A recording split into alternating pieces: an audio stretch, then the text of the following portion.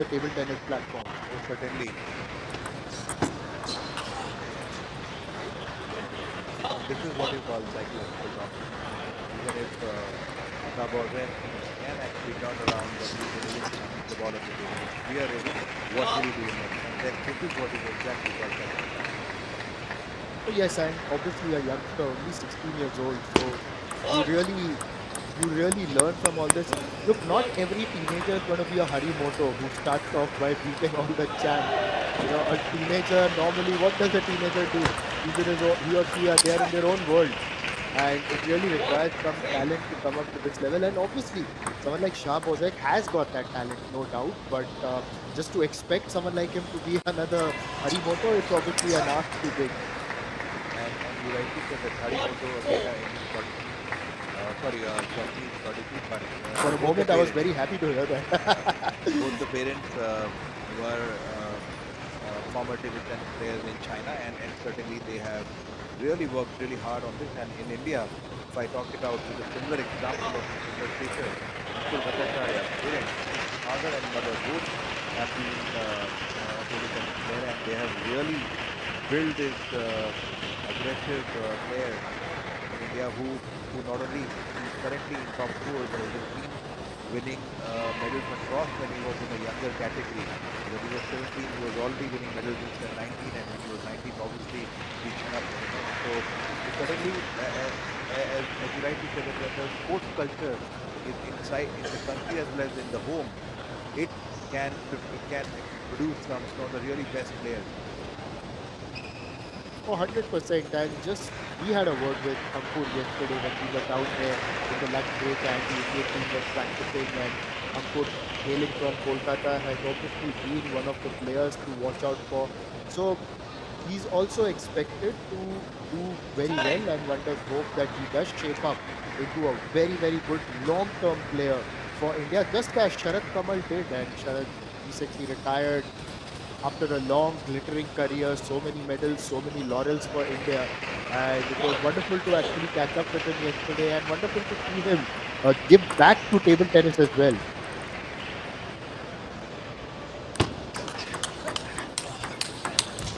Look at this. He's so quick. He's so quick because he's controlling the speed. The opponent is reverting with the speed. So that's exactly where service as a strategy comes very, very strong, that how you can stop this player. Speechless, powerless. At the moment, it's obviously complete domination here by the Singaporean Sadler, and it's really impressive to see the kind of speed that he's showing across the table as well. Tries something different with the serve, and it works for him. I guess this is for the first time Isaac has missed something.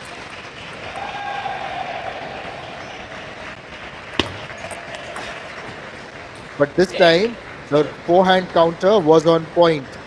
Went for the conventional pendulum serve there, Shabozek, and the answer from Isaac was quick. He It's knows that he's 8-3. up, so he's obviously taking some. Oh, good backhand by Nabozek. All the other matches as well taking place here. All other tables are occupied. In fact, we've got. Yes, I was in fact right. There are 7 tables. I did count, and there are 7 tables, but we have matches only on 6 of them at the moment. On your screen, you may be able to see the table on the corner, on the left-hand corner. That is table number 7, currently unoccupied. Well, if Sachin didn't have to do commentary, then he would be down there training with someone. Oh, absolutely. I would love to go there, talk to the players. I would love to, rather than right now playing, I would have more opportunity to discuss table tennis with them, their game style, how they have, what are the things they have survived to reach to this level.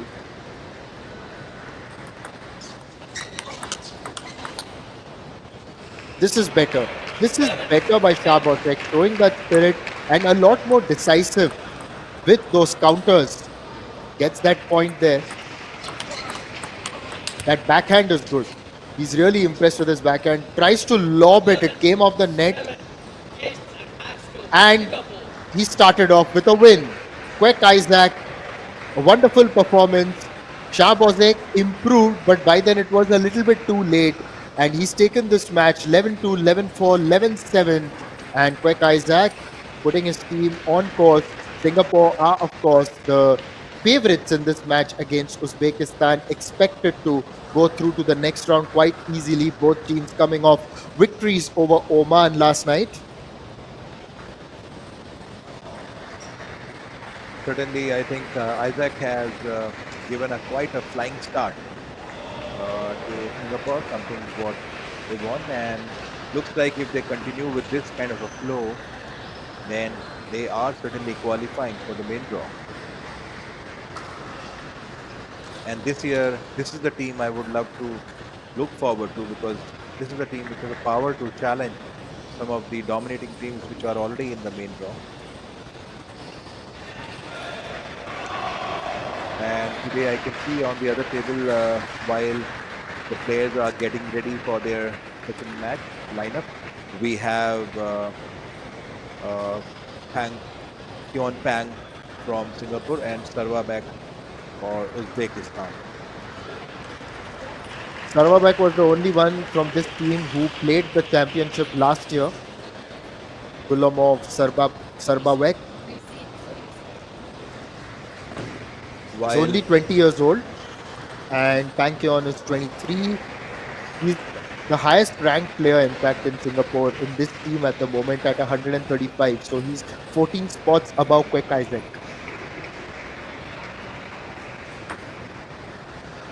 so certainly there's a strategy of changing the players. And we could see today that players are far more settled in the environment, at least to take a couple of matches or a day to get adjusted to the environment of that particular city, the rhythm, the air conditioning all around. So Interestingly, last year during the championship, Sarvabek Gulomov had played the left-hander Saili Puripong, who we had a look at yesterday for Thailand. And obviously, it wasn't easy because Thailand is the more superior team. So Gulomov, though, lost that match against Saili Puripong in Kazakhstan 11-8, 11-9, 11-5. So that was the update for you. for the viewers, I must tell you that players are dominant players are practicing. They usually practice their forehand and the backhand, and you could see that since he is a left-hand player, you could expect a lot of fireworks down the line, fireworks from that lefty player, John Pan. And if you have a lefty in the team, certainly you always have edge for sure.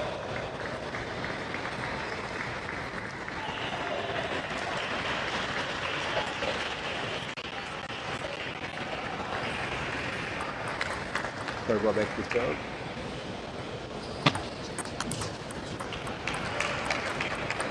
Unlike the last game what we saw, Isaac didn't miss even a single ball, at least in the first two games.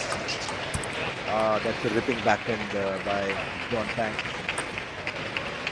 So Kyon Pang, just 23 years old, ranked 135, but has played an astonishing 547 matches in his career. That's a lot of experience. Yes, a lot of, I would say, international experience. You could see the placements of the serve, pretty impressive and dodgy services he has. Oh, that's quite a good shot and a good comeback by Kyon Pang. My goodness, how did he manage to get that ball on the table? So much of game with so much of lightning speed. What a beautiful controlled spinning forehand on that short service. Impressive.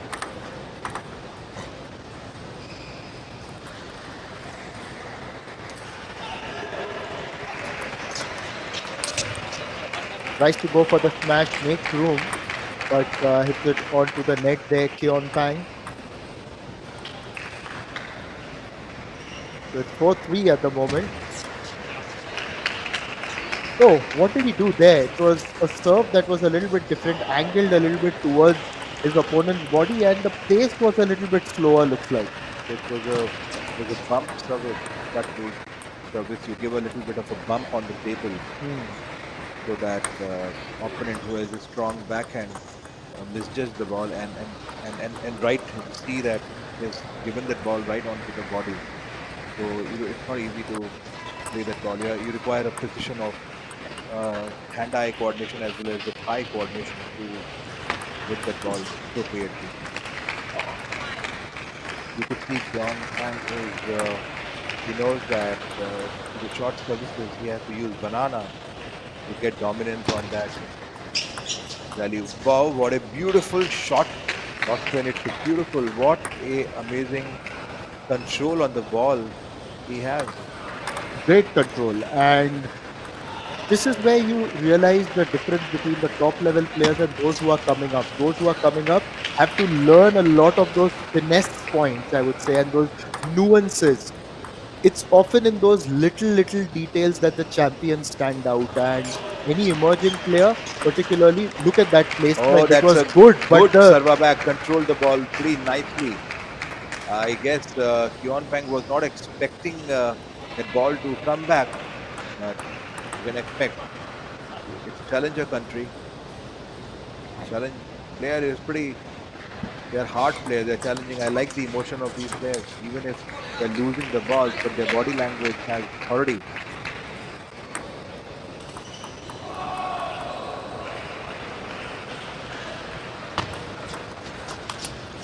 Oh, that's a deep cut onto his backhand. Kyon Pang is the basics of the players are very, very control, and that's what Rashad, you and I were discussing before this match began. That they are very strong with their basics. They don't make mistakes in receiving the serve largely. And if you see that pair, Uzbekistan is a pair. There's lot more to cover up.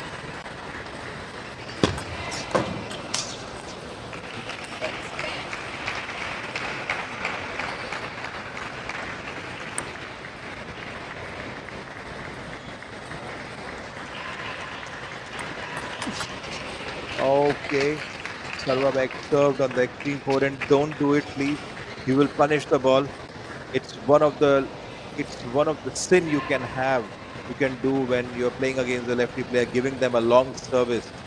It You will be speechless when the kind of force they generate. And I guess this is something what they practice as a child when you begin playing this particular stroke. And with this, Kyon Pang is almost doing the same thing what we saw Quick Eyes did, a psychological dominance over the game, though obviously in the first game, Sarvabek has scored much more than Shah Bozak.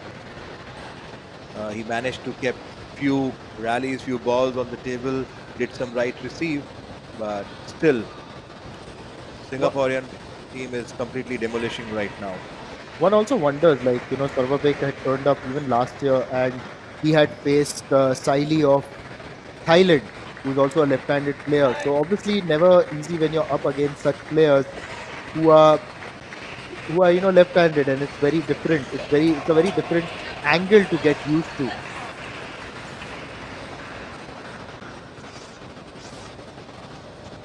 Second game,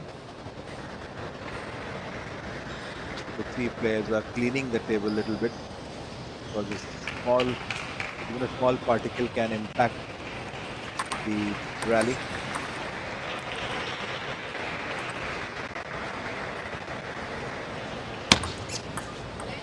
So Pang Kyon may have conceded about 7 or 8 points in the last game, but we must also remember that he also dropped a game against Oman yesterday. So maybe a slow starter of sorts, and then he starts warming up and building his game a little bit more, because against Muhammad Al Balushi of Oman, he lost the first game 11-7, but then bounced back 11-6, 11-8, 11-5. Yes, absolutely. Some players do take time to pull up their stocks in the match, and but every day and every player are different. And if I would love to see if there's something they can have a dominance over. They can they can show a good comeback against the Singaporean team. Right now, it looks the chances look little bleak because Pyeonpang is continuing with the same demolishing game that he displayed in the first game. Absolutely perfect length services, Also, great opening. the interesting bit is that yesterday Sarvabek also played Mohammad Al Baluchi of Oman, and he too won that match 3-1, won the match 12-10, 11-8, then 7-11, and then ultimately 11-9. So that was the scoreline, and both have played the same players yesterday when they were facing Oman, and now they're facing each other.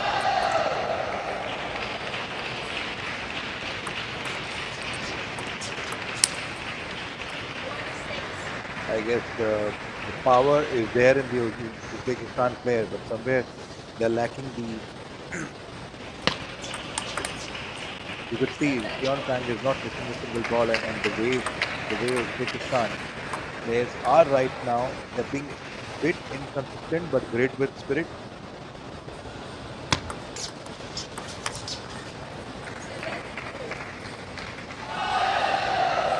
Normally, you would see players questioning a good player always try to.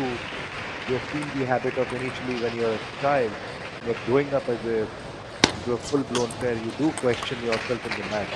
It's a good practice as well, but if it if it is done not repeated too many times, it doesn't put you under a pressure. So Pyeon Pang certainly is right now questioning himself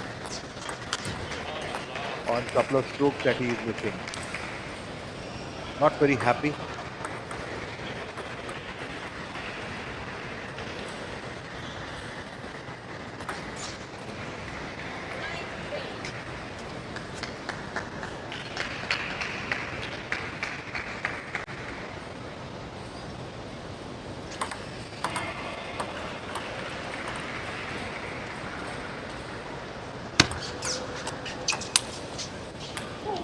How Pyeon Pang is questioning himself again. Why is he missing these? Because he wants to kill the ball. He is right now not playing, unlike a lot of other lefty players who typically use a lot of heavy spin. He's using a lot more speed at this moment. Certainly, these kind of matches are more practice matches for these better teams when they play against these players. And with this second game has again gone back to Singapore. Uzbekistan players are trying to be there on the pitch with the firm face, but yes, somewhere they're losing on to the consistency.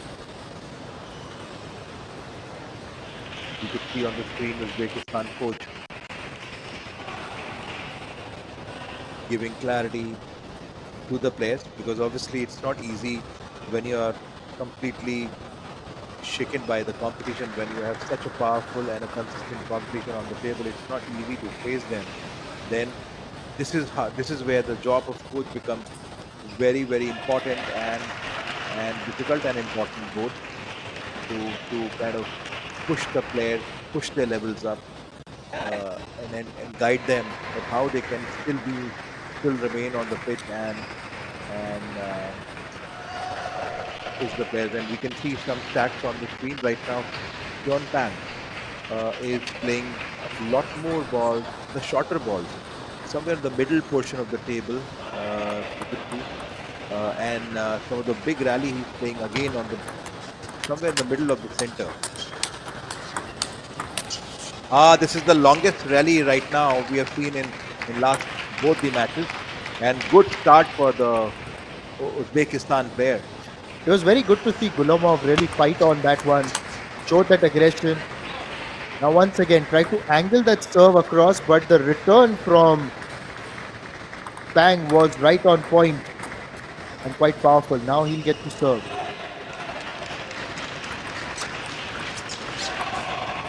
Oh, it was a good receive by Uzbekistan player. It was a strawberry he played.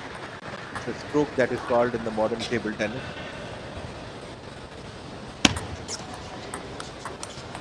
You have some fruits on the table in the morning, strawberries and banana.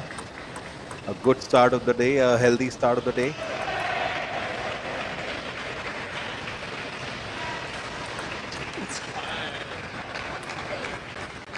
Wasn't very happy with himself on that one, and that's the kind of standard that Keon Pang has set for himself, isn't it? That almost admonishes himself after any mistake.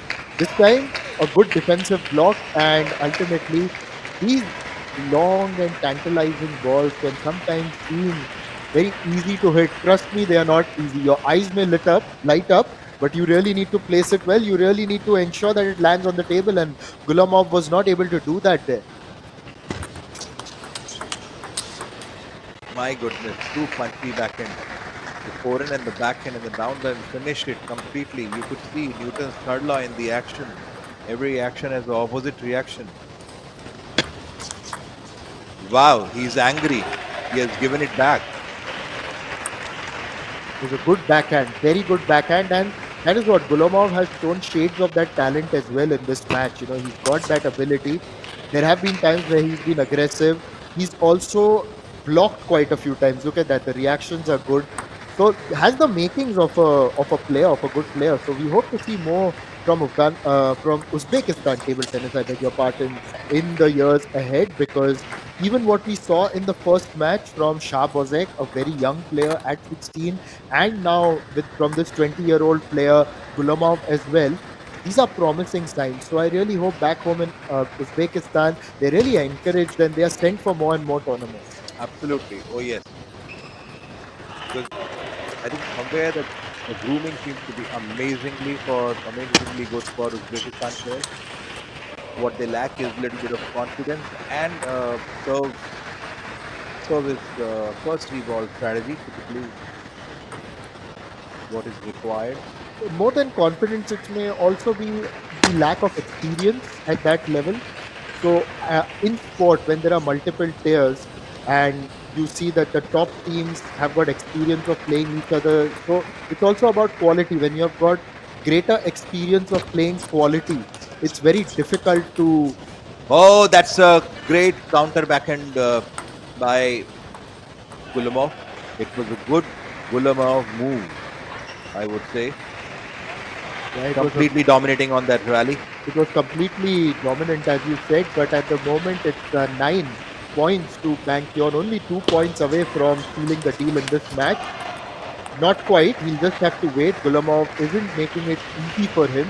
And this is the kind of fight that we want to see from Gulamov and Uzbekistan.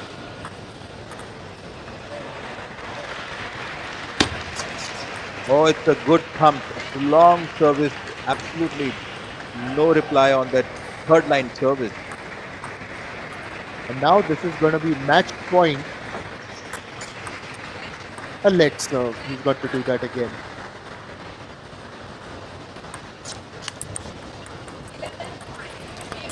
Game, set, and match. Very well done. Bangkyon. Clinical, yes, but on the other side, Sarvabek Gulomov not disgraced by that effort as well because he put in everything there. So positive signs as well for Uzbekistan, but they are now 2-0 down in this contest against Singapore. Always going to be a challenge, but from these matches, teams like Uzbekistan will definitely learn a lot more. So we're going to see Ruzi Mohammad Rakhmanov of Uzbekistan come up. They've got a three-member contingent, of course. Lucy Mohammed going to play with Clarence Chu from Singapore. And interestingly, Clarence Q was a part of the Singaporean team last year during the 27th Asian Table Tennis Championship in Astana, Kazakhstan. So he's coming on now to play. Him and Isaac were the only ones who were there last year, so who have turned up for this occasion as well.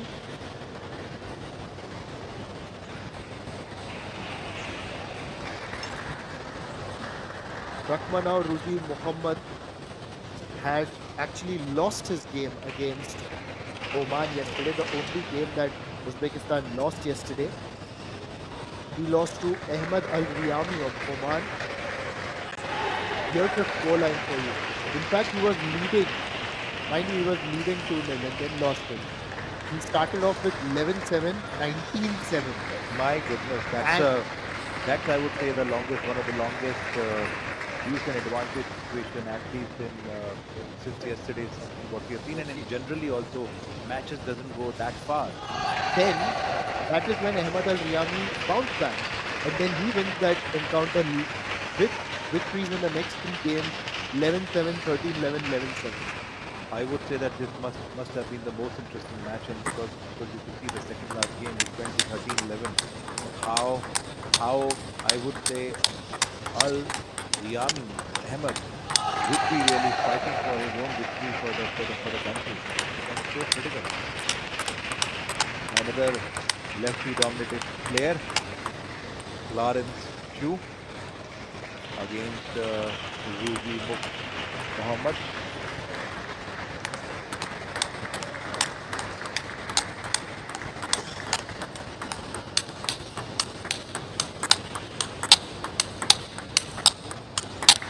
Quite like the way even Rudy Muhammad actually moves around. Just look at the way his racket moves. Very fluid action. Moves well, doesn't he? Oh yes, he is. He has a really crisp and a short backhand. His actions are very, very swift, quick.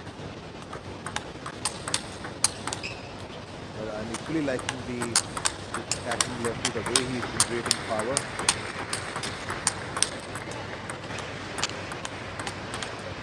You could expect a lot of down the line The, from Chew Clarence.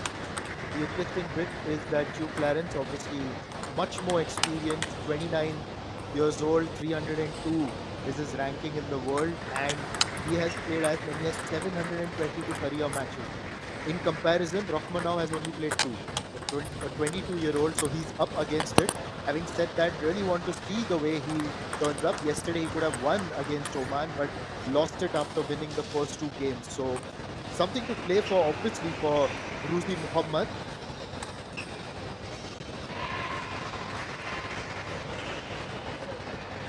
Oh yes, certainly there's a lot of learning that Uzbekistan players are having because they seem to be less international experience.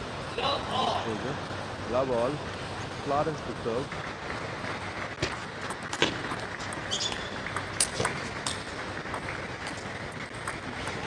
Wow, that was a top block by Rudy. Such a smooth, bit, a bit of a tough luck here for him. Great start of the match.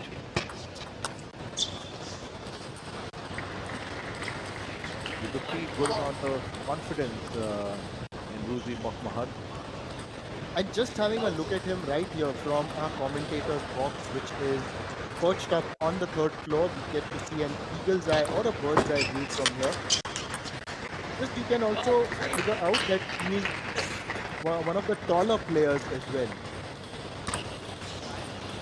Oh, not a good serve. He wanted Not a to good dodge serve. the player on the backhand side. It was a perfect, yes, it was a good strategy to give a little bit of a sudden serve on the backhand.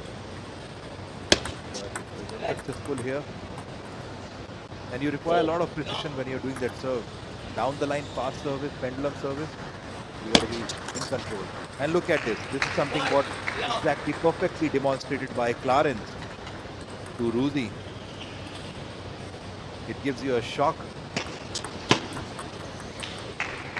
One in the backhand and other in the center of the table. Oh, he wanted to go for that cracker of a forehand, but without this time on. The ball was, for a second, it was a bit in the air. It's low. It was a good counter there to that service by the Singaporean Chu Clarence. That's that point. That's the first service any of the Singapore, among the two players that we saw who has missed this first. They have been very, very accurate and consistent. That's a senior shot forehand with such a powerful shot action. Leaving this match quite easily. Oh, but hits it onto the net this time. A little bit too close to his body to play that kind of shot. Yes, he was not expecting reply from the opponent. He's been demolishing. You got to do the against lefty. You cannot be doing the long service to the center or onto the forehand. They will kill it. That is something. Long services for lefties are like their staple diet. They they they live for it. They are hungry for that kind of a service. So that's where they get their power from. And with this, the first game, Clarence has cleared it for Singapore and maintaining that winning streak. You could see some other interesting matches on the table. Yes, let me just tell our viewers as to what's happening on the other tables. On table number 2, Malaysia have won the first match against DPR Korea. And if you look at it, then Wong Shen has taken on Ham Ju Song, and Wong Shen won that 11-9, 5-11, 11-9, 11-8. Now the second match has started between Malaysia and DPR Korea. On table 3, Thailand Qatar. Thailand off to a victorious start with Sarayut beating Abdullah, and right now Kangwan Shin and Abdul Wahab Muhammad are facing each other. So that will be a match to look out for. There's also Bangladesh and Nepal. Bangladesh have started off with a victory 1-0 with Hridoy beating Maharjan. Sri Lanka are down 2-0 to Kazakhstan. And on table number 6, it's Iran 1-0 up against Mongolia. But coming back to table number 1 now.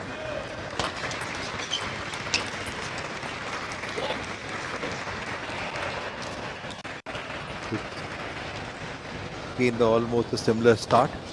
Singapore leading. Oh, good attack by Rudy. Good one. You got to have a strategy to attack more against Singapore players. Otherwise, it becomes very difficult. You are missing that ball. In order to stop them, you got to have a very consistent backhand. Well, definitely he's got the makings of a good player. You can see a bit of aggression as well. Misjudged the spin on that occasion over there, was trying to play the other way, which is why it's gone onto the net. Looking at the number of matches experience he has, I think he's demonstrating pretty good skills here. Oh, 100%. Only 2 matches, and even after 2 matches to produce this kind of a performance, it's of course creditable, especially when you're up against someone who's a 135th ranked player in the world. A let service called. It's a stop it. It's a height of the ball is required. That's a ripping backhand onto the diagonal shot. We can see Iran has easily won over Mongolian player right now. Yes, it's Naushad Ali Mian. Oh, that's one of the lefty player I love to see. He's dominant with his backhand. He's the only player who plays with both the hands pretty frequently in the international circuit. He normally covers the entire table with his backhand. And in between, you could see the switch onto the forehand. Quite an exhibition match he plays. Great Instagram rally they produce. In fact, I quite like to watch him play as well. I've seen him also taking on Wang Chukin during one of the matches, and just love the kind of aggression that he brings to the table as well. And one of the players that I really want to or hope to see really soon as well. 11-6, 11-6, 11-6. That was his victory. Ali Mian Naushad winning over Mongolia's Munk Ochir Manlar Jagral.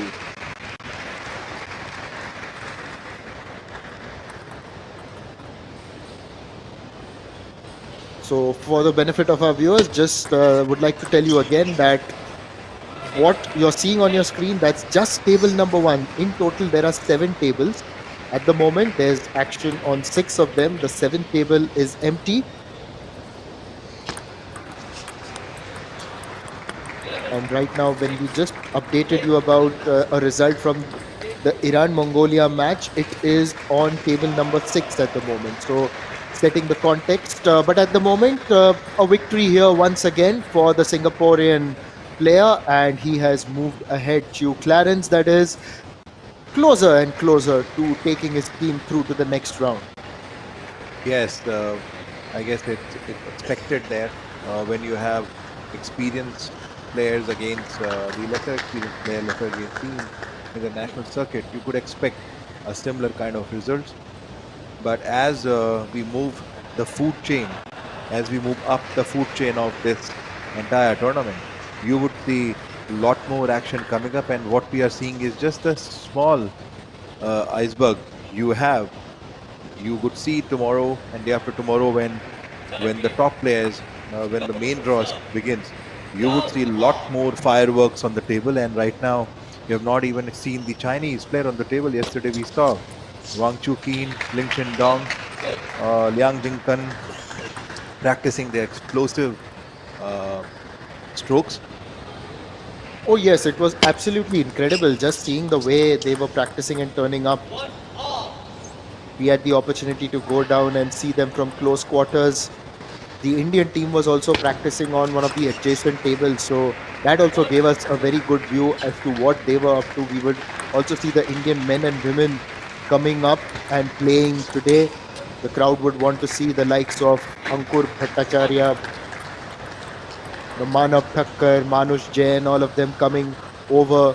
Then in the women, Diya Chitale, Yashashwini Ghorpade, and of course Manika Batra, one of the popular sports persons in the country, I would say. And here coming back on the table, Singapore, Clarence is completely leading it. Right now, Ruby is certainly not very happy with his receive, but that's okay. There's a lot more to learn over a period of few years.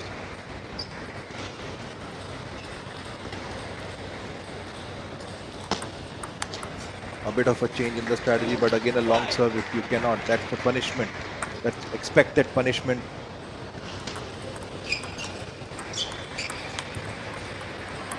I could see that Ruby has almost slowly, gradually leaving the match. Yeah, just don't mentally check out. Just try and give your best.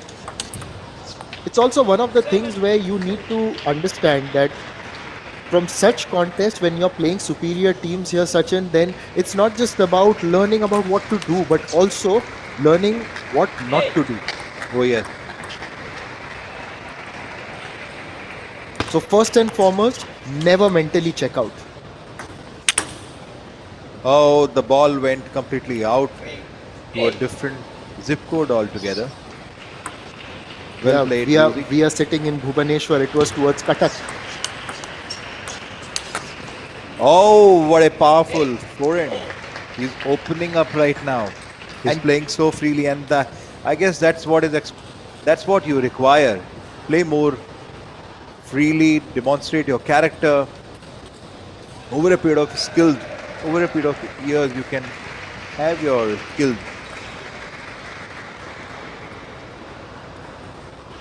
Yes, character is the foundation. Ultimately, that is what carries you through. It's always temperament over talent. Temperament is the key. If you've got the Yes. temperament, you can work on your talent. Talent without temperament is absolutely useless, one would say. Oh, certainly, and that's what set apart the top 8 players from the rest of the players. Temperament is the key there. Temperament is the character you develop.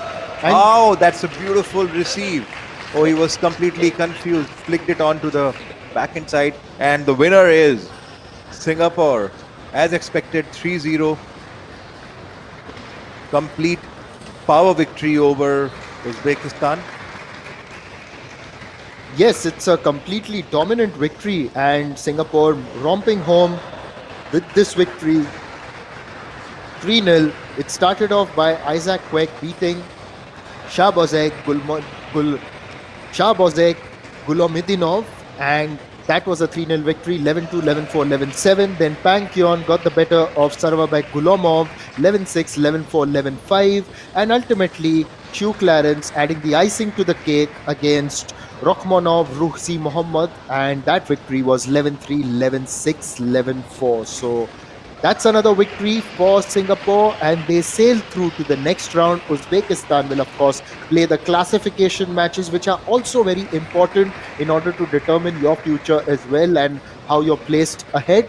But a great effort by Singapore, and full credit to them for the way they've turned up and really delivered for their team in the first two matches, topping group number three in this Asian Table Tennis Team Championship in Bhubaneshwar. So we will be having more in store for you, and ahead we've got the women's matches also coming up. And on table number one, in about an hour's time, Sachin and I will be back because we will be having Uzbekistan women this time, and they will be taking on Chinese Taipei. So lots to play for here at the Athletic Center at the Kalinga Stadium, and there's going to be an action packed table tennis menu in store for you. So absolutely looking forward after a short break when we'll come back. Look forward to that women's match. Till then, stay tuned.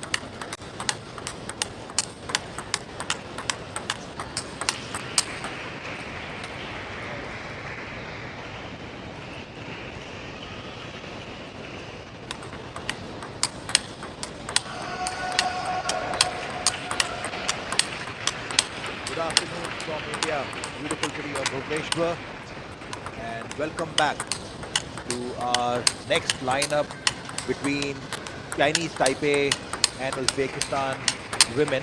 They are representing group number 3, and what we are seeing on the screen is Uzbekistan Shoira Kodirova is going to be competing with Yunan Sai.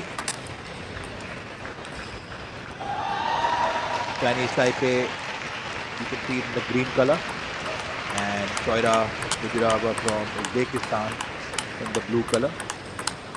Players are getting ready and warming up before the actual match begins.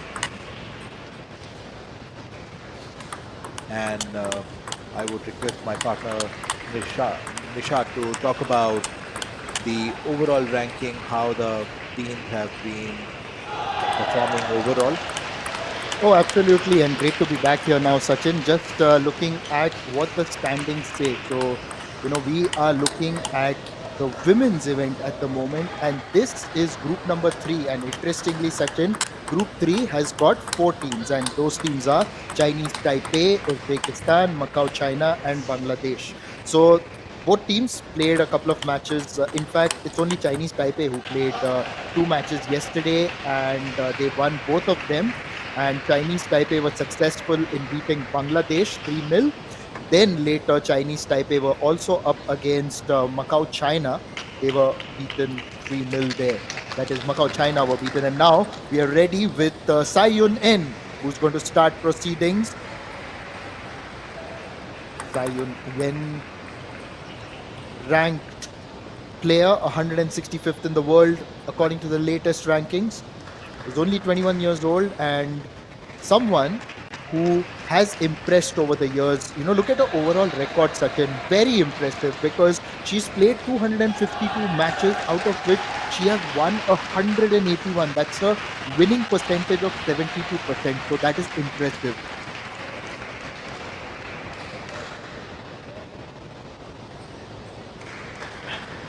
And on the other hand, Kodirova seems to be pretty young in terms of experience. So your match begins now. Start with the explosive backhand. Absolutely. There's no way you could block that power ball.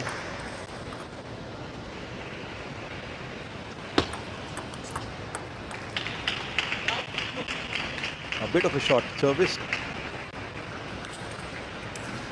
Dodgy spin, and there's no receive from Uzbekistan. Good rally. Unlike the lot of the players we are seeing, Uzbekistan, Shoira Kodirova starting from the backhand service. It just depends upon the player to player strategy, that what they feel is comfortable, and depending upon the strokes they play, there is no specific rule book. Yunan Sai plays the first service. It happens when you're trying to settle down and there's a little bit of a hiccup you could have. Good service to the backhand, and we could see Yunan Sai with taking a 4-2 lead. It's also interesting, isn't it? Earlier, we saw Uzbekistan men were also playing, and they put in a spirited effort. Of course, Singapore, the more superior of the two teams there in the men's event. And here as well, one would expect Chinese Taipei to be stronger, especially someone like a Tsai Yun-en, who is 165th ranked in the world. But having said that, this is also an opportunity. Because it has an opportunity, I would say, to Uzbekistan, that you've got something, you've got nothing to lose, and already 4 each. And obviously, the way this Kodirova is defending the services, commendable. And the moment you could see that you could pick up the service, he's being a bit impatient, but if you could pick up the service, there's a chance of you coming back.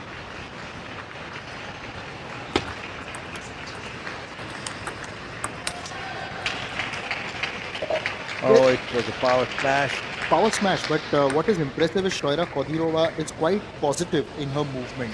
There is no diffidence. In fact, it is positive. The intent is there to score points.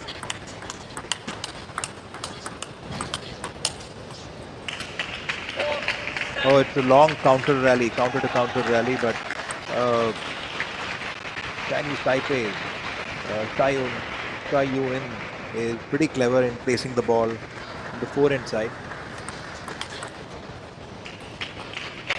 It's ripping backhand on a long service. Absolutely, there was no chance Troira Kodirova could defend that ball.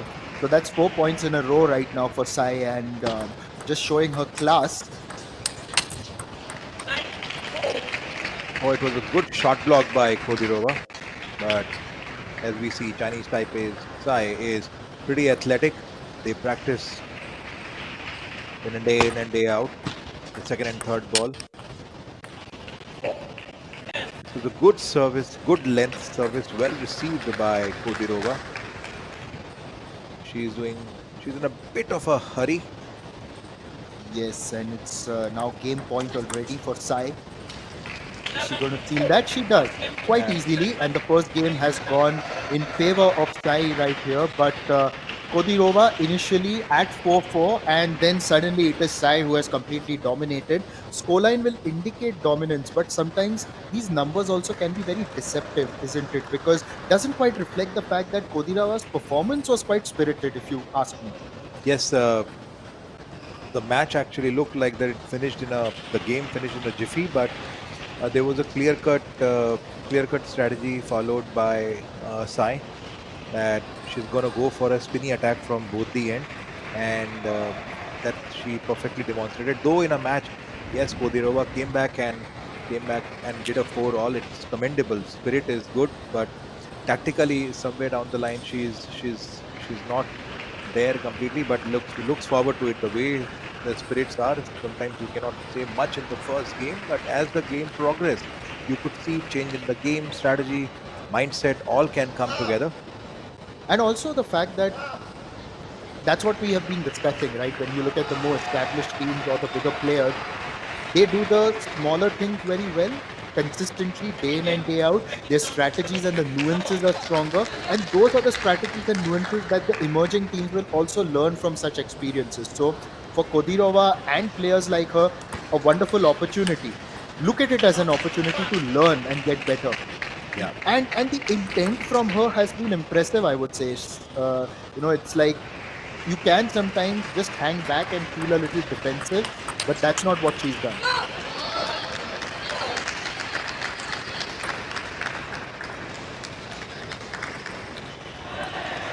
Joyra Kodirova, in fact, when yesterday they were playing Macau China, she played the first match as well, loses a point here. But just looking at what she was able to do is that she won a 5-game match against Hu Li Sik of Macau China. He won that. Joyra Kodirova won that 11-8, 9-11, 8-11. So she was 2-1 down, and then she bounced back, winning the last two, 11-7 and 11-9. Bouncing back, looks like here Kodirova has bounced back in the second game. Playing far more table, good body language, trying to keep lot more balls on the table. That's her attempt. Interestingly, Kodirova had a similar match against Bangladesh as well. She was up against Sonam Soma, and she won the first game, 11-9, then lost the next two, 5-11, 8-11, and then came back to win the last two, winning the fourth and fifth, 11-7, 12-10. So she's played 2 5-gamers yesterday. And with this score, we have Kodirova leading by 1 point. That's good. Good to see. Well, it didn't last long there, though. It was good to see, albeit for a brief moment.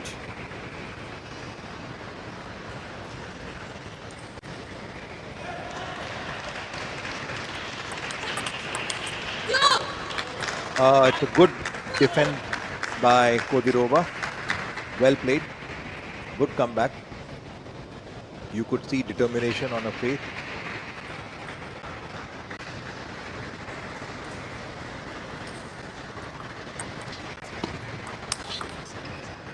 Well, as someone who really studies the technique of table tennis and the players, as you have done over the years, ever since you were a player yourself, can you tell me a little bit about Kodirova? Because it looks like she crouches a lot more compared to other players at the starting point, like right there. Some players have they. It's all about in order to read the ball and adjusting to your playing style. You would want to be at the length of almost the net level so that you could see what is the kind of serve which is coming. And you could see that she's not being very consistent with her receive, but she's reading the ball correctly. She is going behind the ball. That's a good part of it. Yes, and that's also something that we really watched now over the years with closer to home for Indian fans with Manika Batra, who's in fact quite tall, more than the average height of an Indian woman, or even generally. So she also has got to crouch a lot more compared to others. So if you actually look at it, the way her fitness programs are also designed, it's to strengthen those back muscles, which enable her to do that day in and day out. So we will obviously have a bigger discussion on that when we see her later, and just fortune favoring Kodirova on that occasion with the net. Yes, she has got two back-to-back points in a row. It's good, and you can see that how determined she is. All I, she has to do is pick up the service nicely. I really like this, the fact that she's really fighting hard and getting across now to 8-7. Yes, of course, it's Sai who has got that 8 point, but Kodirova definitely doing well.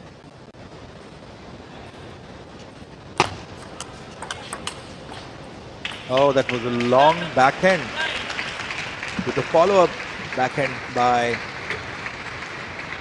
Chinese Taipei. Kodirova misjudged the ball and lost that point. So with this now, the score tally is Kodirova trailing behind 2 points, but I think she has been playing really fine to cut back.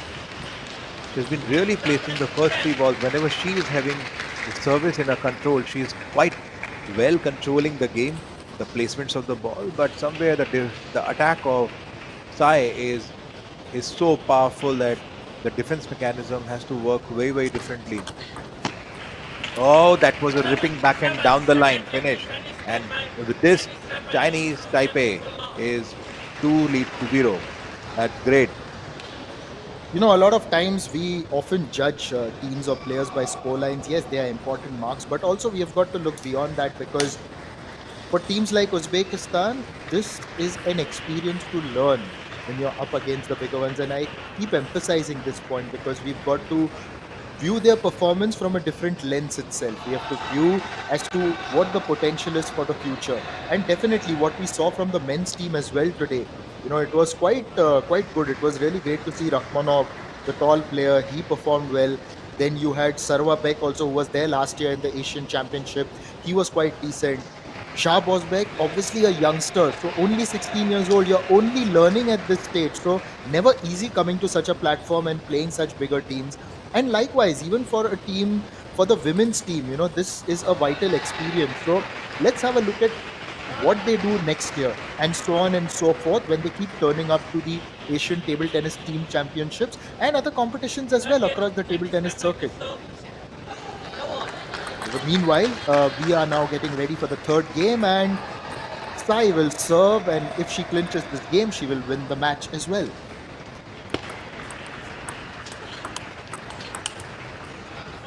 Quite a patience caution by Sai.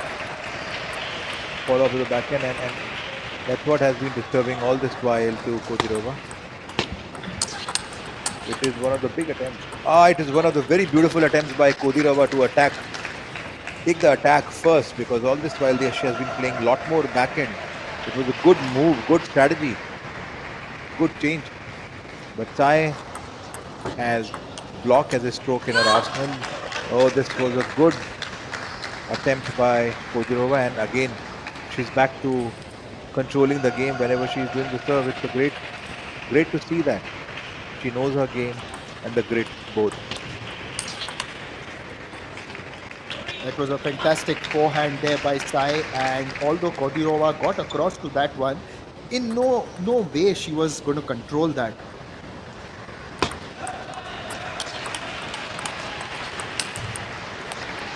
Good rally, lot of energy from both sides. Kodirova, not willing to give up, continued to block and tried to get that across to the other side.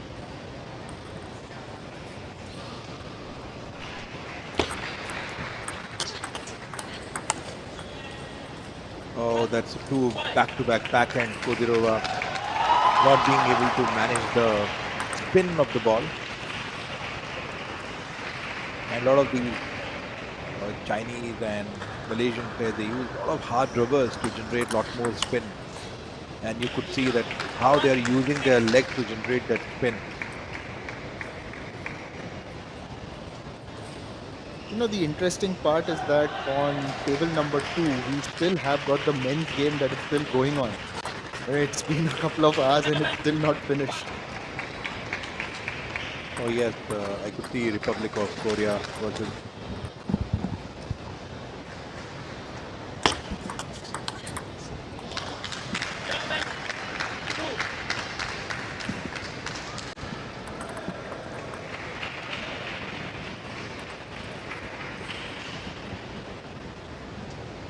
So it's DPR Korea taking on Malaysia there, and they are leading 2-1. It's in fact it's gone into the fourth match over there, and still going on. They're still both the players have won one game each. So as we say in India, to translate also for all our viewers, it's kaate ki takkar. That means an inch for an inch. They're not giving each other anything. Yeah, obviously both the teams are pretty strong. I saw some of the earlier matches there, but coming back to this, Thai is leading with a comfortable lead of 5 points. 9-3. Kodirova has been doing a lot more longer services now. Sai has completely adjusted to the pace and spin of the serve, and she is easily playing it. And this time she has placed the ball on the backhand side of it.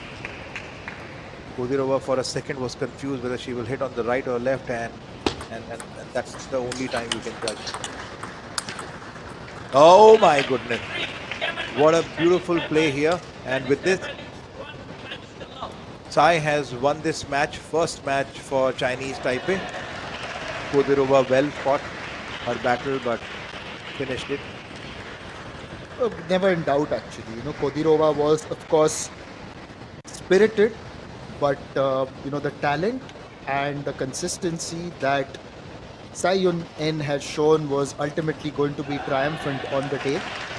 Next up, we are going to also have the next match, and before that, if you can just explain to our viewers this, because this is interesting, and So someone who's technically so well versed, I would Sai like has been placing a lot more, completely dominating on the backhand side of it, because the way the stroke she's playing, most of the services she's keeping on the backhand and then ripping backhand on the backhand, where Kodirova has been trying to keep the ball but she's not been successful, and this is where you could see that how Sai has been completely dominating. Now next match is between, it's going to be Wang Yushao of Chinese Taipei taking on Guzale Abdurrakhonova. Players are doing last minute formalities here. Check the net level, very important, because that defines the, yep.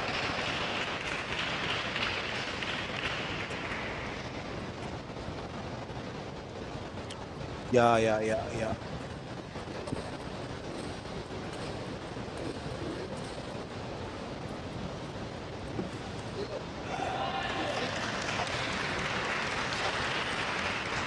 Well, at the moment, it's Uzbekistan taking on Chinese Taipei, and this is going to be the second match. The first match was won by Tsai Yun-en against Shoira Kadirova. Now it's Guzalo Abdurrakhorova and Wang Yushao.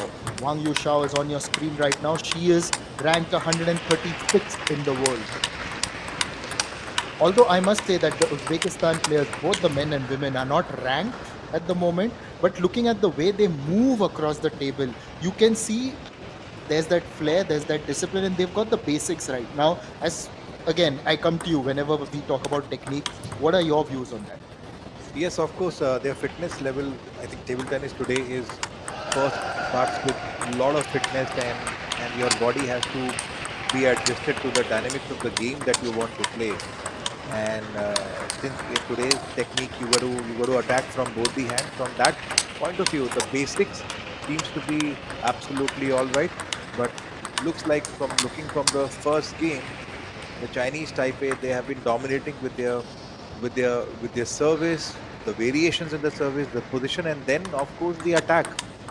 So they dominate with each and everything. And if you are giving them a long service, which is where you can only have a you can possibly control the game.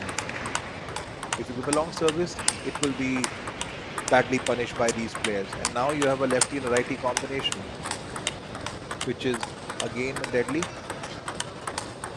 Lefty is always dominate in the match because they can open the ball from any particular angle. They're good with their forehand, their spinny backhand. Services are their biggest asset. But just looking at the way Abdur Kahorova is actually playing this particular, warm up, you can say, you can see that her backhand seems to be quite good, like in the sense when she's trying to give it a top spin or a flick as well. I guess too early to say because at this level, when you are playing, obviously your basics have to be, these things have to be intact. But the real game begins with the serve and how you receive and how do you serve so that you can earn points. So Uzbekistan to serve. Well, good start for them. And she is unranked at the moment, only played 8 matches in her career, 18 years old. And on the other side, you've got Chinese Taipei's Wang Yu Xiao. She's 29 and ranked 136 with an experience of 288 matches. So that's quite a lot of match and experience under her belt. And as you can easily see that she's playing, she's right now adjusting to the spin and speed, but wants to play both hands. A long service in the center. Good comeback by Uzbekistan. Have been a tough luck for Abdukharova.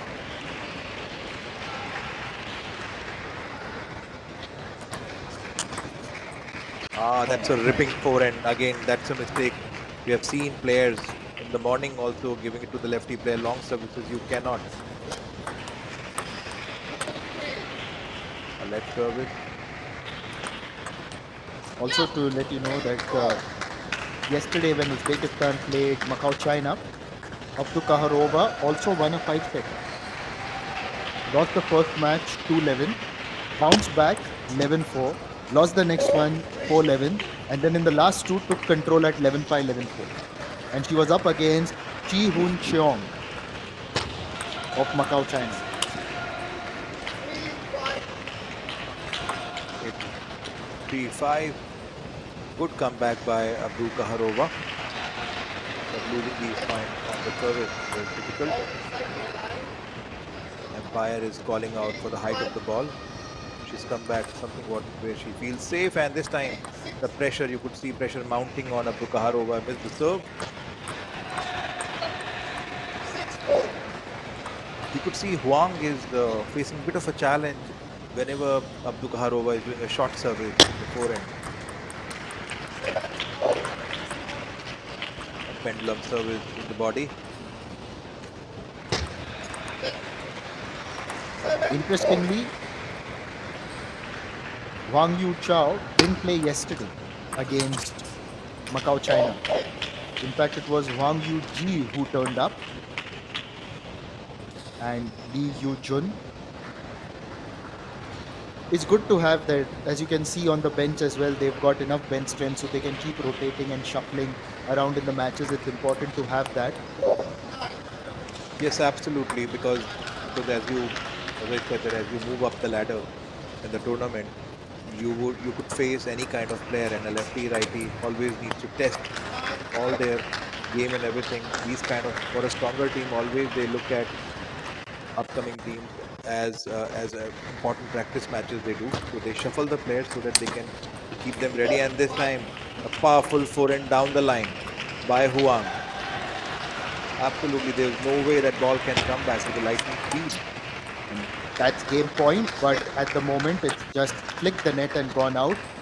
Abdukharova also yesterday against Bangladesh, another five-setter in fact from her, but this time now finally it is a win for Wang Yu Chao, and Chinese Taipei rolling forward and have taken a 1-0 lead in this second match as well. So just to tell you a little bit more about Abdukharova, also won a second five-setter, but before that, yeah, there she is on your screen right now. Against Bangladesh as well, she was against Khoisai of Bangladesh. Lost the first game 14-12, bounced back 11-3, then lost the third one 11-5, and then sealed it in the last two 11-9, 12-10. So maybe a pattern of sorts. Okay, let the first game go and maybe bounce back in the second one. That was the pattern that happened with her yesterday, but of course, a much stronger opponent today. Yes, absolutely. Opponent matter a lot. Days matter, opponent matter, and that is what you could see. There's a lot more celebration already there with Chinese Taipei team. Yun Tai is smiling because she has done her job, and with Wang getting the first game comfortably, obviously they know that they have a stronger chance of moving up the ladder. In fact, Yu Chao Wang played the first match for them against Bangladesh yesterday. So in the second match against Chinese Macau, she did not play that match, but she definitely played against Bangladesh against Tonam Soma and won it quite easily 11-6, 11-1, 11-5. This time she wanted to go for a kill shot in the center. Kudorova couldn't get successful in that shot. Led service. Now this is the second game. Huang seems to be completely comfortable with the length and spin of the serve, and she could see every possible thing what the opponent is doing. Leading by 3-1. Good service and a perfect ripping backhand. The backhand typically Nishad is that spinny that the ball would be rotating more than 125 RPM. Oh my god, that's the killer of a down the line forehand.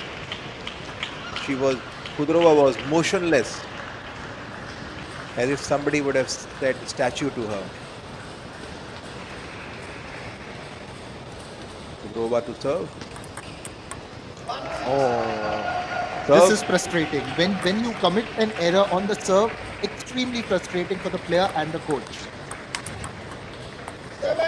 You could see the frustration on the second stroke. Whenever you miss the point, ideally one should take a little pause if you can to get your breath and act right. Kudorova wanted to play almost a replay of the last shot she played. Turned around and hit the ball. Good thump service and a perfect spinny forehand. Looks like a practice match for Wang. Yeah, Wang Yu Chao, 136th rank player, so just trying to get her processes right, as there will be sterner challenges later on, but obviously you will not take any opponent lightly. You respect sanctity of the sport and of course the opponent. Any opponent can surprise you. So she wanted to go for a down the line. She turned around and wanted to hit the down line. Missed it. Wang to serve. Oh, good backhand, almost replay of the last point. And now it's game point, but Abdukharova will serve. That's the game for Wang. She's taken a 2-0 lead, and Chinese Taipei, the strength of their campaign is taking them forward and forward. Meanwhile, I've got to tell you this, in the men's competition, we still have the match between DPR Korea going and Malaysia still ongoing. And it's fascinating because it's the fourth match in that contest and both teams not giving each other any margin. So it's truly wonderful to see that. From the corner of our eye, we can see that on table number 2. Our cameras are currently on table number 1, of course.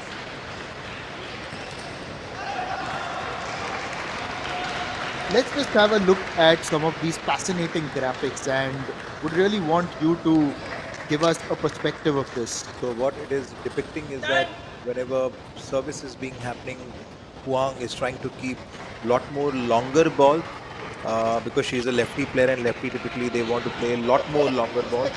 They have an edge with the service so that they can go for an attack. Now come back to the third game.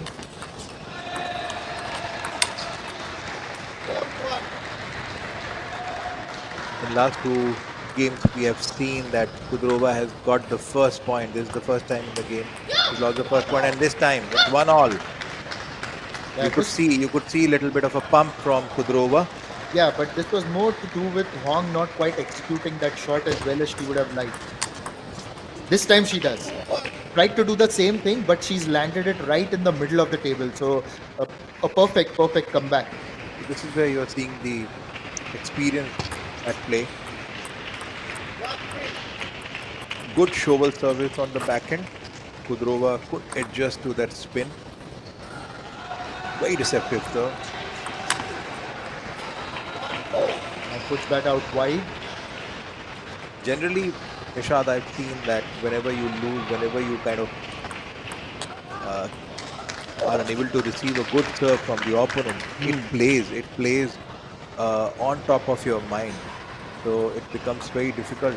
So that's what we've seen, that Kudrova, wherever she is strong, she is missing out some critical points also. But nevertheless, That's gone off the net, and it will be a leg serve. So she's going to go for that again.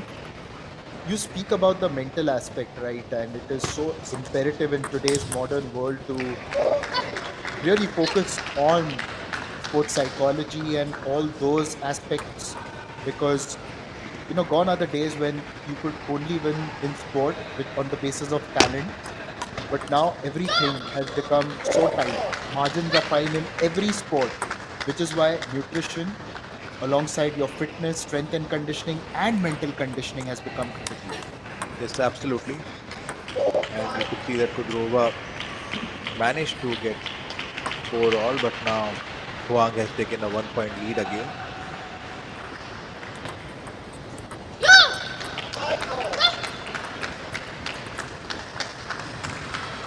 Five all, and you could see this for the first time. Again, Kudrova has managed to equalize her scores with the opponent. Taking a 1-point lead, good. You could see a lot of pump coming up by This is Kudrova. nice. This is nice and encouraging. You really want to keep doing that. We saw flashes of that from the Uzbekistan men as well.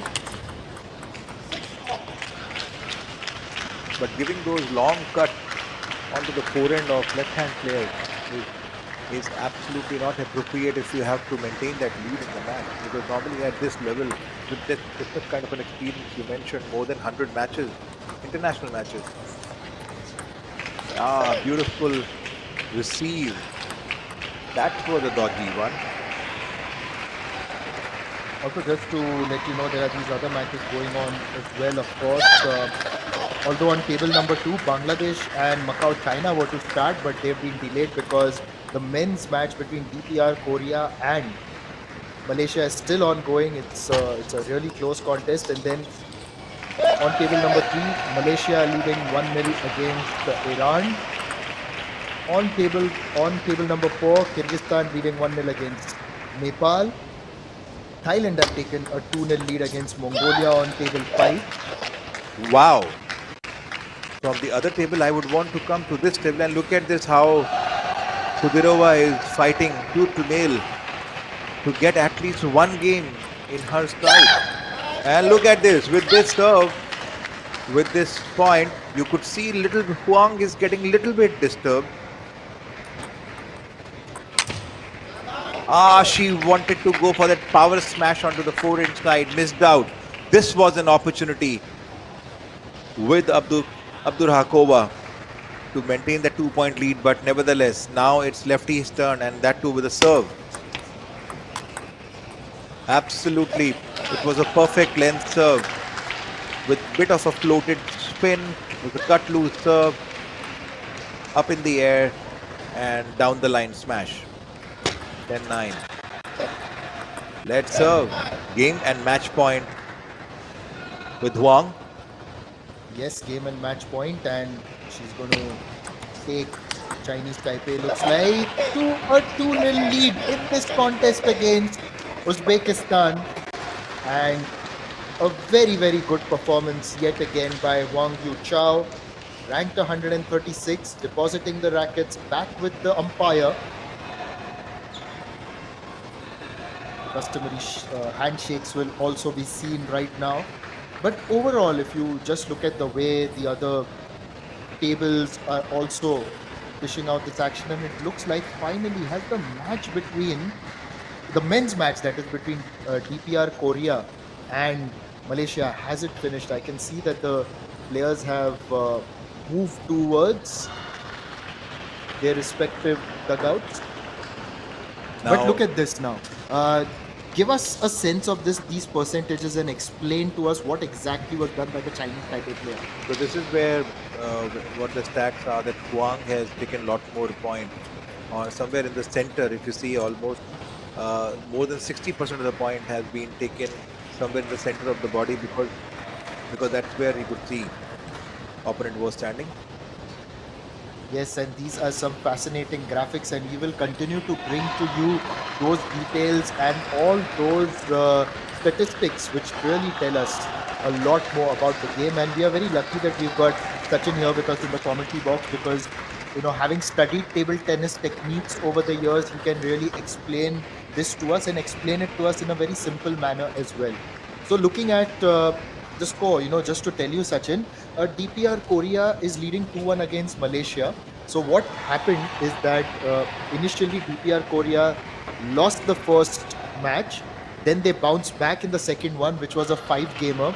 The third one, it was DPR Korea won it 3-0. Now the fourth one is currently tied at 2 games apiece, and the last game in that, the fifth one, is 4-3. So it's a very interesting and fascinating contest going on there. And just telling all our viewers that as we are getting ready for this third encounter, which is going to be between Wang Yuji and Muftuna Gulimova of Uzbekistan. Yes, absolutely. This match between DPR Korea and Malaysia is truly interesting. I can see a lot more audience glued to that tournament, and absolutely, why not? That's what the audience is here for. What I would also talk about is that it's great to see ball boys here. The lucky ball boys, I would call it, as the audience, and the ball boys are especially lucky for these kind of tournament, where these are all budding players. They get to see the star players across the world in front of their eyes. Lot of good experience, lot of eye opener experience they see. No, and it's a lot of learning, because we've heard these stories as well across sport. Like closer to home here in India, Sachin Tendulkar was a ball boy, during an international World Cup match, and learned and went on to become one of the greats in cricket.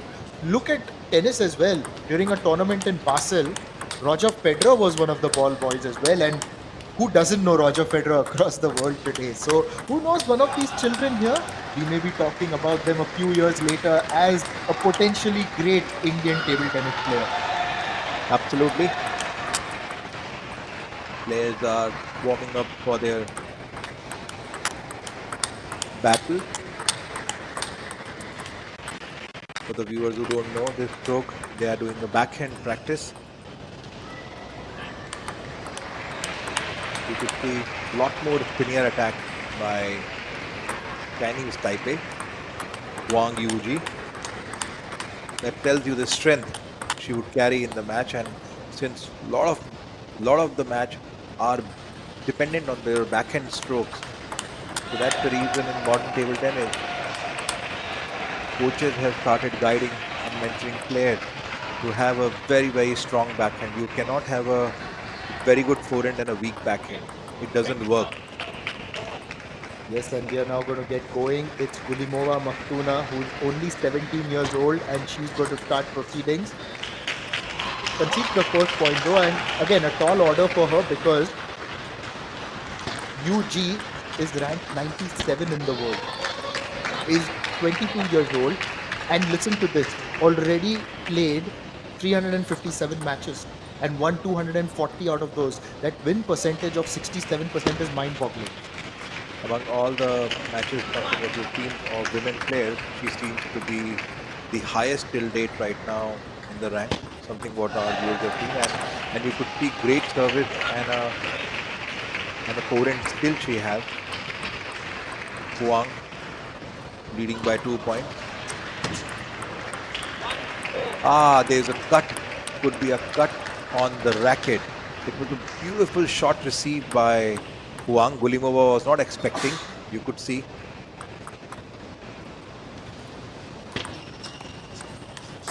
A good spinning shot back. Well played. After that shot received and bit of an edge racket, good comeback. There's absolute no reply Gulimova has with the side cut pendulum service. 2 back-to-back service points. Well, talking about the highest ranked Chinese Taipei player, as you were mentioning earlier, she isn't playing today in this match, but she was there yesterday and she's on the bench given a breather.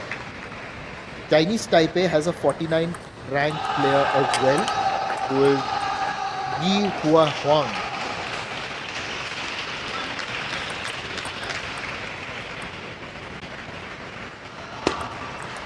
And they also have a 47th ranked player, Yu Jun Lee. So they've got 2 players in the 40s, obviously given breathers today.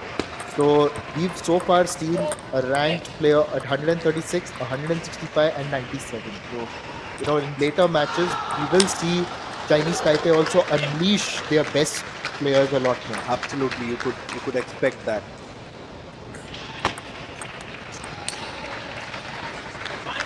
Some easy giveaways by Gulimova to Huang.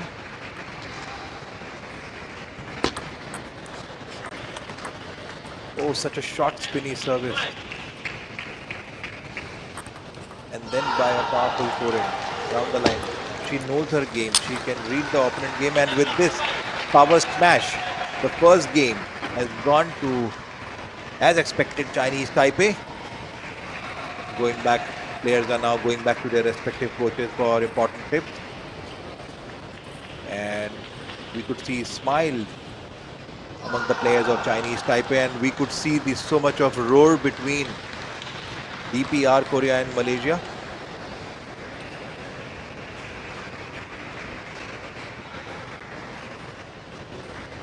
Yes, I can see that there are handshakes all around. Let me just also find out what's happened there and give you a quick update on that.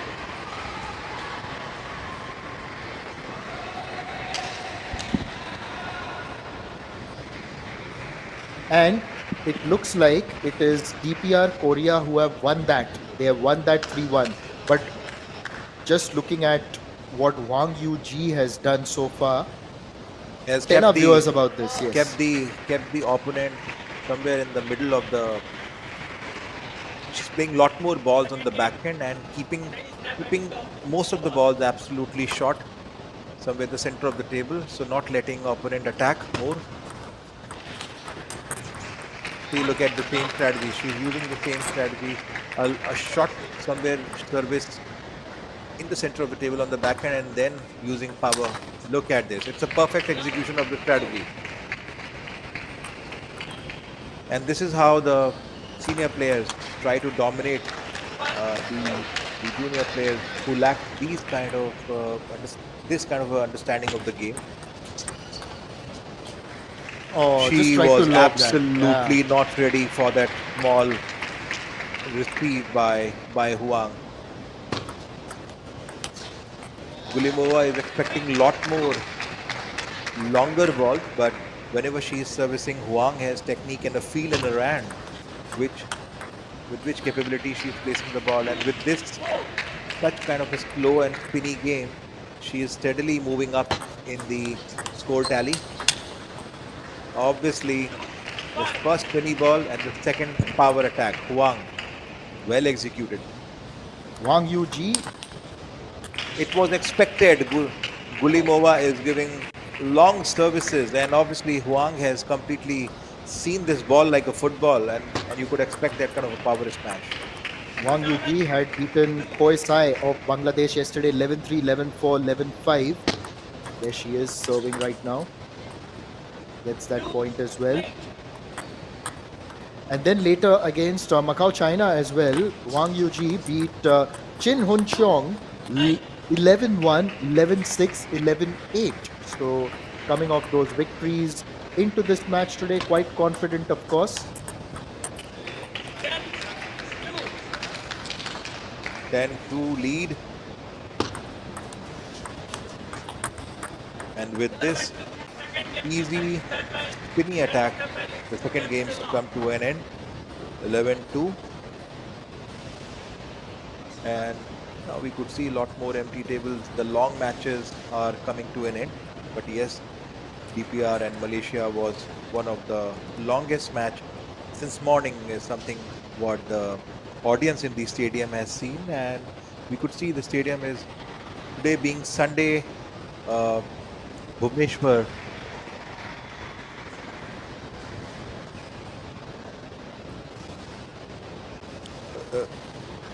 So just looking at the way table tennis has evolved over the years, of course, China being the torchbearer, they've done really well and set the standard for everyone, and it is something that everyone wants to emulate. And yes, you rightly said, they, China is a book on table tennis. China is not just a country, because some And a book with many authors, I will add. absolutely not just authors, the Olympic gold medalists. Authors are not a small player; they are the Olympic gold medalists there. So that is so important that dominating country you can learn from. Coming back to the match, third game. And of course, when people look at China, and you can see the inspiration around China as well, geographically, with all the countries around it, they are also so inspired to take up the sport in similar levels as well. We see that in among all the players, yesterday, for example, I was going around during one of the lunch breaks and went to the warm up area, and Wang Chukin was there training, and after he finished training, there were players from other countries who were trying to go and talk to him. They were also taking pictures, which is obviously good for memories that you've met a world number one player. But even if you get one or two tips from him, there would be a translator, and you get a couple of things, a couple of tips from him. You actually take it back home and try and implement that. So there's a lot of knowledge exchange that also goes on. Oh yes, I would say that that would be $1 million advice if you could manage to speak to them and get them. But just by rubbing the shoulders and getting to click the pictures with the world number one is in itself is an inspiration. You could take back home that vibe, and with that vibe, you could see there is a vibe. There's already a winning vibe in Malaysian in the Chinese Taipei corner. Oh, absolutely. Chinese Taipei players have really done very well, and now it looks like they are romping home to victory even in this match for Uzbekistan. It's obviously a tall order, but once again, you can see that inspiration from China as well, because all the countries around China geographically, almost everyone's here. Everyone's participating at the Asian Table Tennis Team Championships, because that is the kind of influence. You watch it on television, you watch it on YouTube.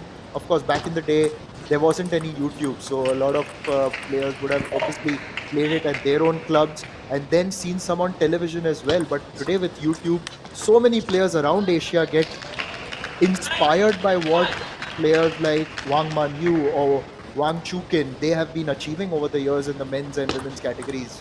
Oh yes, good comeback by Gulimova, but missed out this particular point. Now 5 game and match point. And with this point, the match between Chinese Taipei and Uzbekistan has come to an end with a easy 3-0 victory. They have not lost even a single game, or I would say that players have not managed to cross beyond 5 or 6 on an average. So I would call it as a one-sided win by Chinese Taipei, and certainly with this winning, they have moved up in the food chain of the ranking in this tournament. Yes, and sterner tests lie ahead because they will be playing against other stronger teams if they get through to the next round. Of course, it could potentially be anyone. You know, if there's teams like China, India, who have of course been there, who are there in the main draw. So you know how the placements are done, and later with knockouts and all, you never know who you're up against.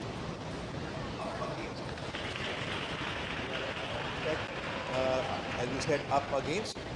At 4 o'clock, we'll definitely join back with the men's team, and which is a home team, India versus Hong Kong, China. Obviously, Indian fans are here, parents are here, and they are respecting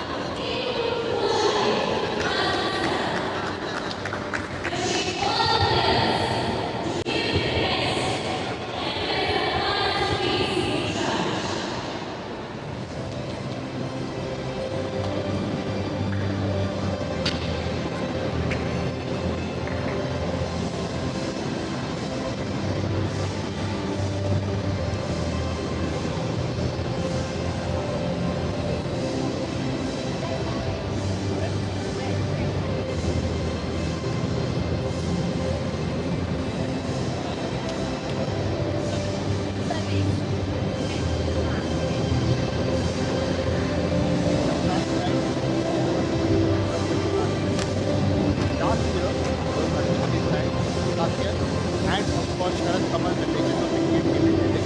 Now the paving has passed forward. Manav Thakkar and Manu Shah are young men, nearly in the teens, and they've got two cohorts with them, such as Snehit, Ankur, and Payal Jain. So the stage is set. A new era is beginning for Indian table tennis in the men's section. So yes, you rightly said. First of all, you rightly said that rankings are different, but players are different. So over here at this level, it is certainly coaches would have decided basis the game style and the kind of players we have that should be playing on screen. We can see Manu Shah and Wong Chu team is practicing and warming up before the battle. And yes, as you rightly said, Nishad, that the new generation has taken over, and the older generation has passed on and prepared the younger players for that battle. So you see Snehit, you see Ankur, you see Payas Jain in the squad, and yes, Manu Shah and Manav Thakkar is representing the experience as well as aggression, both. Yes, of course. And just also telling you that that's Chunting Wong on your screen right now. You can see the pen holder grip, and that's something that I really wanted to see as well.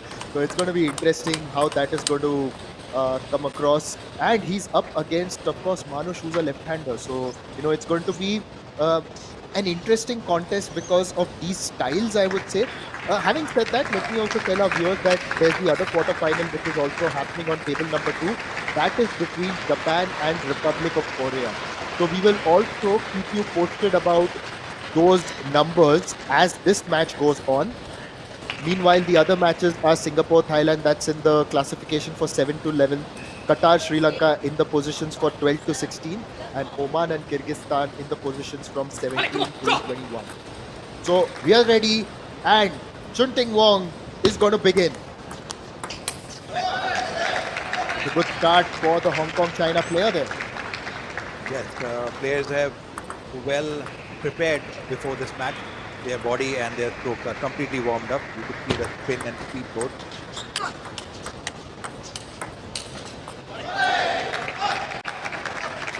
Great rally. Great rally of at least 4 to 5 balls. Now Manush to serve to Wong Chu Ting.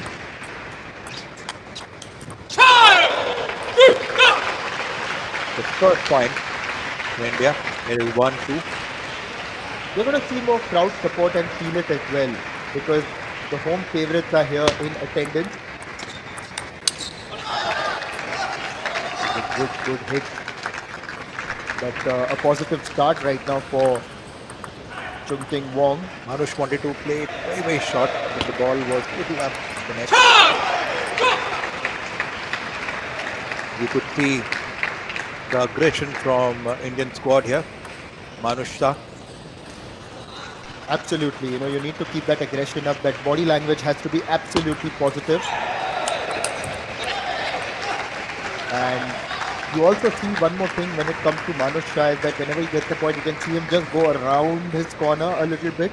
And every player has got a different ritual. So that's very interesting to see across different categories here at the Asian Table Tennis Team Championship. Manush to serve. But it was a well-placed serve at the back end. Was not successful in taking this point.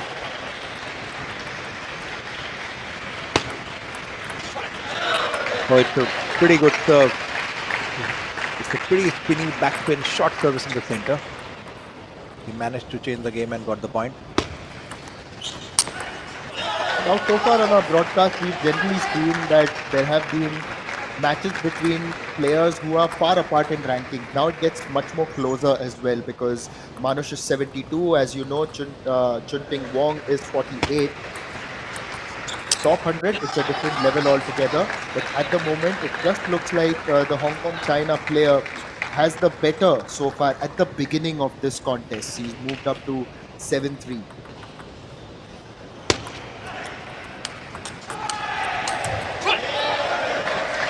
Well played. It's a pretty good rally. Manush is still trailing behind. He was trailing behind 4 points, but he's working hard for every point, and that's what you expect from every player. That even if you're down, doesn't matter. You have to show your grit. Oh, that was a beautiful tough received by Manush, and then spinning top spin, and he was ready for that follow-up ball, but Wong couldn't handle the spin of Manush Shah. Yeah, not as well as he would have liked. Otherwise, he was in position actually to play that kind of shot, but instead he hit it outside. Also, just telling our viewers that on the other table, it's ranked number 4, Harimoto, taking on ranked number 13, Jeonan. This time taking the edge, it's gone off, and another point right now for Chung Ting Wong. Manush wanted to spin that ball from the forehand, but it touched the edge of the racket.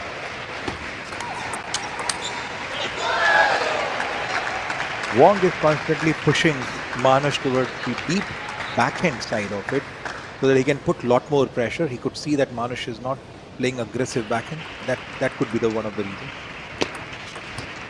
Going for the pendulum. It's a good rally, but in the end, Wong just got the better of Manush. And you've got to really credit Wong for the way that he's helped his shape. It's never easy when you know that the crowd around is obviously rooting for the other man.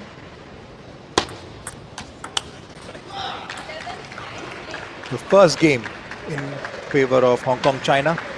Wong is keeping the match very, very tight. He is keeping his blocks and forehand top spin absolutely with so much of consistency here. And we could see Coach Massimo on the screen giving some valuable advice to Manush Shah. Absolutely. And, you talk about energy, and you were talking about the way the Indian team was clearing every point. They were getting out of their seats, and including the Hong Kong China team as well. Whenever Wong got a point, they were applauding, getting off their seat. And that's something that you will see right now at this stage of the competition. And that's because there's a lot more at stake. So on the other table, when I'm looking at the other quarterfinal as well, Harimoto is taking on Jaehoon and on the other side. And over there as well, I saw when Harimoto won a couple of points, he just looked back towards his teammate and pumped his fist. They got up. Right now, just now, the Korean player also got a point there, and Jaehoon and his teammates also got up. So you will see that energy, you will see that intensity right now, because these are the quarterfinals. The business end of the 28th Asian Table Tennis Team Championship has started. Yes, absolutely. As you rightly said, the business of table tennis has become, they are the professional players, the world's best. He's playing in this arena of Kalinga Stadium of Bhubaneshwar. Manush to serve. Second game. 1-love. It's a pretty dodgy service, extreme forehand, short service. Well played.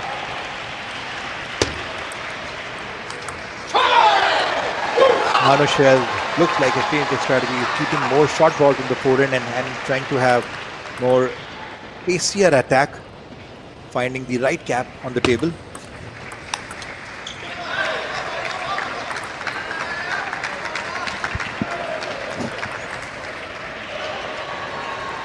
Wong to serve.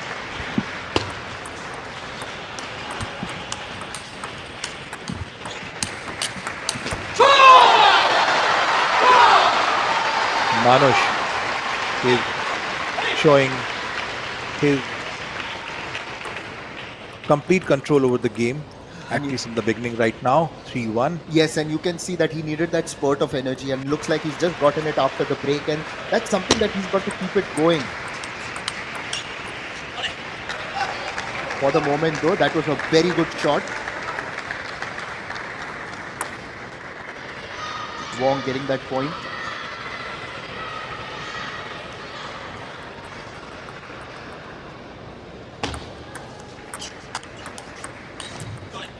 Oh, just got a little bit low on him and tried to loft it up but hit the net. You can also see that Wong has sort of judged that what Manush is trying to do. Manush has got more energy, of course, when compared to the first game, but had started well, and Wong has just hit right back. It's 3-3. You're right, and with Wong, what is working is the penhold grip, because such kind of spinny top spin can be easily handled by the float backhand. Oh, that was a great shot by Wong. Converted That lobby backhand to that aggressive forehand. Not an easy, great footwork here. Yes, overall it was a good exhibition of table tennis from both sides, and really interested to see how this contest shapes up. Wonderfully done. Now that has made the crowd come alive. You could just hear a cheer around the ground here at the Kalinga Stadium because that was played extremely well. Tell us more about that. Oh, that's aggression. That's it. That's the pure aggression on the table. Yes, and when you're playing such a beautiful table tennis and passion from the fans is also being reflected on the table. Yes, and this is also a very generational thing, I must say, Sachin, because you look at the way that children have come up in India overall, since the 90s or the 2000s, they've come up in a more confident time for the nation. So, which is why the aggression in sports is also a lot more when compared to a previous era. Yes, absolutely. There's lot more passion and hunger for sports right now across Indian. But as far as table tennis is concerned, certainly all the 5 players to the squad and lot more other players are adding so much of passion and hunger, and you could see Indians fan following in the stands here.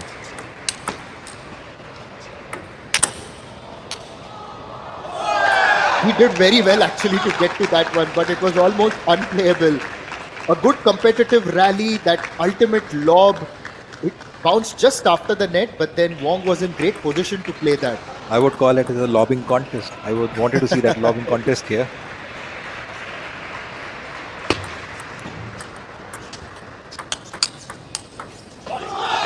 Very well placed. Very well placed. He could see that Manush was on one side of the table, found that angle. That angle wasn't the easiest to get, but Wong showing all his experience and getting there. You must also note here that Wong is 34 years old. So he is a decade older to Manush Shah. He's got all the more experience in that sense. But even if you look at the quantum of experience as such, Manush also at the age of 24, 419 matches now. That's a lot of experience. Of course, Wong has played 627. Oh, that's a good point converted by Manush. You could see that when Manush is hitting the ball on the backhand side of Wong, he's swaying it on the forehand. So obviously it's a good change in strategy by him. You just feel the intensity around the Kalinga Stadium with the quarterfinals beginning. What a rally! And ultimately it's Wong who has managed to dominate that one. Gosh, now is the time that you've got to see the best of the best turn up here in the Kalinga Stadium. Yes, you could see the grit from both the players. They are completely soaked in the game at this moment.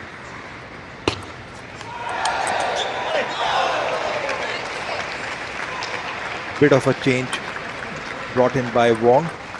Manush has been opening the ball, so now he's changed the spin of the services. That's a ripping backhand by Manush down the line. Absolutely, Wong had no answer to it. Yes, his teammates are on their feet, off their seats rather, and applauding.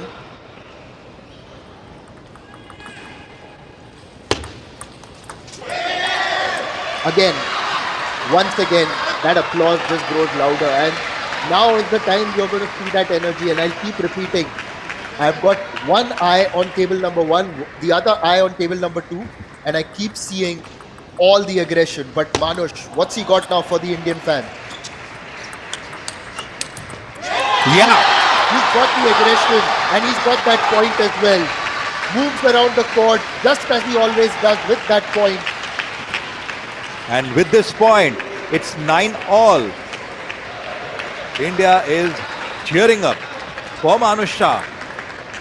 There's a towel break here, and typically whenever there's such kind of a crucial juncture, you have this towel break after every 6 points. Wong to serve. Good move by Manush. It was a good hit there. Wong really opened up that channel and then just went for it. Now he's got game point. He's got an opportunity to go 2-0 up. Well, never easy when you're playing away against the home team, of course. India, with all that support, the confidence, playing at home. Wong, is he going to spoil the party here? Unfortunately for India, it is Wong, but what a performance by Wong, showing great character, which is why he's ranked 48 in the world, the 34-year-old, bringing in all his experience to get the better of Manush Shah in the first two games of this encounter. This is quarterfinal, the quarterfinal of the 28th Asian Table Tennis Team Championships.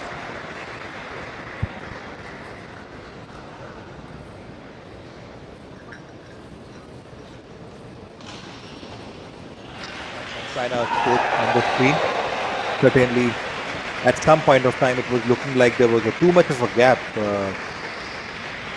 between the point between Manush and Wong, but it was well covered up.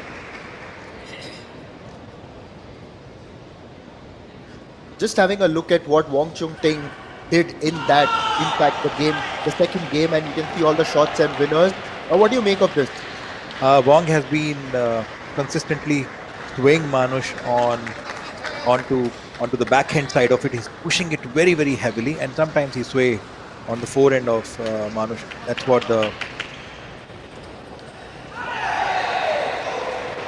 what we saw in that graphic over there. And at the moment, Manush Shah, he's got to win this one to stay alive in this contest. It's game 2.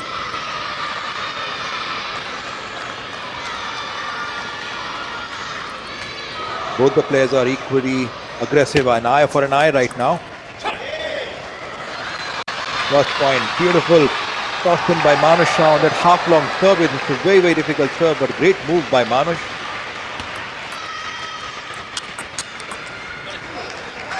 Oh, that was a pretty crisp backhand by Manush, but well blocked. Very well blocked, and it was decisive right into Manush's body. Just got to compose himself and just focus on the next point. Ask for a bit of a break, small one, and he goes again. What placement! Wonderful, wonderful example there by Wong. You can just see that he has won those points quite a few times. He's trying to stretch Manush towards that forehand, and this is the second or third time that Manush has not been able to return that. This is some incredible experience being shown. But Manush has hit back now, and he's going to hit back with that point. It's 2-all. It was a ripping backhand on that powerful toss spin that Wong had written. It required so much of precision. 2-all.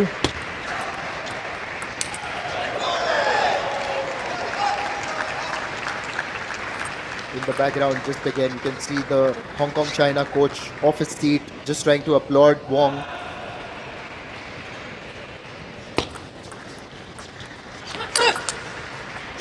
Oh, that was an aggressive forehand by Manush Shah. I think he suddenly changed the rhythm of the game with that aggressive forehand. All this while he has been playing, keeping it very, very spinny, but this was spinny and aggression both. It's 3-all. Manush to Wong.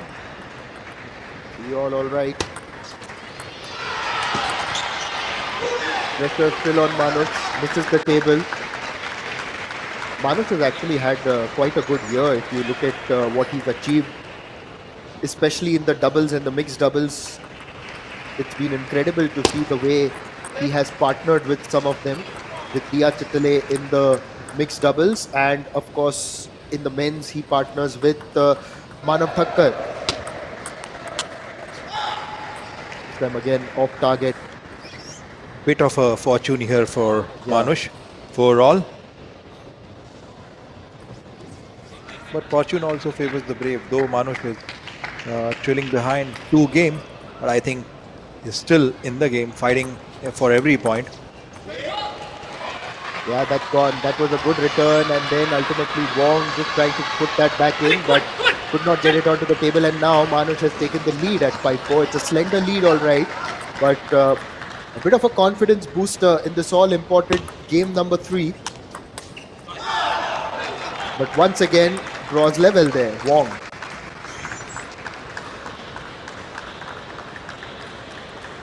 It's 5-all. Manush to serve. Manush is, of course, the national champion in India. It was a well-placed service in the backhand. Wong couldn't judge the spin, give away the point in the net. In the lead again.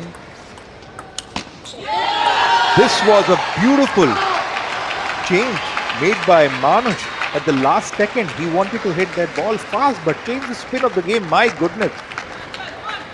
He literally changed the rhythm in the nanosecond. Wow. But what's 7-5. But what's interesting to see is now it's 2 points clear, and you could see that spring in the step of his teammates as well in the background. They know the importance of this. What a return! But unfortunately, this time he couldn't get it onto the table. Initially, it started well, but yes, Manush holding on, still has the lead.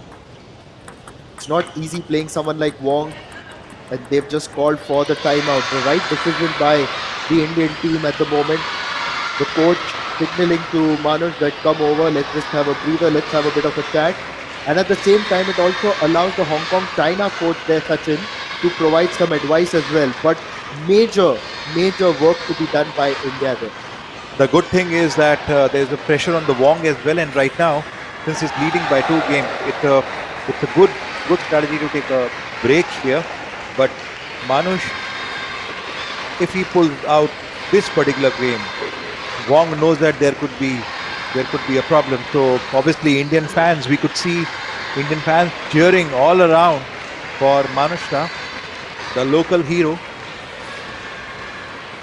Absolutely, and it's wonderful to be here in the Kalinga Stadium, and this is being hosted in the state of Odisha, which has become the citadel of Indian sport. We are in a wonderful campus, the Kalinga Stadium. There's an athletic stadium close by. There's the hockey stadium. I also saw a wonderful badminton court as well. The swimming centers close by. Sachin and I are going to try each one of them one by one, trying a hand at different sports. So really wonderful to be in the city of Bhubaneshwar, and full credit to Odisha Sports and Youth Services, and also congratulations to Odisha Table Tennis Association for bringing this great event here to the city of Bhubaneshwar. No doubt the infrastructure is phenomenal and the atmosphere is amazing.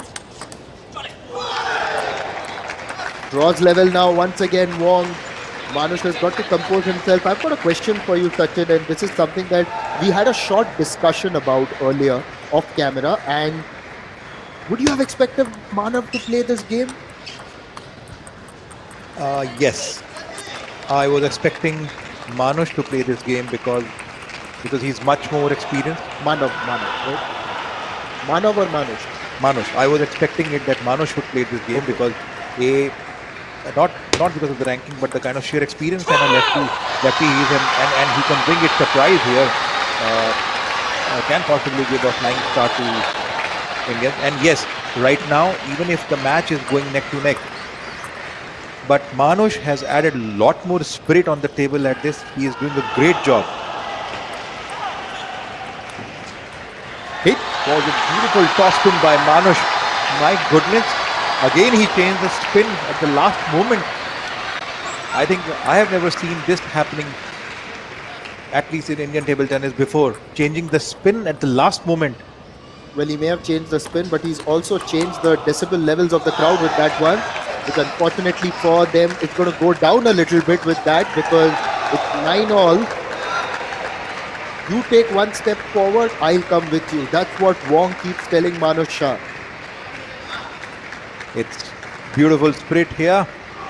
While the decibel levels have come down, but the spirit is really high. I can see the crowd, the way they are cheering up, gearing up, rather geared up for this quarterfinal between India and Hong Kong, China. Manush to serve. Let's serve called by the umpire.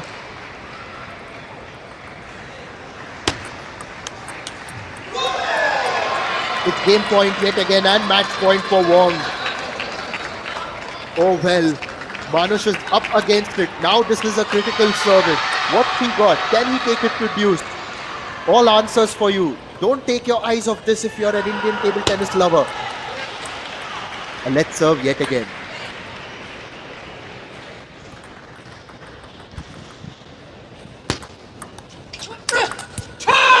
What That was comeback! a powerful topspin by Manu Shah. My goodness. Wonderfully done, and that's the kind of aggression and decisiveness that you want to see. He's geeing himself on, just telling himself that, come on now, I've got to do this once more. In fact, not once more, a couple more times to get those points. Unfortunately for him, he hits that out, and it's another game and match point for Wong. Now, Manush has to defend a second game point. He's already defended one with that decisive shot. What's he got now? Can he do it? Yes or not? Yes, he did it. He did it. My goodness, he turned around on that 4-in topspin. Blatantly hit back. This is an absolutely critical point, and you could see the way he moved across, created room, never easy, and we had a wonderful camera angle of that camera right behind Manush telling us how he got that. But that's gone off yet again. Wong is matching Manush step by step. It's been a very close and tight game, this one. He's got to level yet again. Manush to serve.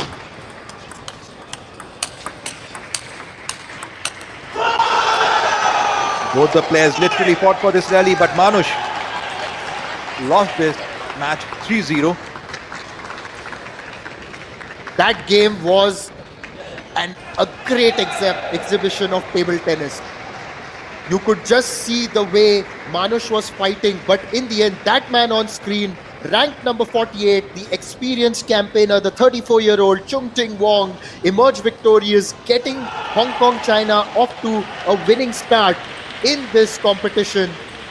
Hong Kong, China won, India nil. We've got a lot more action in store for you. Don't go anywhere. Well, let's have a look at some of these graphics, and I've got to get Sachin in for this, and this is a very different graphic when compared to game number 2.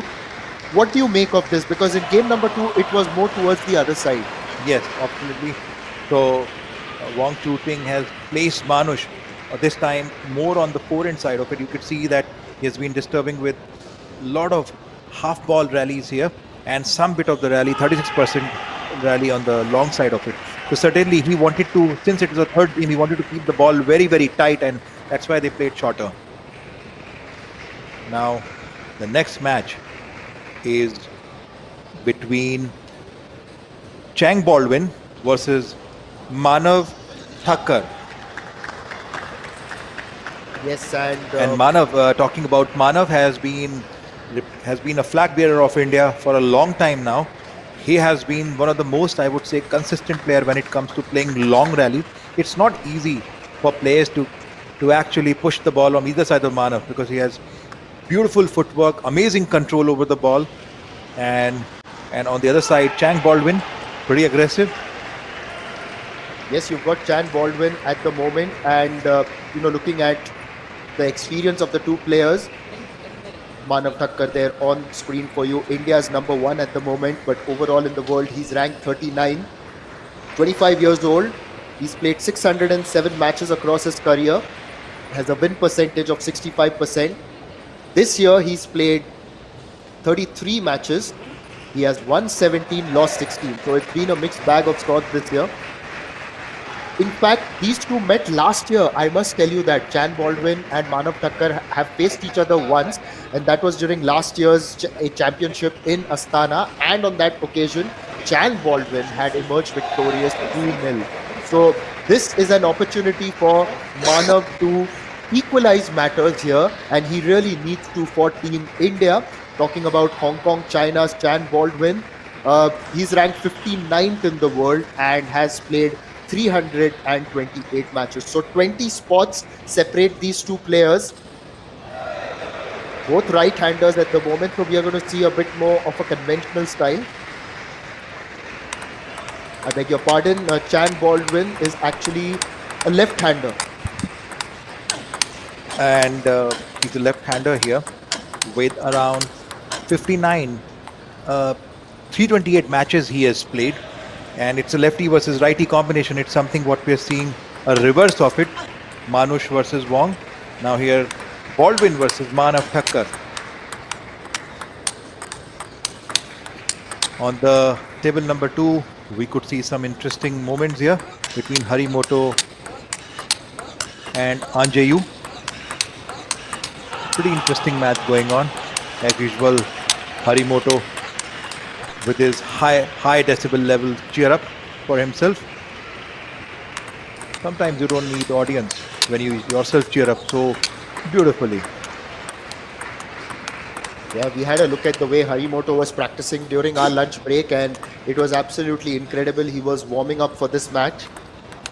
I think you could hear him, and even Ankur actually, you know, these two players, you can hear that energy in their training. Oh, absolutely. I think it's a beautiful atmosphere in this Kalinga Stadium of Bhubaneshwar, Odisha. And thanks to Odisha Sports and Youth Services and the Odisha Table Tennis Association for bringing this tournament. And right now the crowd, apart from while they're glued up to the Indian matches, they all are watching the world's best player here playing and demonstrating highest level of table tennis. What else could they ask for? Well, looking at Japan versus Korea at the moment, Harimoto is playing and Jae-hoon. Won the first game there, Harimoto 11-9, and then Jae-hoon hit back. In fact, Harimoto won that as well, 13-11. And now in the third game, Harimoto is again leading 7-5. And it's actually a great contest there. It's between the world number 4 and world number 13. Every point there also being celebrated. Now coming back to table number 1, where India are playing Hong Kong China, and Hong Kong China have taken that 1-0 lead courtesy Chungting Wong's great performance against Manoj Shah, but India have got to put that behind them, and it's now Chan Baldwin against Manav Thakkar. Manav Thakkar, someone who has really been one of India's important players, and his importance only grows many-fold when you consider the fact that Satyan is not playing as much as he was earlier, and also has had, I think, injury issues and other, he's slowed down because of that. But then you've also got Sharat Kamal retiring. So in the absence of those two seniors who have sort of led the way for the last few years, it's now upon Manav Thakkar to take Indian team table tennis forward. Of course, we do hope that Satyan makes a return soon and is also back in top form very soon. But Manav is someone who's got to shoulder that responsibility. No, absolutely. I guess you talked about Satyan. I think he has been still playing pretty aggressively back when just now at Delhi he won the men's national in the zonals. So certainly he's in the great form, but I guess the ranking can be up and down, but right now the morale for Indian table tennis is really high. You have A-level and you have budding stars coming up, and we are seeing that lineup at this tournament here. Yes, some last-minute touches by both the players, because you got to be mentally and physically ready for every point. We just saw a high-octane match between Manush Shah as well as Wong. Meanwhile, on the other table number 2, Harimoto has won that match. So Japan have gotten off to a confident start, 1-0 against Republic of Korea. And wonderful to see the crowd and the mascot in the crowd as well. You know, the mascot of the 28th Asian Table Tennis Team Championship in Bhubaneshwar, sitting right there in the center. And we've seen him move around the city of Bhubaneshwar as well. He's gone to a few spots. And could see in fact, I've got a complaint, Sachin. He's traveled more than you and me in the city of Bhubaneshwar. We've got to do that. Yes, absolutely. But we have another job to do. Well, he's also got a job to do here. Let's tell him after the matches today, all three of us, we can go around. Oh, absolutely. I would want to go happy from here. A big job in the hand of Manav Thakkar. Looks like players are discussing something with the umpires. I would love to know what.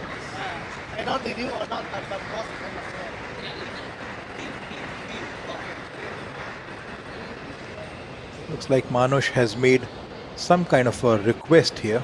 Yes, not quite sure. He's told the assistant umpire who's gone over to alert another official. It seems to be something with regards to his eye line, possibly.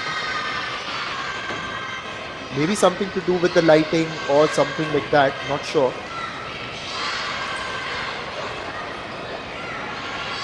We could see, love to hear that cheer for India, India. Love to hear that. But obviously, Nishad, that these are very, very important factor. Even the professionals who play at this level, even a small change can make a lot of difference for them.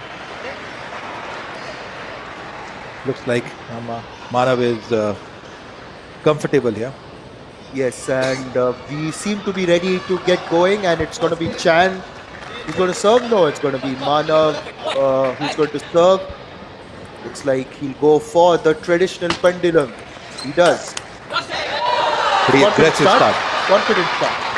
And this confidence is what's needed, to begin with. Sometimes you can also, although you've not played the previous match, it's your teammate who's lost, but there can be a hangover because of that. You want to get past that.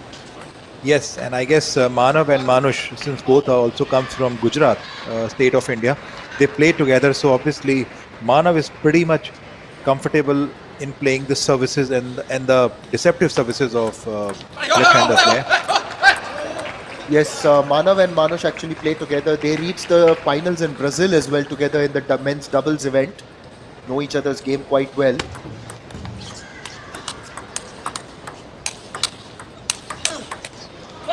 Now this is how Manav becomes the difficult player.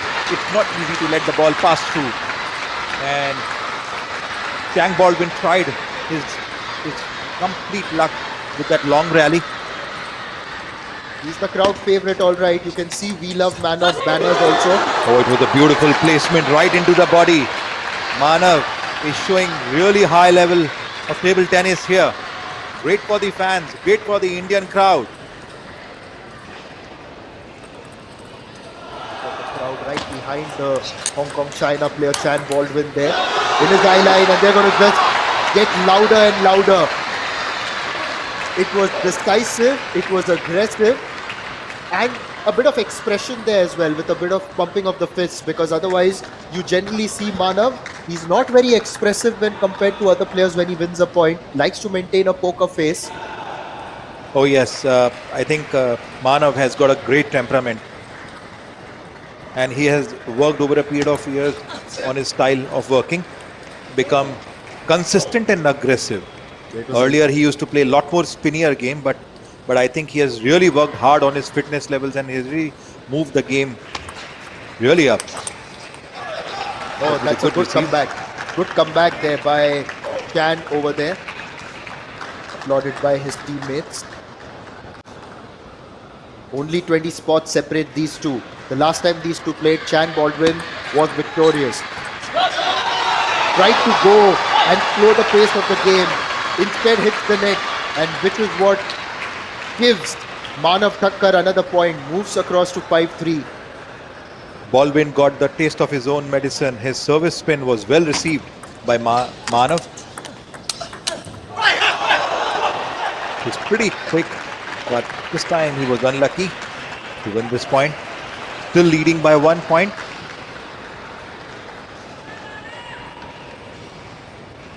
It's a signature serve by Manav. That signature serve finally gets a check of a point into his account. Oh, absolutely. Manav has really again worked hard on this serve. This is called as a tomahawk serve, and he can produce very, very different kind of spins on this particular service. Chang is keeping Manav more onto the forehand side of it, because he could see that Manav is completely very, very strong on the backhand side of it. Off the net, and that's gone out. Again, Manav gets that 2-point lead. A bit of a towel break for both the players.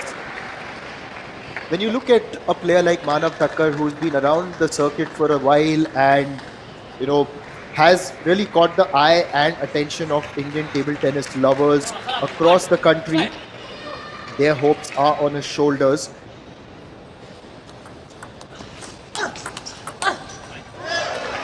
hit that one out, tried to return it with the backhand. It was a good setup by Manav, but couldn't execute the backhand properly. And with this, the score tally is 7-6.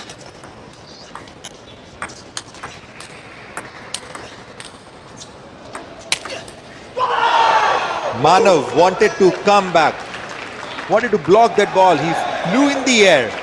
I think he played all different kind of spot here for this particular point. Top spin, block and chop.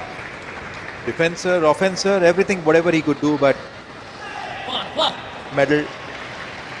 The numbers tallies are 7-all. What good amount of spin on that one during the service, and then that smash to follow was completely decisive and unplayable. He's taken the lead now at 8-7. Chan Baldwin. The crowd has gone silent. This is when the crowd really needs to back Manav and the other players of the Indian team. Yes, there's pressure when you're playing in front of your home crowd. Once again, what a service. Just looking at it from up here on the third floor with an eagle eye view, I can see that the amount of turn he's getting, the amount of spin, not easy. Now Manav, 2 points behind.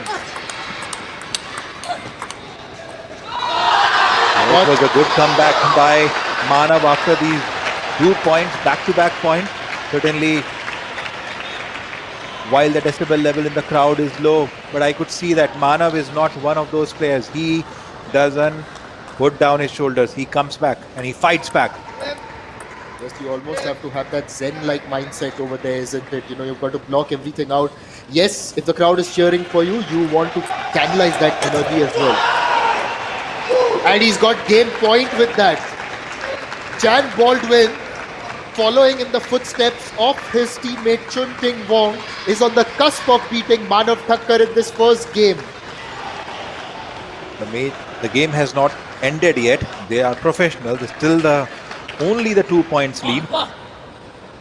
Manav is still in the game. Let's see. It was a deep cut, but he couldn't execute it. But now the first game has gone to Hong Kong, China. Chang has done a good job. Come back in the game. Well played. Very well played, and for a long time in that game you would have thought that Manav Thakkar was someone who was holding the aces, but just later it was Chan Baldwin who's managed to hit back 11-8 and taken control of that one. So a fantastic performance so far by Hong Kong, China. The coach is obviously having a word with him, and the senior partner Chun Ting Wong also. But here's a few statistics for you. Now, Sachin, here's what the two players have done. All their shots in game one. Tell us a little bit more about this. So you could see that Chang has pushed Manav more on to somewhere in the center and to the back-end side of it, and same strategy is being applied by Manav to Chan because he's a left-hand player, so that both the players are keeping each other's busy and pushing each other onto the back-end side of it. Nobody can take a risk at this high level. So game 2 is about to begin. Yes, he's got to keep the spirits up there, hasn't he, Manav Thakkar? Now is the time for him to really bring his A game.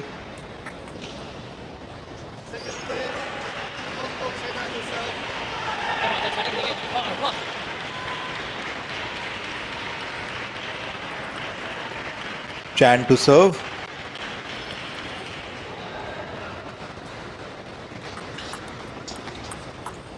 Oh, a bit of a tough luck here for him.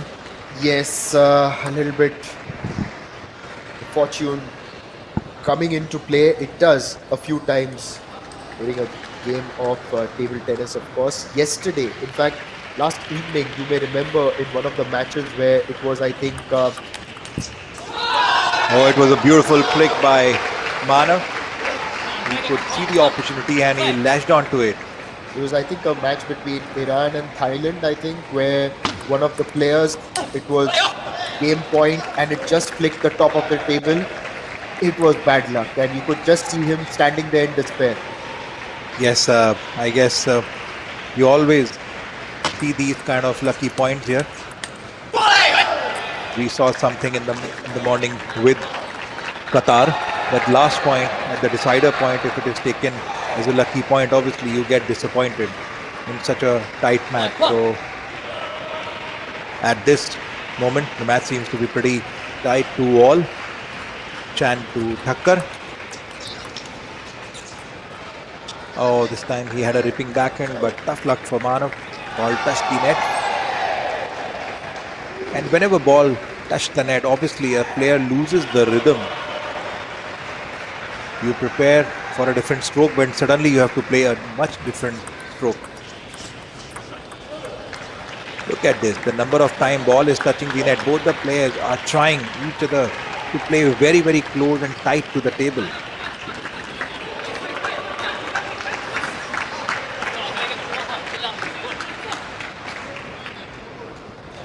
Manav to serve, trailing behind 2 points.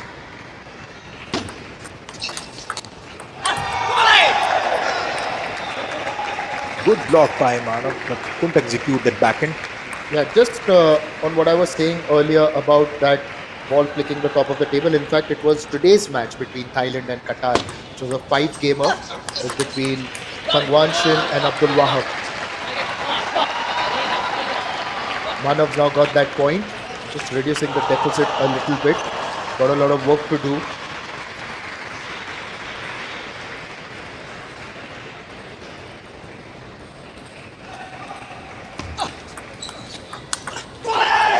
Oh, it What was a well shot. placed serve. Well placed serve by Chang. I would really say that's something what he wanted to execute. He just beautifully executed that. Pushed the Manav to absolute forehand side of it and then cracker off a down the line forehand. A signature lefty style.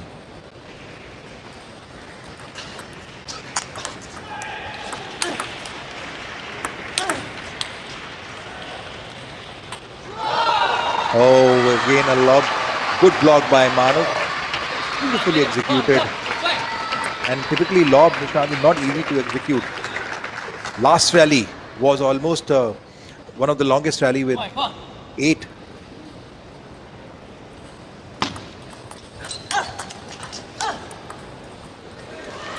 Oh, just flicking the top of the net and then landing. Again, fortune favoring Manav over there. It happened earlier in this game as well. A tit for the tat. Last time it was done by Chan. This time, Thakkar, you don't plan for it. It just happens. But we know that when you get the point, you're happy inside. You don't show it. Just a bit of a cleaning round for the table as well. Oh, it was well executed by Manav. He wanted to counter spin that ball. He well placed it onto the forehand. He knows that he'll not go for a finish backhand here. Now that's the kind of, I would say that if all the Indian fans who are watching this, you got to learn this, that first 3 to 4 balls are very, very important in setting up the game plan basis the opponent and your strengths. Oh, beautiful use of spin of Chan. Manav Thakkar, 3 points in a row. And you could see that Indian fans have come back with their spirits high. Oh, absolutely, because it's been a tough one for Manav. Now that he's taken the lead, they would really want him to continue to build on that one. Now it's going to be Chan Baldwin to serve. Goes to the corner of the table for the conventional pendulum. What a shot. Extended his forehand and then smashed it into the body. Manav tried to get across to it. It's 7-all yet again.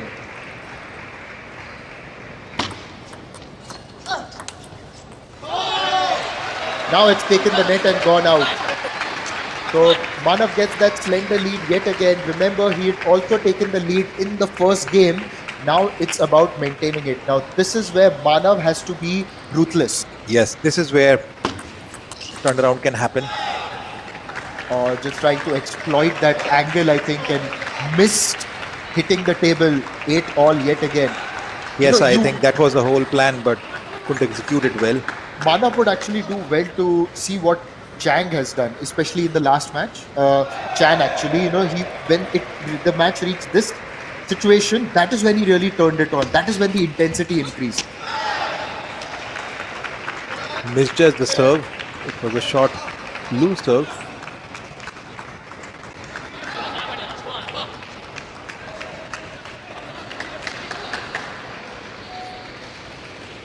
Obviously, at this critical juncture, when you're playing against the home crowd, you are you have both kind of emotions. Oh, it was a beautiful setup done by Manav. Missed out the foreign toss spin. Oh yes, and it's now game point yet again. An opportunity to go 2-0 up here for Chan against Thakkar. And to also tell you that the first game also ended with Manav on 8 points. So a sense of deja vu a little bit. And as you said, mixed emotions when you're playing in front of the crowd. Yes, they can come up on the one hand, encouragement. On the other, could be pressure. A leg serve. Umpire is calling for height of the ball. First warning to Manav.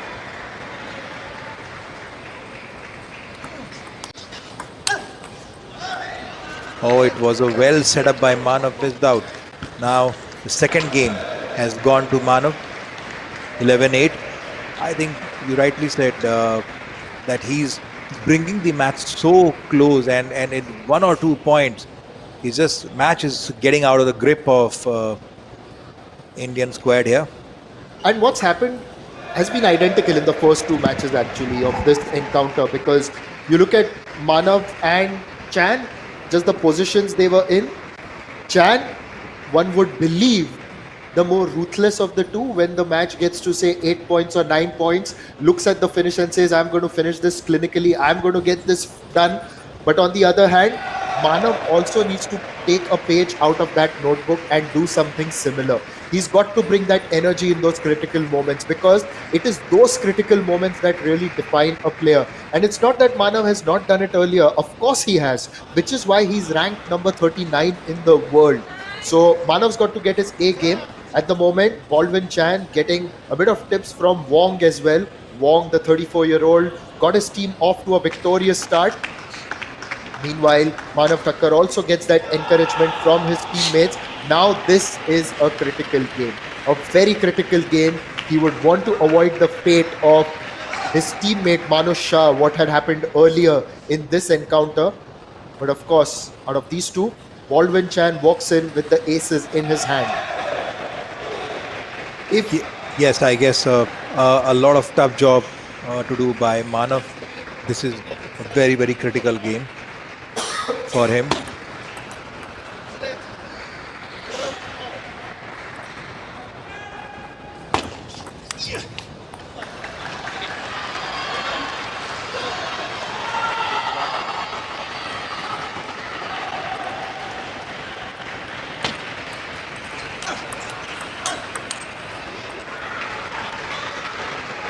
Oh, beautiful Manav Thakkar winning 2 points.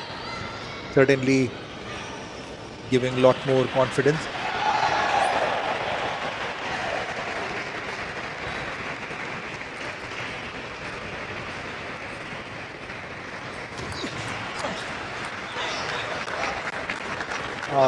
Missed out this toss spin here.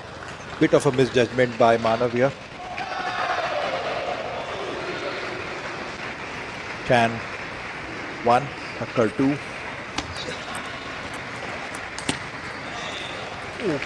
Now that's taken the net, it's gone out. This time fortune favoring Chan. Chan's got to... Bit of a self-talk by Manav. He's, I guess, not very happy with the 4 and toss spin that he missed this time. Lot more pressure. It's a very, very critical game.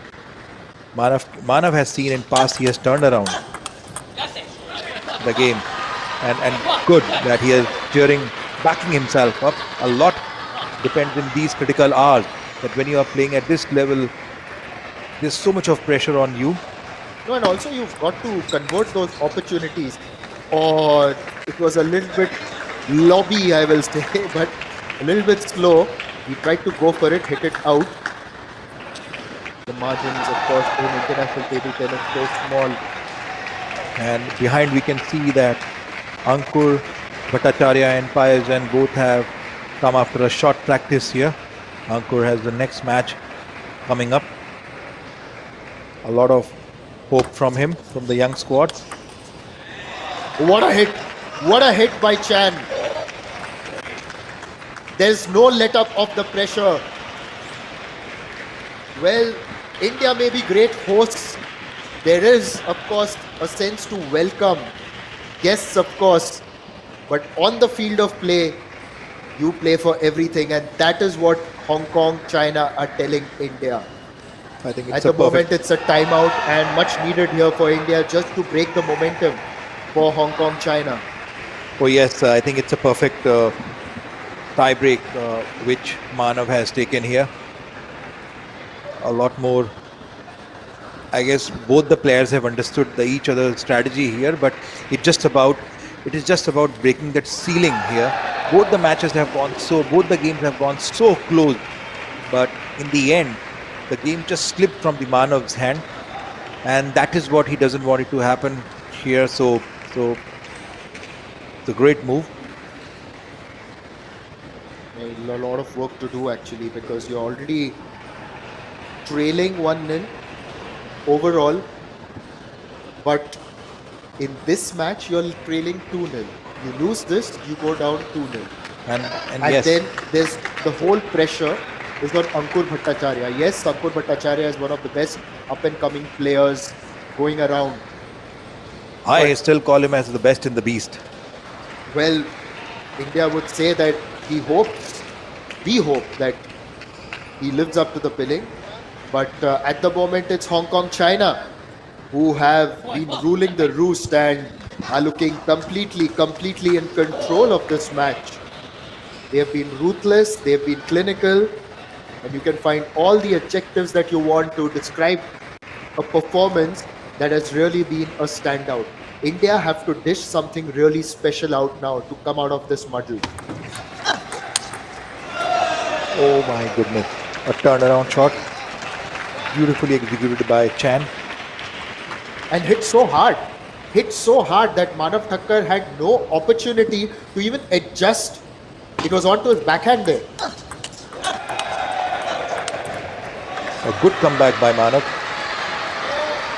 What happens is that after such stroke, when you get this kind of a point, obviously your morale comes up because it was such a beautiful, ruthlessly executed shot by Chang.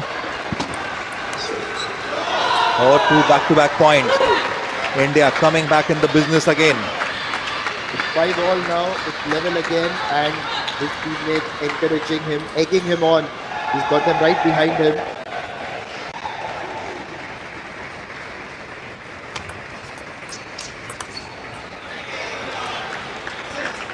Manav was so much in control of this ball. Missed out this point. Chan 6, Thakkar 5. You could hear the roar from Chan. There's aggression on offer. Finished it off very well. Now this is dangerous territory. This is very dangerous territory for Manav, because this is where Chan's game becomes a lot better. And we've seen that across the last two matches as well. Just the way he turns it on, shifts another gear, puts the throttle forward. But if anyone needs the throttle to go forward, it's India, and Manav Thakkar has got to do that. Good change of spin by Manav. This time he went for a backspin in the center. Well read the movement of opponent. Again, almost a similar point. Chan is confused. Typically, as a table tennis strategy, you don't repeat the same serve at the same position. But this time, Manav was courageous enough to execute that. My goodness, so much of temperament goes in for that 2 points. Kind of like a double bluff. Oh, it was a deep cut in the forehand. Well placed. And look at the direction where he played that. It had gone towards Chan's forehand, and then it took the edge. This time, Manav returning the favor. Now once again, 8-7. He's got to be careful here, but he's also got to have his tail up. and he's got to be ruthless. Talk about ruthlessness in such a situation, and Chan turns it on. This is where this man has been very impressive. The 20-year-old from Hong Kong, China, in these critical moments has been a standout. Now he's got a chance to take it even forward for his team. Oh, he hit the ball right into the body of Manav. Both the players, for this point, completely pushing each other on to extreme backhand. Look, in the first two games, Manav stopped at 8 points. So it's a sense of deja vu yet again. Can he get past that? Can he get past those 8 points? Just cross maybe that proverbial psychological barrier. Yes, I would hope so. I am keeping my fingers crossed. And yes, he passed through the barrier of 8 all, and now it is 9 all. Last rally, the count was 9. It's, I think, the longest rally which Manav has won. He has been known for playing such long rallies with so much of precision here. Crowd is absolutely pumped up. Can Manav do it? India, all eyes are on Manav. Chan to serve. It's the first time in this match that he's gone to 9 points. We are up on our seats here, out of our seats, watching it unfold out there. Manav with his guts out, got this point. 10-9, my goodness. Wonderfully done, and the crowd has come alive. This is game point. We love Manav. You can see that on your screen. Go smash it. That's what the fans tell him. He's got to smash it now, get that win, and then keep this contest alive. But it's going to be Chan Baldwin to serve.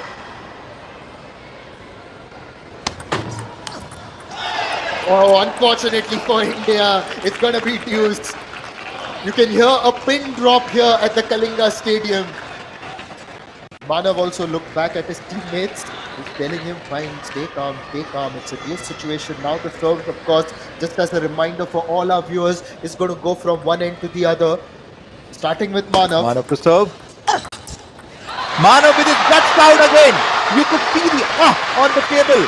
He's getting his energy out. Whatever he has got, he's bringing it out. He knows that it is the only game. After that, there's not much to be talked about, and with this, Manav got the advantage here. Forehand winning percentage. Fingers crossed. 30%. Manav did it! He did it! He got this game for India. It was such a critical moment for him. Wow! The crowd has pumped up. The commentary box is cheering up. My goodness, there's so much of energy in the stadium. Manav is keeping the hopes alive in this match. Well, so much of energy in the commentary box, 70% of it with my friend Sachin over here, I must say. But an important one for India, this one. Just you could sense that it was getting to those stages, this match where both players were getting to 8 points, and that is where Chan Baldwin was hitting back. But now Manav, facing a true test of character, has managed to bounce back from those situations, managed to show that ruthlessness that Chan showed in the first two games. So that is a positive point for Team India right now. But Hong Kong, China, they still know that they are in the lead. They still know that they hold the aces. Maybe one of the aces has gone in Manav's pocket right now, but they still have two up their sleeve. This hand, or rather, why am I talking in poker language? Let me talk in table tennis language right here. This game is again an opportunity for Manav to bounce back. What is he going to do? How is he going to do it? Remember, he's ranked higher than Chan Baldwin. At this point of time, rank doesn't matter. They are two warriors, Zen warriors in the zone there. You could see crowd cheering up. Team India, we believe in you. Obviously, that's what the fans are needing for. Even if we are one match down, but Manav is giving up Thakkar to Chan. Oh, Manav, look at the energy that he's putting in. He's literally dived like a cricketer there.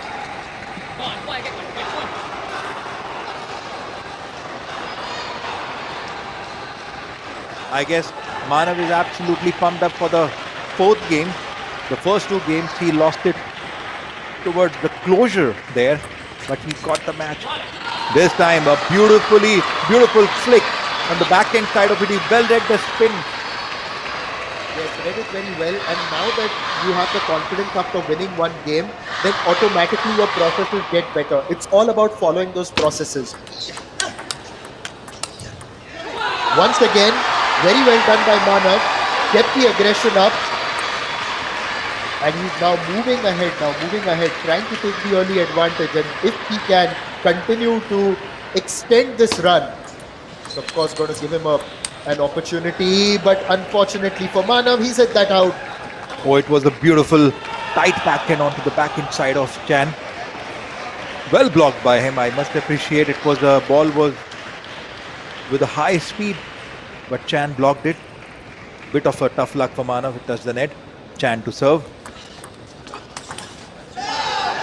Manav was almost reached there.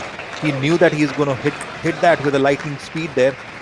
But what a shot by Chan. And Chan has been very, very, very clinical.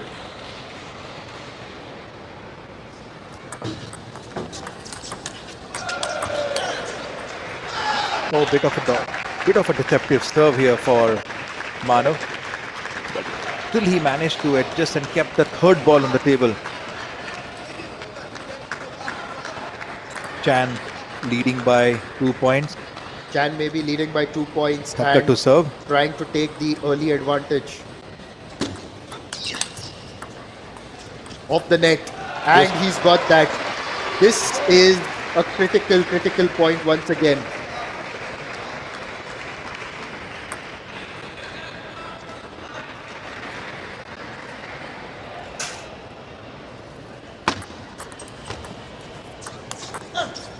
What a shot.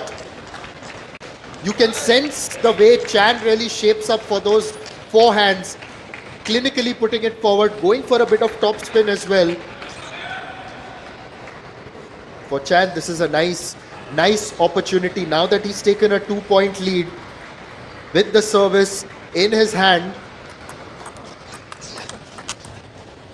Oh, that was a beautiful receive by Manav deep into the forehand and then pushed the Chan into the backhand. Well executed.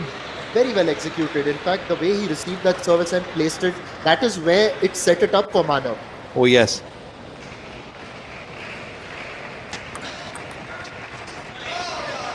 This time not able to judge that service as well as he would have liked. And Chan has now moved forward to 6-4.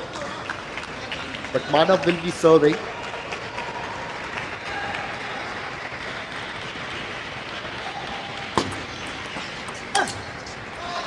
That's taken the top of the net, lobbed out. These loose cuts have been disturbing Manav on both the ends, and he has been struggling with this ball. This time he came back with the entire guts out, and in the last game we saw this was a point.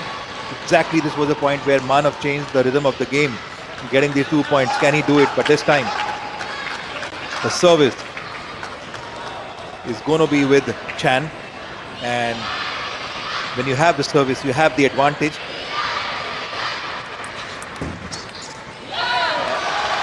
Very well done. Manav had judged it well onto the body, and then possibly just looks like Chan wasn't quite expecting it. So it sort of just took the edge and went on top, one would say, the top edge. A bit of a timeout now, and it is actually Hong Kong, China by the looks of things who have taken the timeout, of course. And because that was the one available to them, an intelligent timeout right now by the Hong Kong, China coach. The coach and the senior player, Wong Chun Ting, both there standing in unison. At the moment, it's the coach passing on all his instructions. At some stage, even the senior player is going to come on and tell his junior teammate possibly a point or two on what he can do better. Now on table number 2 also, let me just tell you that in the first match, that is another quarterfinal, Japan and Korea are taking on each other, Republic of Korea that is, and Harimoto got off to a victorious start against Anne with 11-9, 13-11, 11-7. The second match in that contest is going on between Sora Matsushima and Daesung Cho. It's an incredible match, and this is what it reads at the moment. It's in the 4th game. 14-12, 10-12, 4-11, 7-8. So it's going to be interesting. At the moment, it looks like it's the Korean Daesung Cho who's in the lead over there, who has got the aces. But obviously, we have seen stranger things happen. But back here, we are also in the fourth game here with Manav Thakkar potentially trying to plot a comeback for his team. Let's see what happens on this point. Initially, the placement was good, but then the comeback by Chan was incredible. This is high quality table tennis on offer. Yes, it was a beautiful touch received by Manav.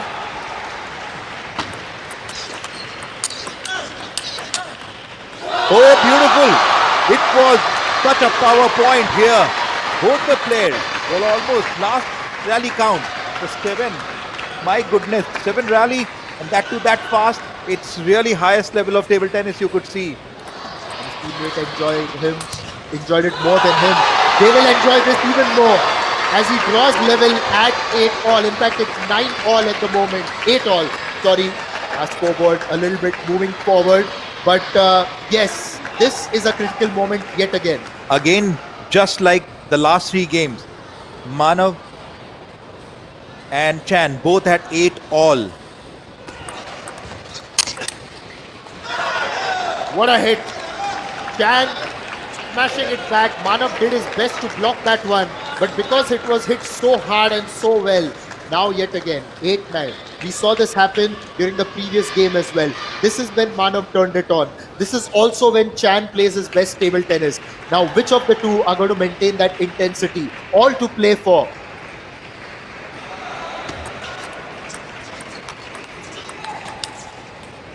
Oh, it was a beautiful shot play by Manav. My goodness. Be strong, be fearless, be you. Yes, Manav is exactly executing the same thing. He was so beautifully executed. Fearless for that shot flick. He made it onto the back end side of it. My goodness. 9-all at the moment, and well, this has been quite neck and neck. The last 2 games in particular. In the first 2 games, Manav was locked at 8 points. He has broken that barrier in the last game. Here as well. It's game point now. Manav has got game point. Here's a chance for him. The crowd will look at this with bated breath. I would want to repeat my words since I repeated the last game. Fingers crossed. Manav Thakkar game point was 1 game point. And that's the game. He has leveled things. We are going into the 5th game. The crowd is celebrating. Manav is entertaining. Chan has thrown everything at him. He had taken the lead, put him under the pressure. But now Manav Thakkar has risen to the occasion, leveled things. It's 2 apiece here at the Kalinga Stadium. We are going into the 5th game and all eyes are on table number 1. Oh yes, you could see it's the only match that is on with so much of guts, so much of fearlessness here. Manav has demonstrated that he was 2-0 down. What a character game. He came back. In the 3rd game, he was 8-6 down.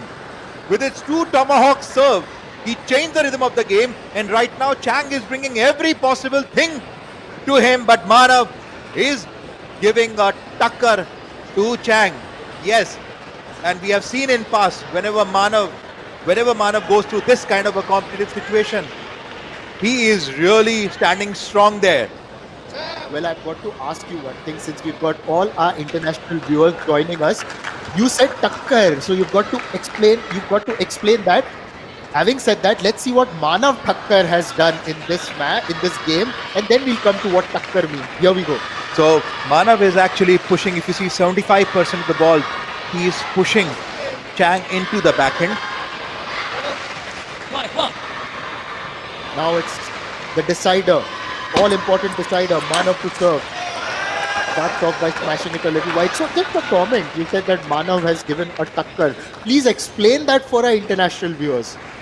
It's a Hindi word wherein you are giving a good amount of competition to the other player, and with this you could see he is giving a tough competition here.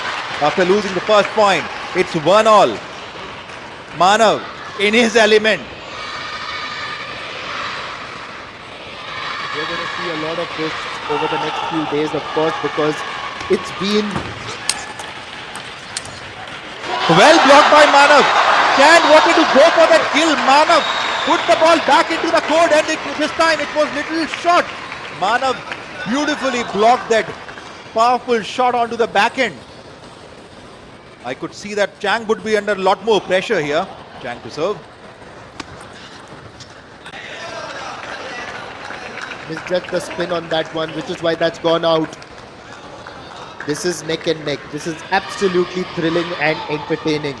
On the other table as well, it's gone into the fifth game between Sora Matsushima and Daesung Cho. What a smash by Manav, and he celebrates that one. Made room, put the forehand in, and Chan had absolutely no time to react because it had come towards him like a rocket. This is what Indian fans are looking for. That's the kind of confidence Indian fans are looking for. They could all see. You could see the stadium is full of young players who are watching, and lot more players are glued onto the YouTube here. And you could see the stadium is buzzing with India, India. Yes, you can hear the buzz around the stadium. Both smashed it to the crowd. I guess after cricket, India is seeing so much of love from Indian fans here. Tried to play that with a deft hand in front, but then just missed his mark. It's 4-3 though. Now Manav's actually got the momentum with him. He's got the crowd behind him, has got to capitalize on that, got his scale up. If anything, Chan has got the pressure on him. Okay, let's go. Yes, I would call it as a breathless moment here. The game is running so tight. Both the players are playing such a beautiful table tennis here. Oh, it was a deep cut by Manav. Almost racket hit the table. You could hear the sound of it. Well executed by Chan. Very well executed, and just as I was saying that Chan may be under more pressure, he's now managed to come forward and level matters yet again at 4-all.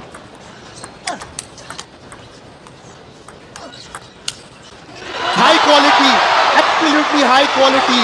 He kept up the pressure, kept returning, and then Chan thought he had the opportunity, but then hit it out.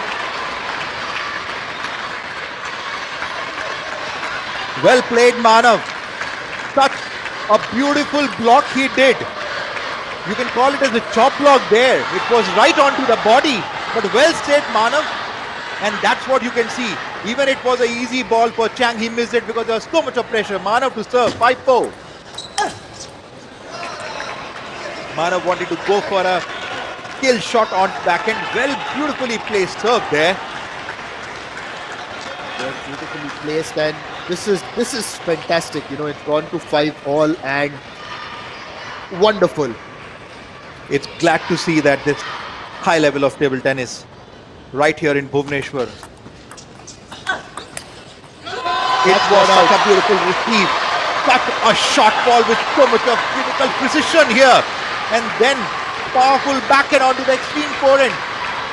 You know, if you've got any doubt as to which way the point has gone, just look at the team. The team that stands up, that's where the point has gone.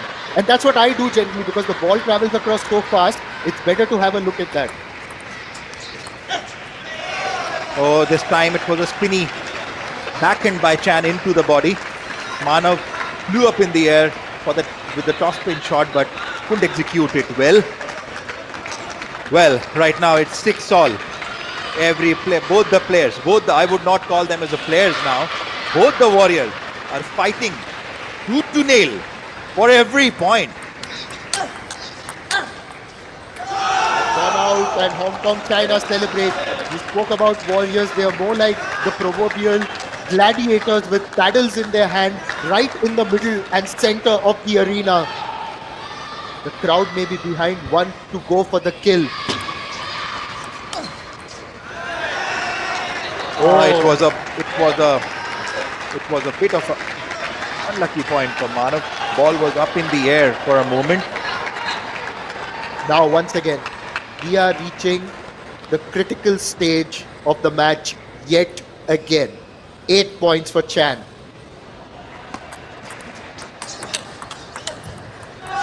Oh, this time Chan was pretty quick with that back-to-back forehand. Back-to-back forehand, and now with a 3-point lead, 9-6. This is where the pressure is on Manav. This is a critical point. He gets this, he'll feel a lot more confident.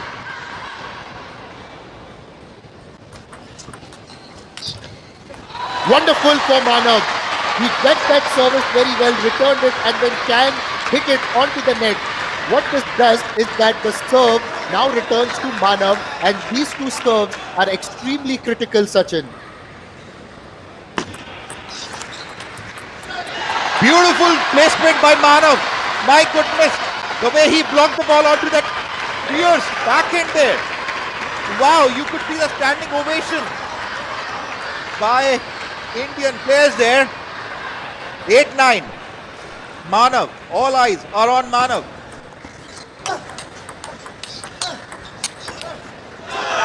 That's taken the edge, gone out, and it's going to be match point for Chan. At 10-8, just like the first two matches in this encounter. Now, Chan, who started off brilliantly in this contest, holds the aces on the cusp of victory. Manav has got to produce something very special. Does he have it in the tank?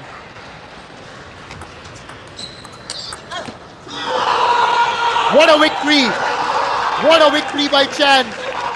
Looks back at some of the Hong Kong China supporters, raises his paddle. This is a win that he will cherish, and it's the second time that Chan Baldwin has beaten Manav Thakkar.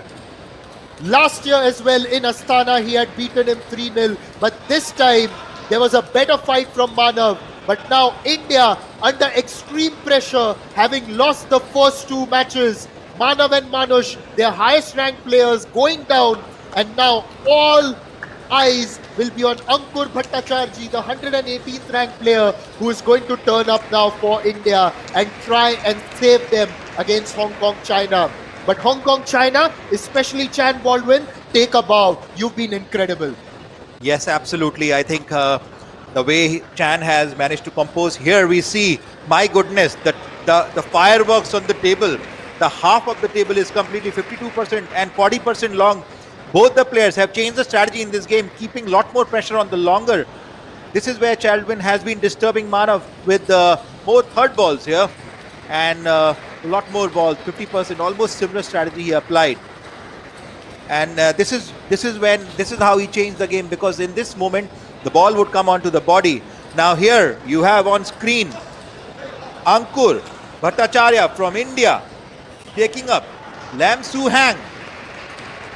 Oh, yes. And now this is where it gets interesting. I'm going to go through all the statistics and tell our viewers what's happening. Meanwhile, as coach of Team India gives Ankur a few tips. He's got to really rally his team forward. And also talking about Ankur Bhattacharjee, really love the way he turns up in practice, turns it on, is very aggressive, and India needs him to really turn it on here as well. These two have met twice so far, and it's 1-1. It's 1-1, and both those encounters have come this year in 2025 at the ITTF World Table Tennis Championship Finals in Doha. Lam had won 4-1, but in their most recent encounter during the China Smash, which just finished last week, Ankur had won in a 5-gamer, 3-2. So he's got that confidence coming into this match because he knows recent history. Yes, absolutely. And I remember that match. Ankur was down by 2-0 and then he came back like a warrior. And Anku, I don't call him as a player. I call him at the best and the beast. You could expect a lot of fireworks from Ankur here. He is the game changer, the new face of India. Aggressive, aggression, precision, everything, whatever he has got, he gives it in every match.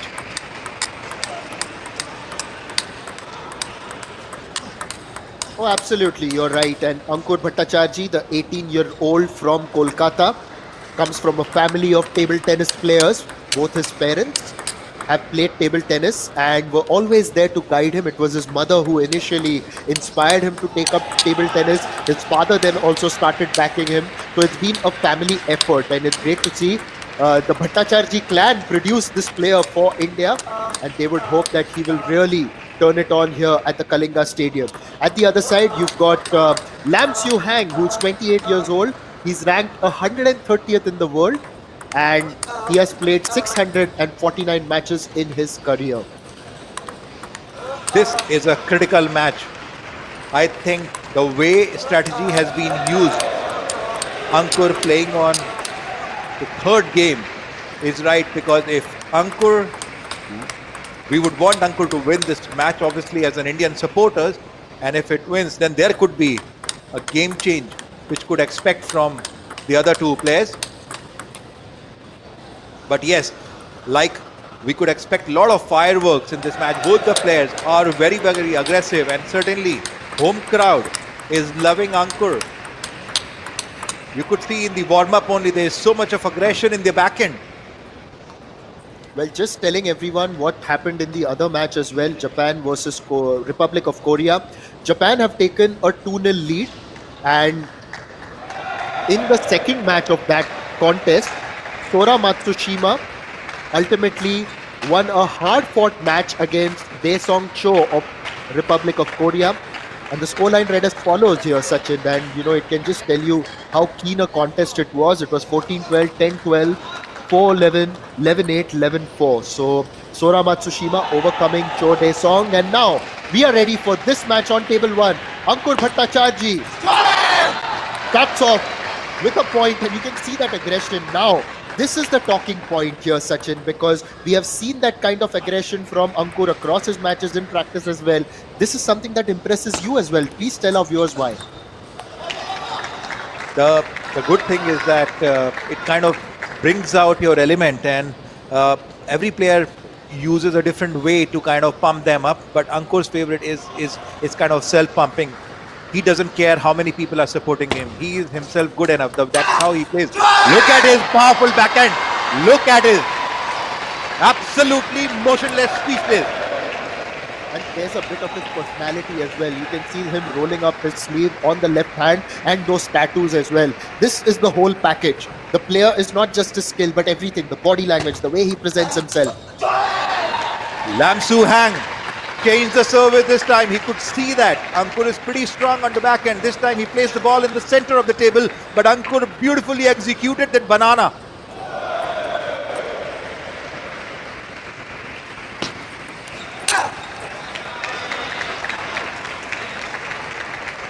Ankur is going for that, some of the tough backhands here, trying to keep the opponent under a lot of pressure. Oh yes, absolutely. But that was a very, very good shot there by Lam. Went for the forehand, placed it well, and managed to get that point for himself. Bit of a towel break yet again. It's 3-all. You could see so much of high energy and sweat already with these 6 points.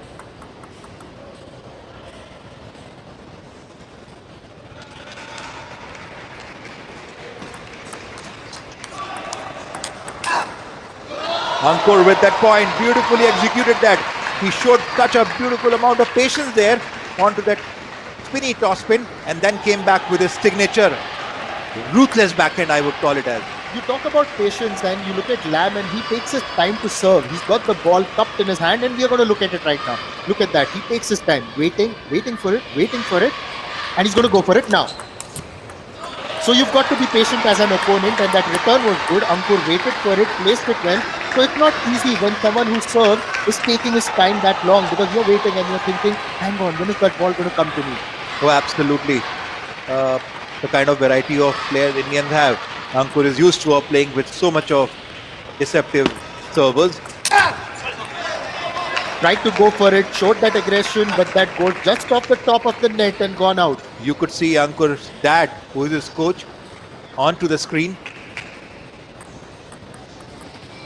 Yes, he's on the top left corner. You can see him right there in the blue t-shirt. You could see Ankur getting that point. Ankur stands right here.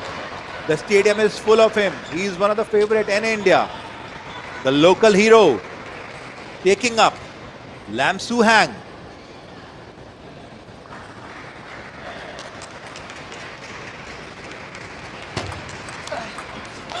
Oh, what a beautifully read service by Ankur.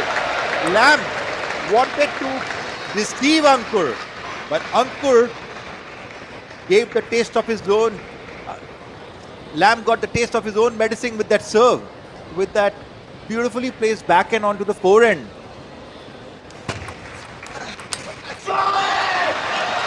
Yeah, managed to return that well.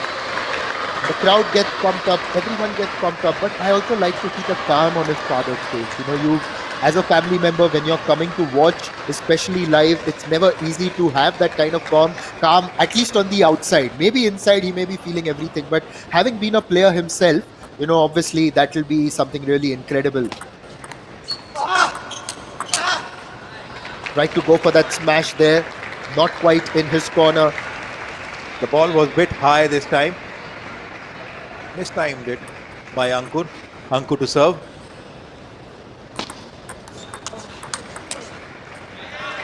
You were talking about Ankur's father. Yes, I have seen him in matches that he barely loses his calm and composure, and whenever he sits like a zen, and knows that how to channelize Ankur's energy in the right point. That support system ever so critical. This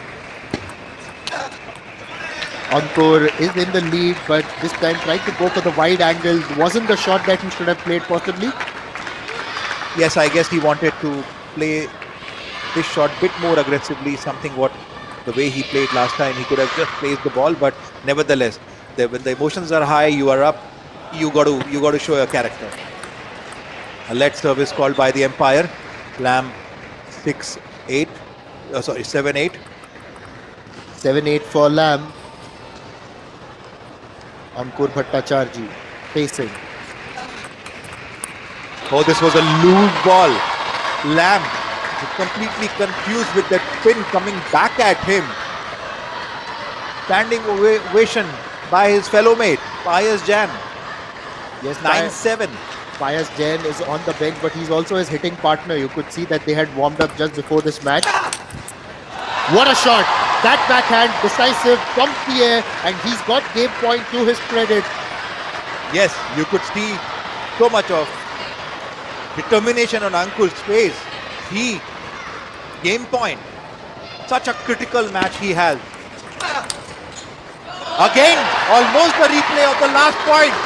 Look at this. This is what Ankur does. Bringing the crowd completely around him.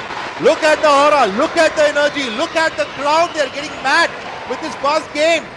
So much of energy he's bringing into the stadium. Look at the crowd there. Yes, the crowd has just come alive because this is the first time that India have taken the lead in this match against against Hong Kong, China. And when you actually look at the first two matches, Manush and Manav, Manush obviously lost it in 3 straight games, but then Manav lost the first 2, bounced back in the next 2, and then lost the 5th one. But now, first time India going 1-0 up, and India just trying to channelize that energy from the crowd, and this is what Ankur Bhattacharya did. And for our viewers, you may be wondering why I say Bhattacharya. Well, of course, Bhattacharya, same thing. But this is what he did in the first game. As you can see, just trying to attack his opponent to the left side, and those were where he managed to put him under pressure. Hong Kong China coach has got a few points on offer for Lam. These two had a fairly recent meeting in the China Smash. Now on to the other quarterfinal. In the third match, Jun Sung-oh of Korea has taken the lead against Shunsuke Togami of Japan. It's 11-7 after the first match in the third encounter there. Now it's going to be Lam to start serving. That long wait before the serve. It's a let serve, which is why he's got to play that yet again.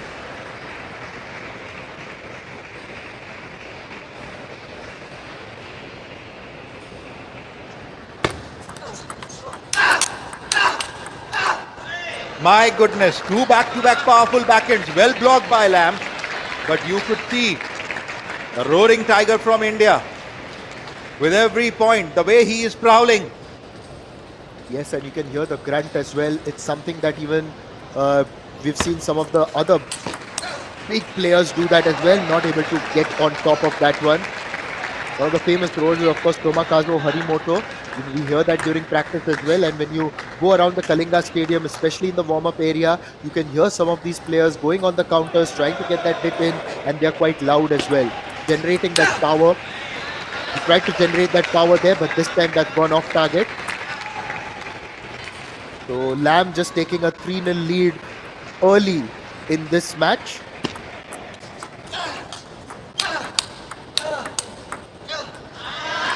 Missed that one. Missing onto the forehand shot. Lamb has changed the strategy. After blocking couple of backhands, he's noticing that you can slow down the Ankur with that slow ball. And yes, it was a beautiful execution done by Lamb. Nevertheless,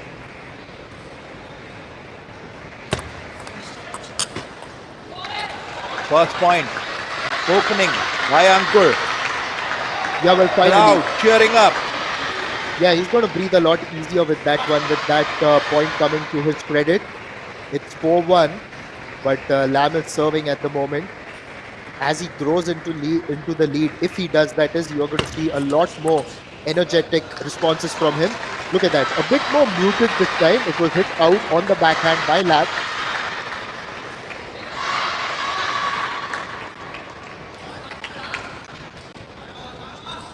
Good back-to-back 2-point. Must have given good amount of confidence to Ankur and to the supporting players. This match is certainly one of the decisive matches. A good serve, got a little bit big on Lamb, who was trying to shape up to play the backhand, but it's taken the top edge and that's gone out. All the players who would want to learn something, Ankur has changed the strategy of the game from high toss, from the extreme backhand he's doing from the forehand, and look at the roaring backhand. This is something that gives high octane energy to Ankur. 4 points in a row. Yes, 4 points in a row, and you could see that the way he pumped his fists, he knows that he's got that momentum. Now Lamb waits for his turn. Oh, that's a beautiful placement onto the extreme forehand. He came in the center, pushed the ball in the forehand, well read the service. So much of footwork and so much of precision required by him. Well, one would really appreciate the energy that Bhattacharjee is showing here. He's taken the lead now, 5-4.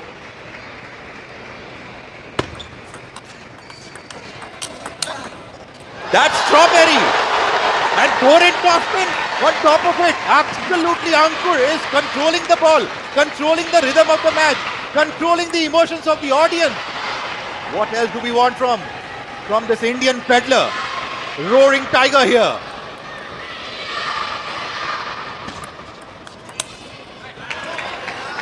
Just going for that hit and that's gone out. But it was a very good sequence of events there for Ankur because he won 6 points in a row. Never easy doing that, maintaining that high intensity, consistency, and using the word consistency and intensity in the same sentence. Obviously, you know it's a tough task, but now Lamb has managed to break that momentum of thought. It is 6 apiece, a bit of a towel break, and only Lamb has opted to go towards the umpire's chair and wipe himself. Ankur is there, right there, in that zone. Now, often, you know, people wonder that as to after winning 1 point, why would a player want to celebrate? But a player must do whatever makes them comfortable, whatever gets them in the zone. Absolutely, and absolutely. Ankur, if it works for him, it works for him. Absolutely, it is all about Virat Kohli celebrates after big shots. So as Ankur is celebrating with that strawberry backhand, and then again he slowed the ball. This time he changed the way. This time he didn't go for that extreme backhand that he typically uses. Lamb was confused. He was more prepared for that aggressive backhand. Well, beautifully executed strategy by Ankur here. Very well executed, and waiting for that serve yet again. That's a let.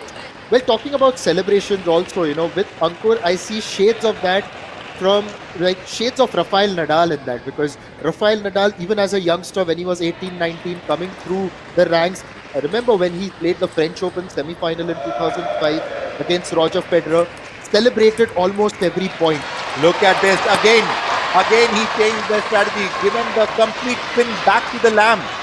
Lamb is completely confused what to do with that spin. He's giving back. 2 points lead to Ankur.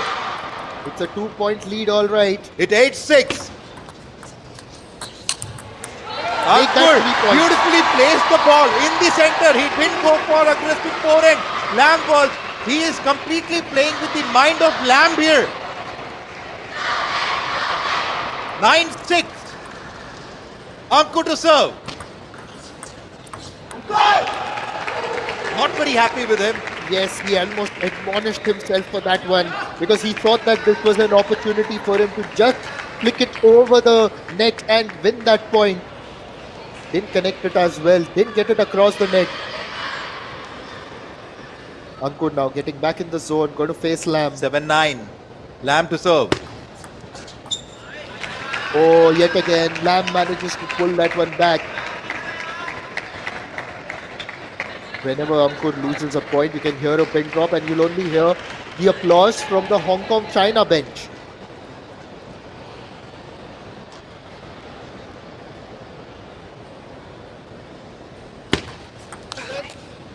It's a let, yet again. Almost a similar serve, like the last time that Ankur missed his banana. Very, very critical point. Pin drop silence in stadium. Oh, hit that one out. And that's level now thing. Levels thing yet again, sorry. And it's 9-all. Lamb Kyu Hong and Ankur Bhattacharya. The first game went to Ankur 11-7. Now it's 9-all. After getting that towel break in, Ankur will serve. 2 critical services for him. But that's on the net, and it's going to be a game point for Lamb. Through all that, Lamb has managed to keep his composure, focused on the job at hand. 9-10. Misses it, and Lamb has brought his team back into this contest against Ankur. It's one apiece. It's the third match of this encounter. Ankur now will go back to the drawing board with his coach and just think about what more he can do. Oh, absolutely. He was almost controlling the moment, but last, well played, Lamb. He slowed Ankur with both the 2 points, the way he played. Ankur completely misread the last point. He slowed the ball onto the forehand side of it. And typically, obviously, in these moments, you expect players to play a little more spinnier and aggressive game. But Lamb completely changed the rhythm and got that critical point. And look at the stats here. Almost Lamb is keeping Ankur on the backhand side of it. Look at this. Almost 42% in the half and 54% to the long. Obviously, on the short ball, he knows that Ankur can actually come and hit back at banana. To a lot of players, to these aggressive players, uses this strategy to keep at the center. Players are coming back to the table. Ankur with his guts out.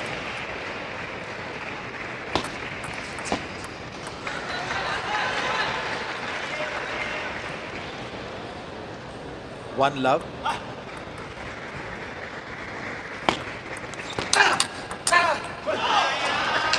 There's a good block by Lamb.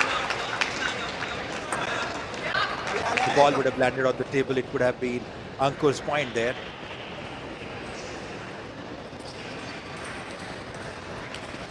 One all.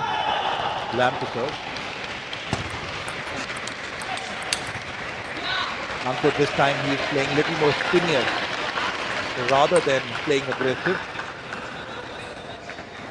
You could see that Lamb is adjusting beautifully onto power shots, power backhand shots that he is playing. 1-2. Oh, it was a beautiful block done by Ankur. Lamb misses onto that forehand, and with this, points are. You could see Ankur nodding, and whenever he does, it showcases that he's using all his mind and energy. 3-1. He wanted to go for that kill backhand down the line. It's 3-2. Ankur leading by 1 point. Bit of a tough game here. Unlucky to execute that forehand. 3-all. Players obviously are exhausted at this level, at this point of time, taking a towel break. You could see Lamb had taken these 2 critical points back from Ankur, leveling the score up here.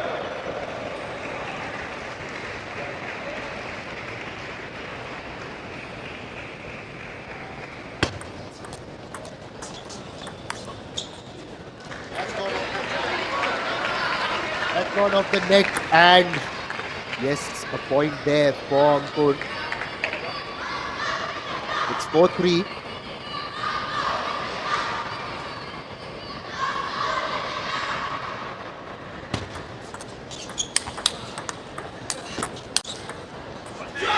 Oh, what fantastic rally, and in the end it is Lamb who has emerged stronger.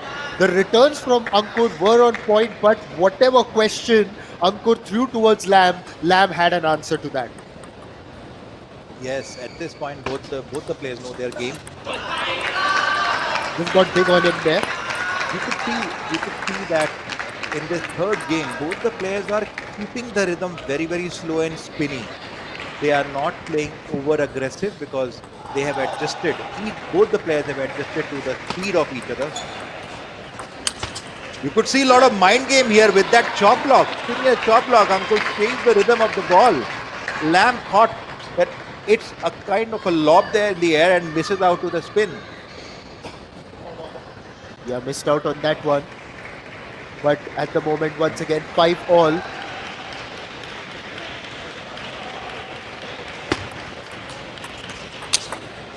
What a return! The initial return especially was good, and then the smash to back it up, even better. Can we say statue after seeing that shot? Statue for which one? The first one or the second one? The second shot that he did. Oh yes, one for the photographers, please. Absolutely, it's an Instagram shot there.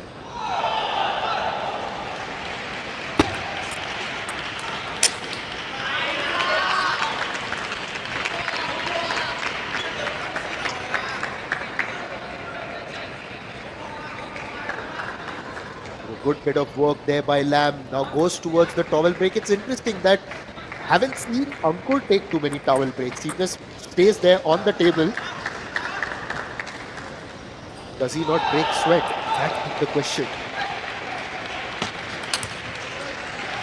Tried to be aggressive there, Lamb hits the net and that goes out. Also, another interesting thing is Ankur's celebrations have been a little bit more muted. Why do you think that would be? Observing his energy, changing the rhythm.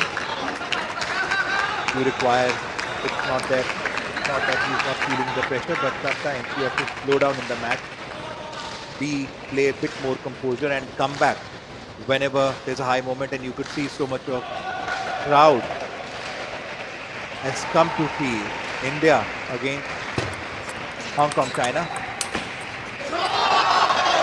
You could see calm aggression from Ankur, something what he was just asking. Little crowd here, little young players from India cheering Ankur. Certainly this match is this game is in particular very important for Indian players as well as fans here.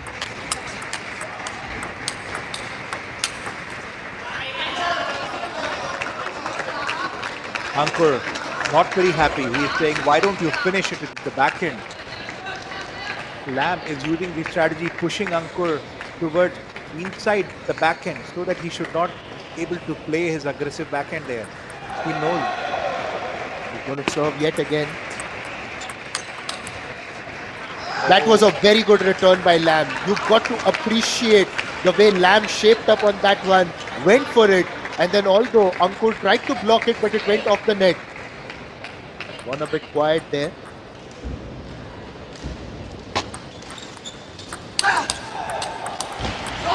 Went for the kill, and Ankur gets that point. It's 9-all. It was almost dismissive, just the way that he went away with that one. But finally, Ankur taking a towel break. Generally, he doesn't. But here I must appreciate Lam that he was ready with that killer backhand Ankur uses. He was so composed. He beautifully blocked that, returned that ball as if that he was just waiting for that emotion to come and hit at him.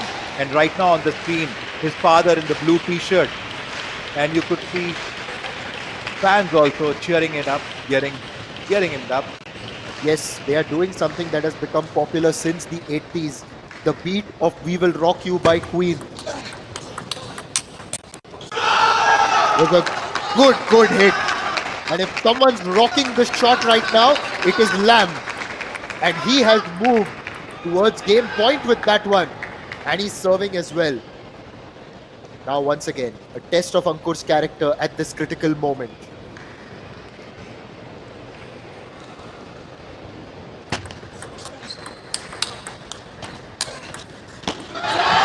That test has been overcome as he has managed to level things. It is 10 apiece. And just the way that he hit that one, that forehand, my gosh. It had the power. Love the way Ankur played this point. He was so calm.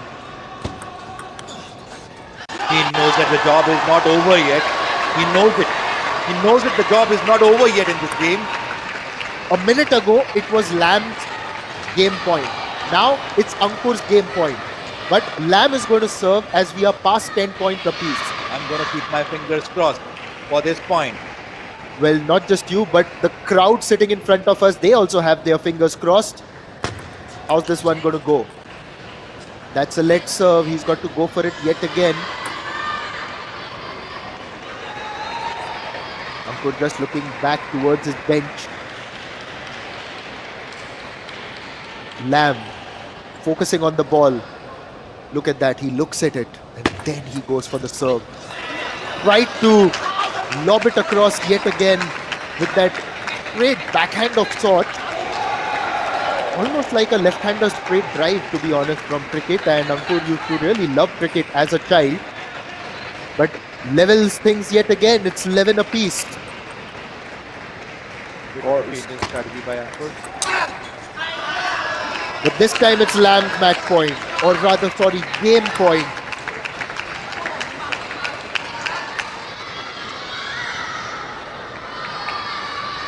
When you're on game point, you're serving.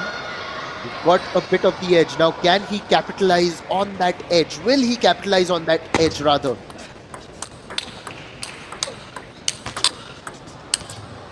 Wow!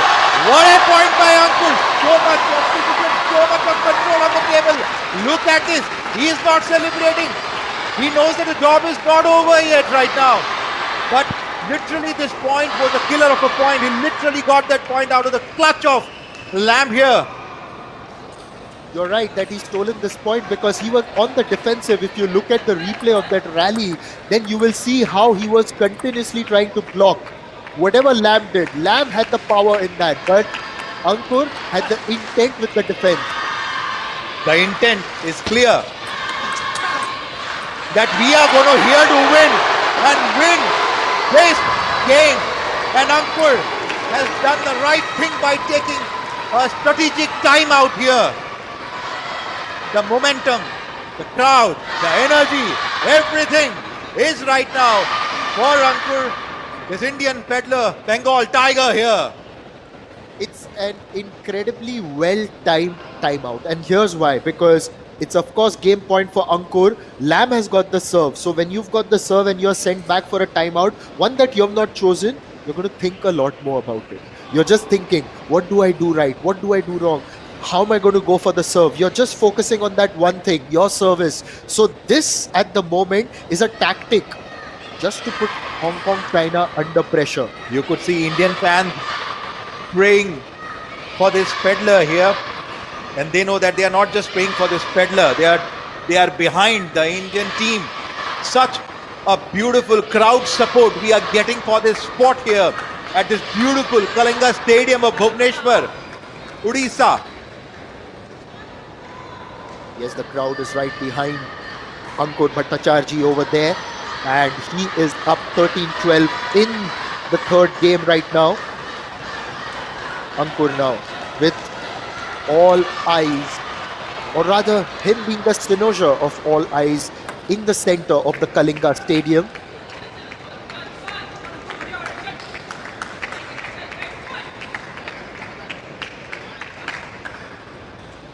Nerves are tight. Lamb to serve. Yes, Lamb to Ankur serve. for the game point. India for this game point here. Ankur played with so much of precision. Strategic timeout work for India. He got the 2-0 lead. Wow. It's a 2-1 lead, all right. And Ankur may have lost the previous game, but has bounced back extremely well. And this is where Ankur has got the chance to dictate terms. Now he's up 2-1. Again, India in the lead. India in the lead. They've won 2 games. And you can see the Indian coach just smiling a little bit because he knows that Ankur got his tail up. And he keeps saying that. And a little bit in the body language. If you just read the body language, you can see that Hong Kong, China, maybe a little bit jittery, possibly just for this particular game. But at the moment, let's also have a look at the graphics as to what Ankur Bhattacharjee was able to dish out during the last game rather. 55% of his shots have gone long and 45% half, but nothing very short. Overall, an aggressive display by Ankur Bhattacharjee, and that's something that the Indian fans have come to expect of him. So we are here at the Asian Table Tennis Team Championship Bhubaneshwar 2025, and all eyes right now are on Ankur Bhattacharjee on table number 1. Just as an update, on table number 2, Japan leading 2-1 against Republic of Korea. The third game over there going in favor of Chun Sung Oh. 3-0 against Shunsuke Togami. Now coming back, Lamb serves. It's a let.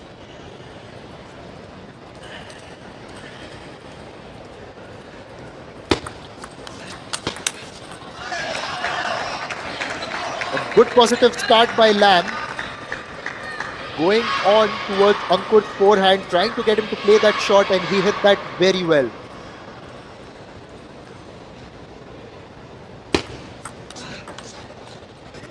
Ankur flicked that back towards Lamb, and Lamb not able to control it. That return of service was very good there.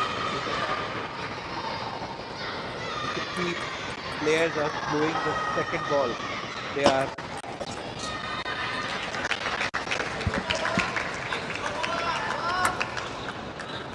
I thought that was a late serve, but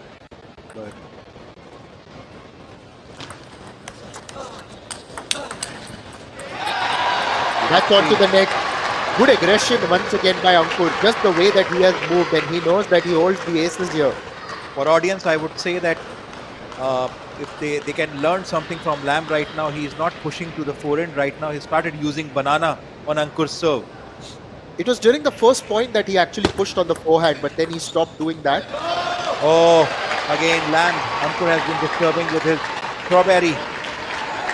Well, tell us a bit more about this fruit basket. We talk about bananas, strawberries. What else have we got? So these are all strokes typically. When you change the angle of the racket, the way strawberry looks, the shape of the strawberry, and with this you could see Ankur is doing the right thing. He is saying, calm down, just focus on onto the point. Look at the audience here; they are sitting quiet right now. While I could see there's a set of kids there shouting India, but Ankur is defining the moment. Yes, he just went for the towel break. Didn't take too many of them, just one earlier. And fortune just favoring Lamb there. Not intended, of course, but they all count. Hit the net and just trickled onto Ankur's side.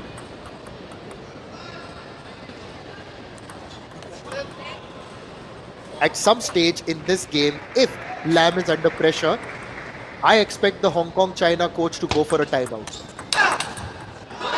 Yes, this is something what the audience was waiting for. Ankur used it at the right time there. Backhand shot with Ankur is always 100% there. Oh yes, 100%. Now that's an incredible number. Just goes to show how dominant he's been with that backhand. Tried to flick that across the net yet again. Doesn't manage to get that connection. You know, before we arrived here in Bhubaneshwar and whatever Sachin and I were discussing about this tournament, come back to that. I could see that Manav behind the mat. He's getting ready for his match. He's stretching there, and I think this is the gift that he's looking for from Ankur. A timeout called. Yes. By Lam. Yes. Obviously. As expected, they're going to go for that. Now, Ankur has been the one in form, of course, but now, if India and Hong Kong China move into the next two matches, then here's what I would like to tell you, is that Manav Thakkar is slated to take on Chung Ting Wong then. And there'll be a swap of partners after the first two games, that is. So earlier you had Manus Shah taking on Chung Ting Wong, and if in case it goes to the fifth match, then it's going to be Manus Shah taking on Chan Baldwin. Lam Su Hong under a bit of pressure with a 2-1 lead in favor of Ankur Bhattacharjee, and this fourth game also leaning towards Ankur at 6-4. Again, you hear the tap, the double tap and a clap a la Queen from the 1980s, the we will rock you. And as you look at it, you also remember the great Freddie Mercury, who came up with that song, and of course Freddie Mercury's roots lie here in India. I think in the start of the match here, and you could see Ankur is 2-1 up, and it was the right moment. Actually, Lam did the right thing, taking a strategic timeout, but Ankur to serve. Lead service called by the umpire here.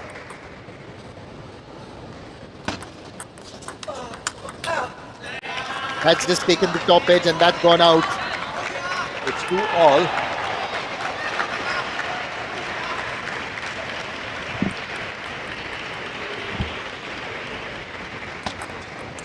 At the moment, and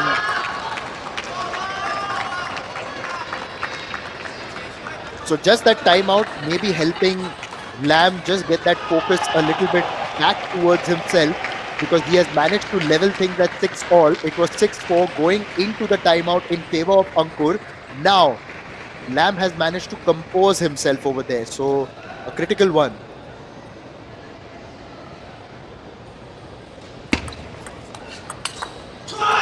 What a hit!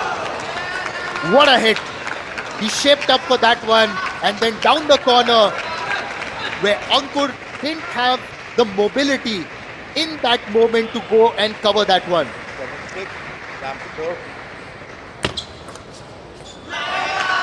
What a turnaround by Lam. Ever since that timeout, he has won 4 points in a row and has taken an 8-6 lead here.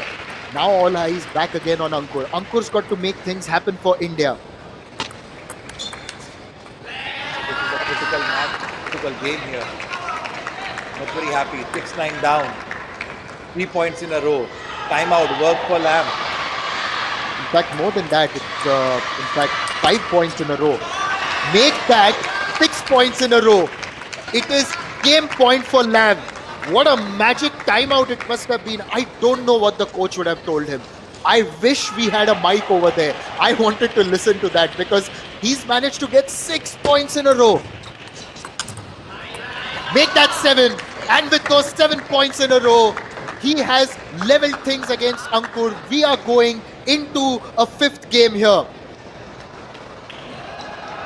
Lam Siu Hang versus Ankur Bhattacharjee. 7-11, 11-9, 12-14, 11-6. This is what it is. Yes, actually, timeout worked for Lam here, and he changed the rhythm of Ankur. The moment 6-all happened, obviously there was a lot more pressure there, and Lam used the right moment, right strategy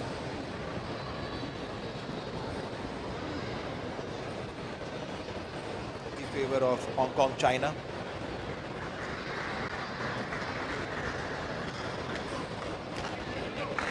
Now this is the decider. This is the decider game.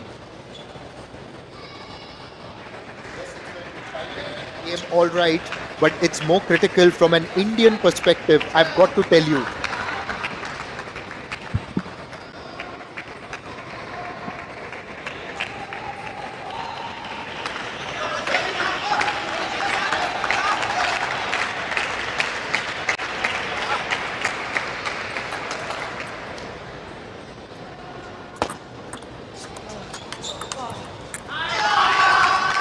First point.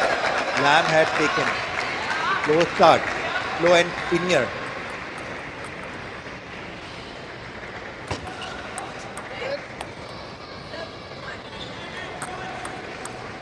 Ankur just got to compose himself. Just got to do that. Unleashes that serve. And Lam hits it out. Gets his first point in this fifth and all-important game. Yes, I guess I love the way both the players are playing the game. Running for each and every point with aggression and precision. So it was a good comeback by Ankur. Well defended by Lam. Such a beautiful footwork there. Yes, this match has been high quality, of course. And Ankur got to do a few more things to ensure that India get that win. But Lam, what a reply. What a reply there. Just the way that he shaped up and put that down the corner. And Ankur wasn't able to get there. Well, the mascot's having a good time there with a few kids in the stand. The festival of table tennis here in Bhubaneshwar.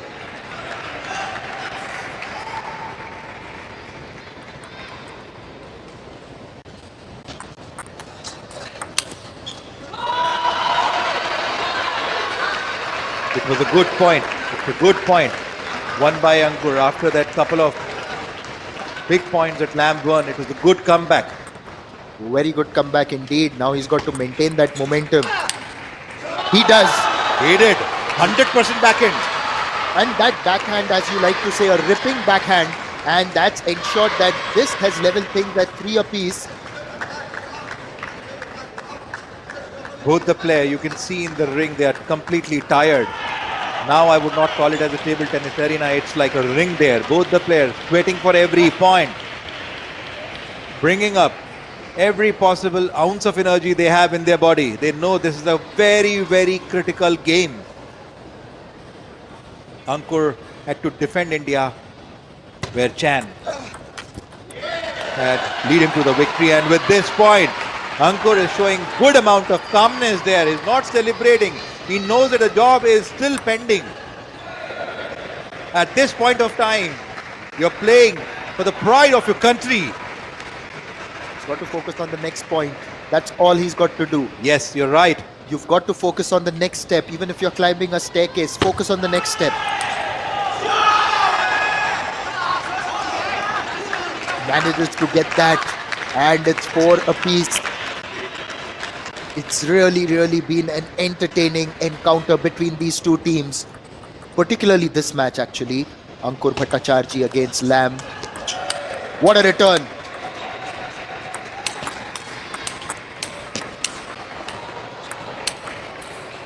Wow! What a point! What a beautiful point! The way both the players played. Well played, Lam, for that point. It's a killer of a long rally, 13 ball rally. The highest right now till something what we have seen in this killer match or since morning. And just seeing the two players, now they will swap sides since we are in the last and deciding match, or rather game of this match. If you want to know what the word quality means, watch this match. or pick up a dictionary. He celebrates that point, needs Yes. to get that energy back in, taps his head as well. It's 5 apiece. And now just got to tell himself, focus on the next point.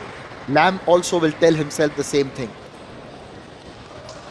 Lamb a lot more experienced, 10 years older than Ankur.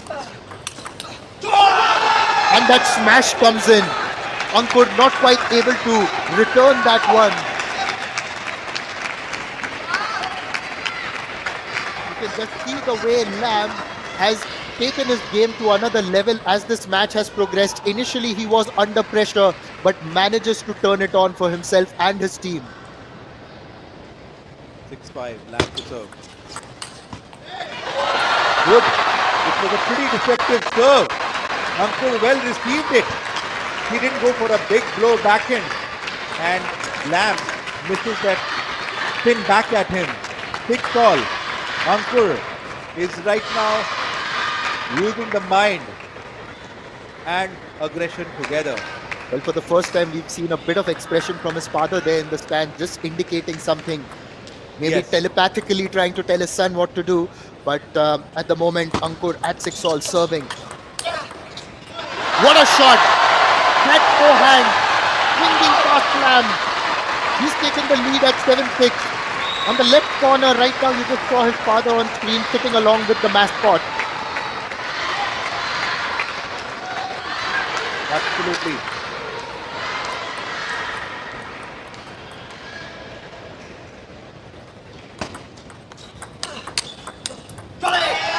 Tried to get that backhand counter in, but that was onto the net. 7 all. This is neck and neck. This is neck and neck. Almost like a 100-meter sprint where the margin is very, very minimal. The margin or the difference between these two could well possibly be minute heading towards the end of this match. Oh, Lamb was absolutely prepared for the stroke. Lamb had actually set up the stroke to get the point from Ankur. He knew that he's going to do the strawberry flick and he was ready. At this, in the final decider game, both the players know each other's game. Lamb leading by 1 point. What a shot! Hit it down the corner and takes a very good lead at 9-7.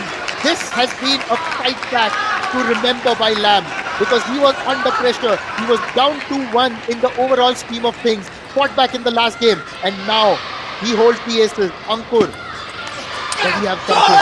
He does. Does he? No, he doesn't. It's match point. Match point for Lamb. Hong Kong, China on their way to beat the hosts. Bit of silence in the stadium. A victory by Hong Kong, China. They have won the quarterfinal, secured the medal. India campaign comes to an end. This has been an incredible performance by Hong Kong, China in a stadium that was backing the host. It is Hong Kong, China who have overcome a test. It started off with a convincing victory by Wong Chung Ting against India's Manoj Shah. It was 11-5, 11-9, 13-11, and then Chan Baldwin, Manav Thakkar, another classic, went to the 5th game. Ultimately, it was Chan Baldwin who won that 3-2. Over here, Ankur Bhattacharjee was in control for majority of the match, but when it mattered, Lam Siu Hang turned it on and took Hong Kong China to a 3-0 victory in this quarter-final. Take a bow, Hong Kong China. It was a performance that was really fantastic, and this is how Lam Siu Hang beat Ankur Bhattacharjee in this match. Yes, this time he has kept a lot more ball in the center and to the forehand half, which is where he knew that when Ankur is behind the table, he's using that half of the ball there and control the rhythm of forehand of Ankur, and then keeping lot of almost ball 41% in the half, so that he cannot have his ripping aggressive backhand. So well controlled, beautifully controlled by by Lamb. And yes, the strategy paid off. We won the final game there. India campaign comes to an end, and Disappointing for the host team and for the home fans as well. India will of course go on to play the classification matches. They will all obviously have to compete for the fifth spot, and that's going to happen of course. But last year India had exited in the semi final, and this time it's disappointing for them. It's a team in transition, remember, some of the senior players aren't around. It's a young team. They will be better with the experience. Having said that, they've also got a lot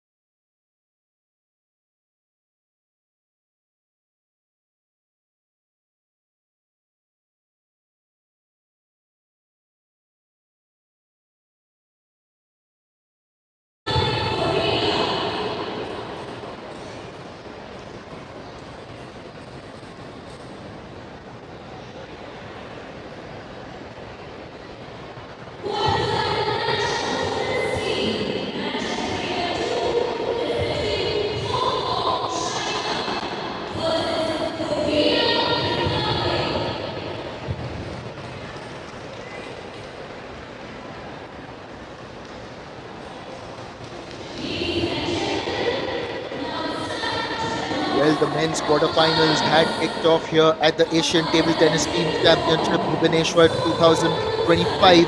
But now it's time for the women's quarterfinals.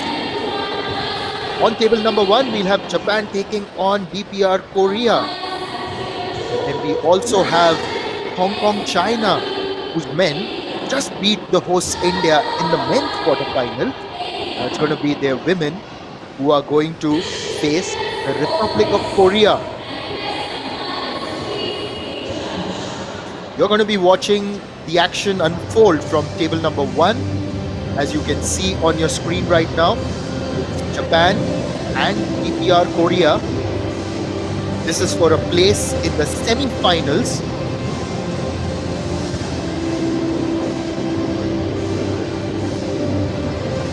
It's day two of the 28th Asian Table Tennis Teams Championship 2025 in the wonderful city of Bhubaneshwar in Odisha.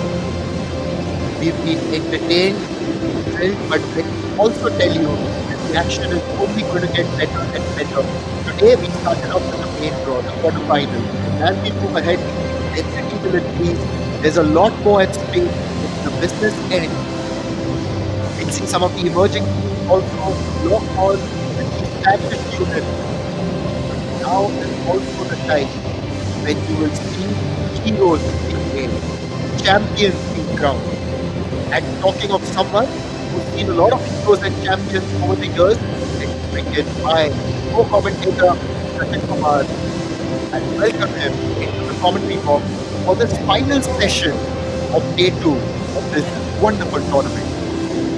Thank you, Nishad. After such a high-octane match between India and Hong Kong, China, we are here with Japan and DPR Korea lineup, and you can see right now Hira Niva Harimoto. Check the racket of Charles Sophia.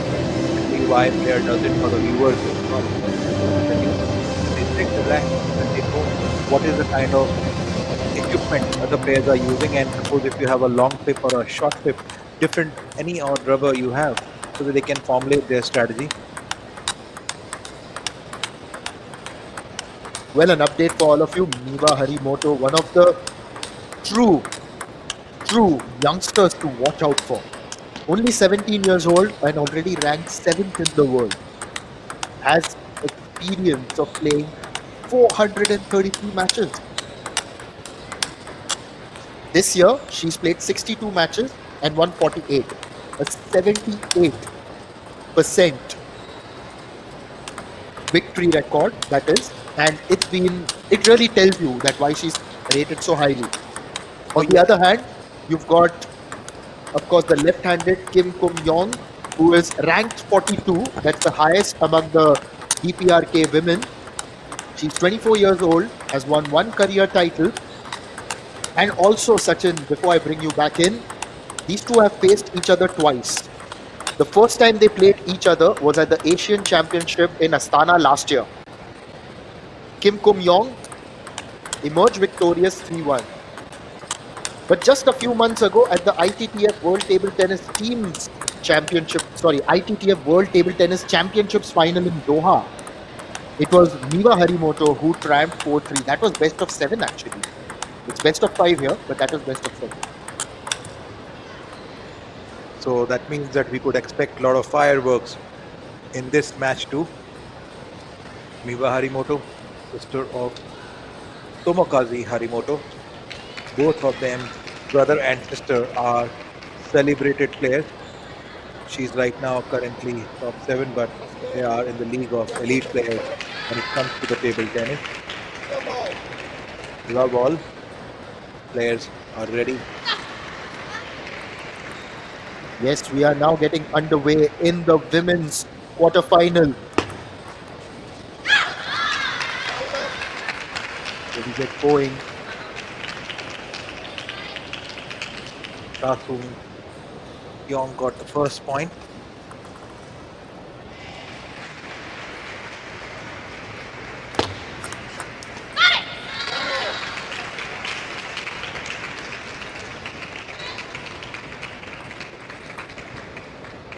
One all.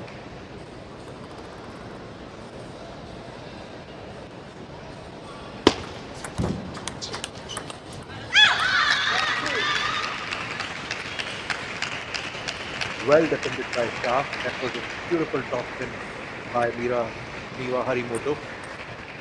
She well defended the spin. Miwa to serve.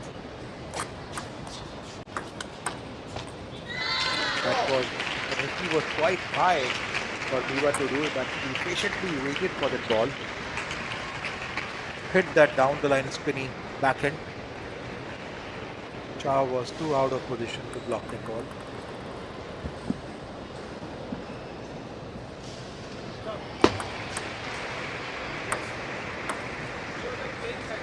A leg call by the umpire on the serve, warning for the height of the ball while Shah is serving.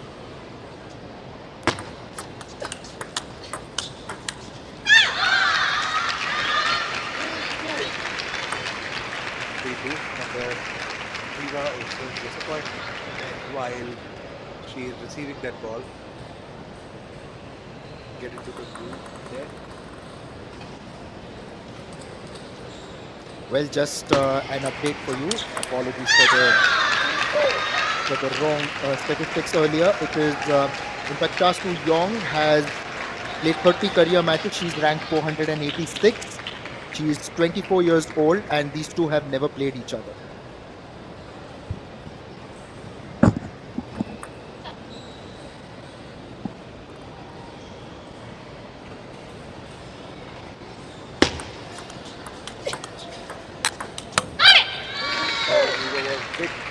Bit of a hurry there, but she stopped it for the tap she played.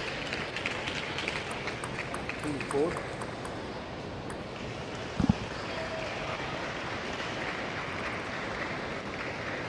You have to serve. Oh, that was a skinny backhand there, or down the line backhand. Serve success. You can see both players at 75%. It's 4 apiece. Obviously, for Cha Soo-young, it's not easy when you're up against a player of this caliber, Harimoto, who is in position at number 7 in the world rankings. And, for someone like Cha, it's also about getting that experience in, of course. But the way she's playing doesn't look like that she is that low in the rank. Oh, no doubt. You come in with the mentality that you are an equal competitor.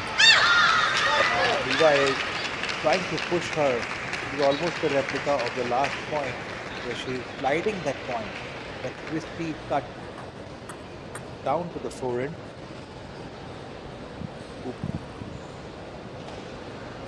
It's 5-all at the moment, and just looking at Harimoto gets that point.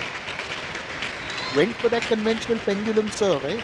Absolutely, she is right now being deceptive. If you see the way Miwa does the service, she stops it for a while, create that deception.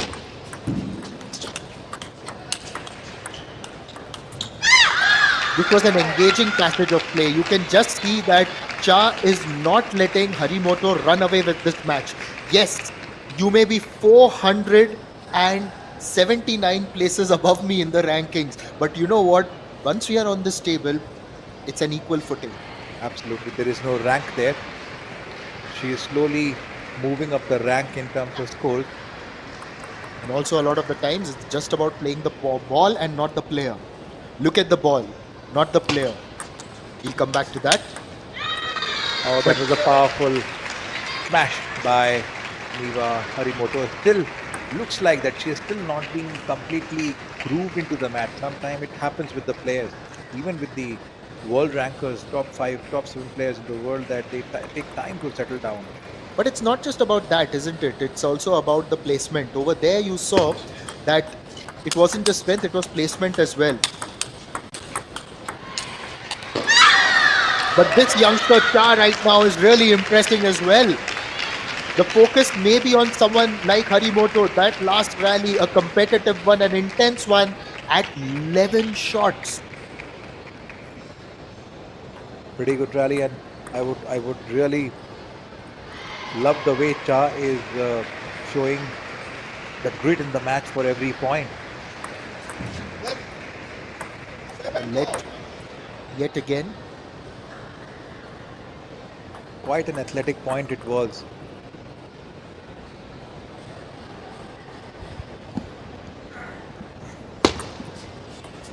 Oh, that's gone off the net again, but this time it hasn't trickled onto the table, rather it's gone outside.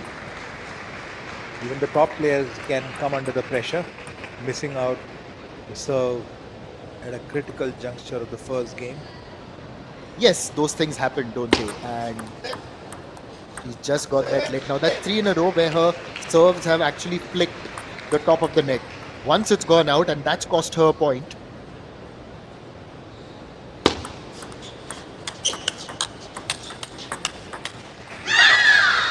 Wow, you've got to really praise the spirit with which Cha is playing here. And she has moved to 9-7.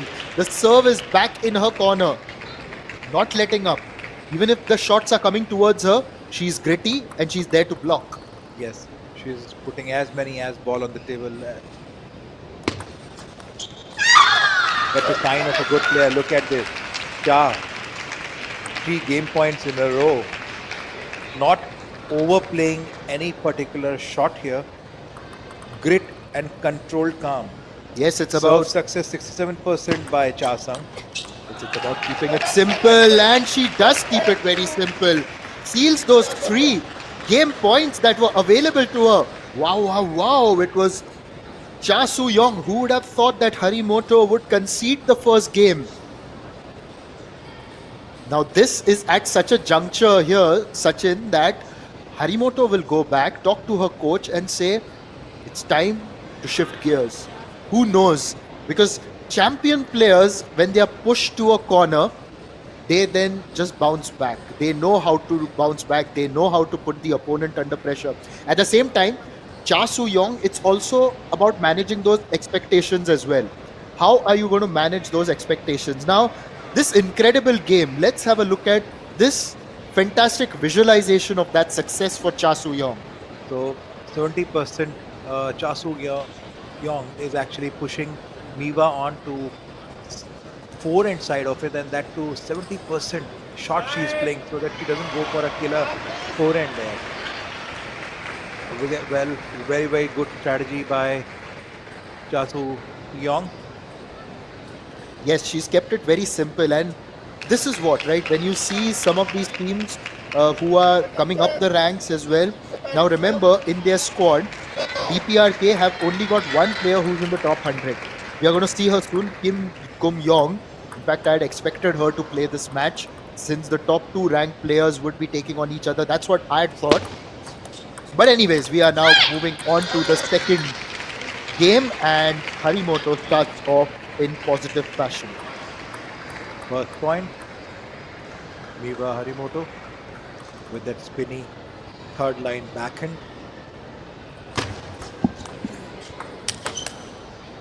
That smash was on point, But and that gets her the point. If you see, before that smash, Miwa Harimoto placed the ball onto extreme forehand. Cha was thinking that ball would actually serve, would land up on the backhand, but great deception. Again, a great service by Cha here. Slowed down that shovel service in the center of the table.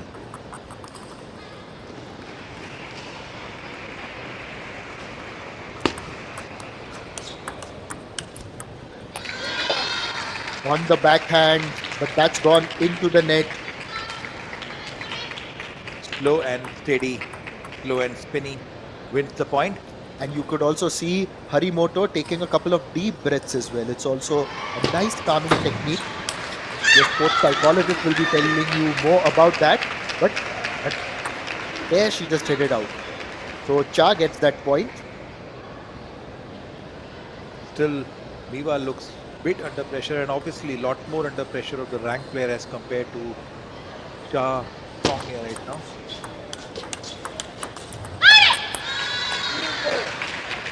Unlike a lot of international other matches there, you see a lot more slower spinny rally here. It's 4-2. It's 4-2, all right. And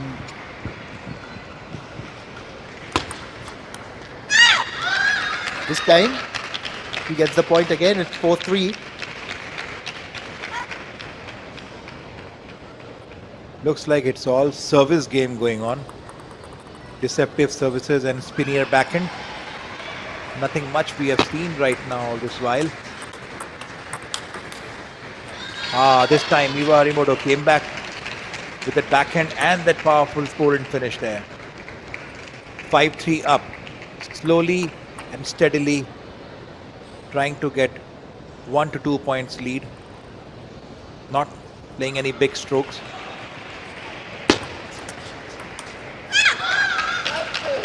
Good received by Cha. This time she pushed Miwa in the corner of the backhand with that long push.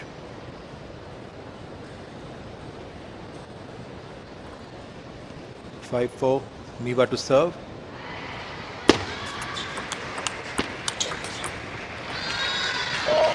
Good deceptive forehand by Miwa Harimoto. Cha was a bit confused there. Cha was a bit ready on the forehand side of it, but got a surprise on the backhand.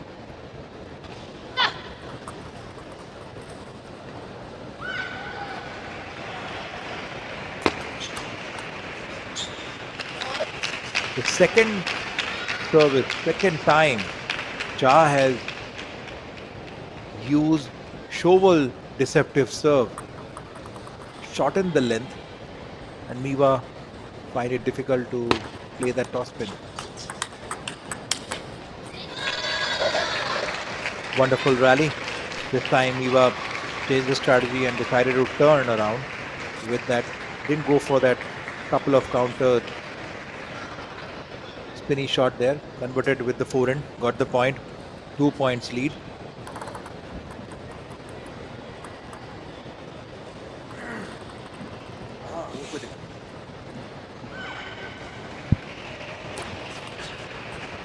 Long service, extremely long service onto the backhand side. Cha was not ready with that extreme long service. Pendulum service there. 8-5. This time changed the service. Cut loose, half long serve onto the backhand. Cha trailing by 4 points. Yes, trailing by 4 points, but he had an incredible performance earlier.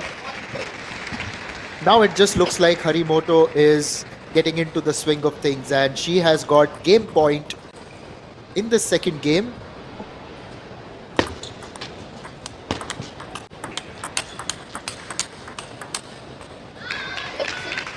This time though, manages to hit it out. So Cha is still alive in this second game. Pretty wrong rally it was.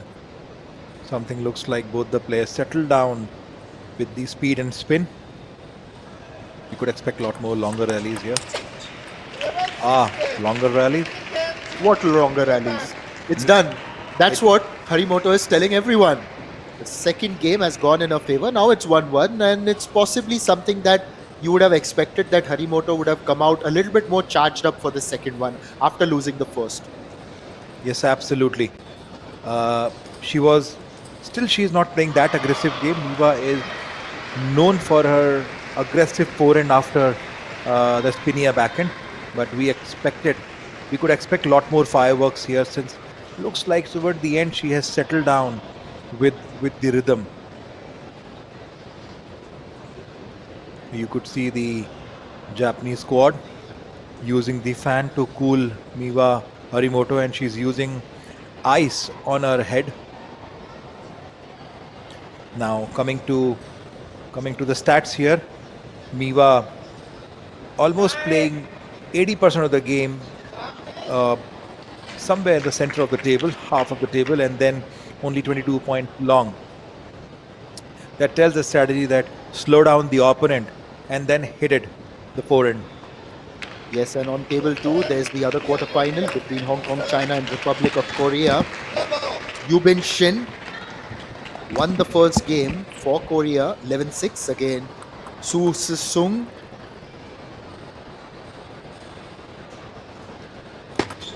Returning to table number 1. A positive start there by Harimoto. It was a good backhand.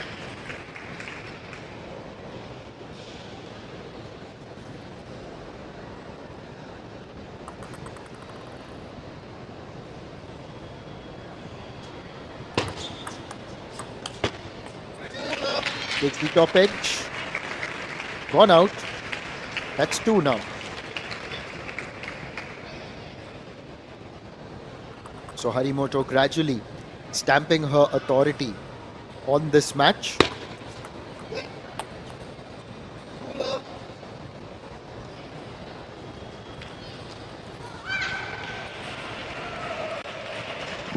feel the crowd behind there. Neva's father and a coach sitting there, watching carefully.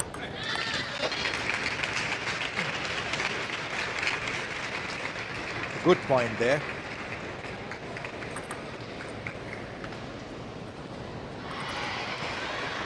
Neva leading by 3 points.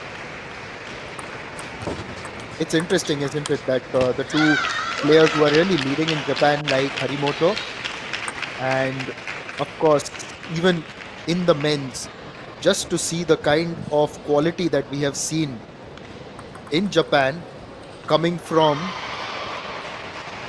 Tomakazu Harimoto as well, her brother, that siblings dominating this and Yes, the father being there, it's phenomenal, like to produce one player, it's difficult in a family, and here you've got someone who's managed to get two. yes, I think it's a hell of a job the family has done there. But I think that's where the family is supposed to do. Ja, bit under pressure, lost that serve. As we know, Tomakazu Harimoto in the men's, a complete prodigy, coming in at the age of 12, 13, and then dominating, beating some of the big players. He's been around for a long time and still a young man, 22, albeit with all the experience in the world. Oh yes, absolutely. We could call them as a young player, but they start at the age of 4 and 5 and then goes for the rigorous physical, mental and technical training. So obviously they start pretty young, and when you have parents at home who decided kids to play table tennis and kids also favor that, obviously you could expect these kind of results at this high level. And with this point, Neva Harimoto leading by 4 points. Ja to serve.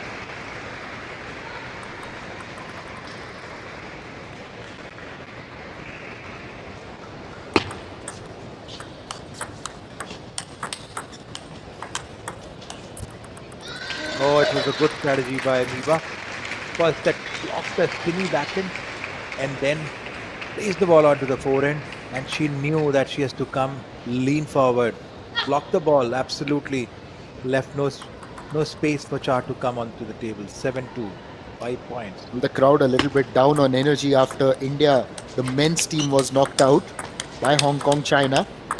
But I would urge all the youngsters to keep an eye on table number 1. Watch Neva Harimoto. Watch her move across. Look, the last rally count was 13.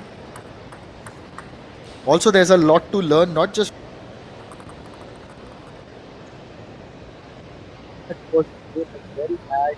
she's definitely trying to get all her processes right. Absolutely.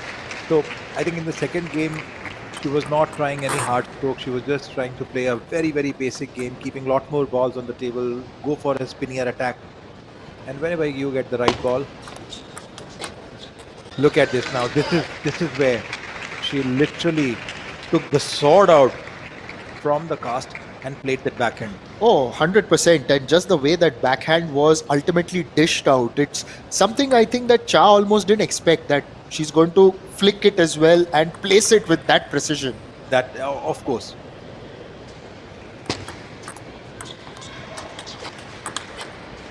Wow. Again, it's almost an action replay. Although this time, I believe there would have been a little bit more power in that flick.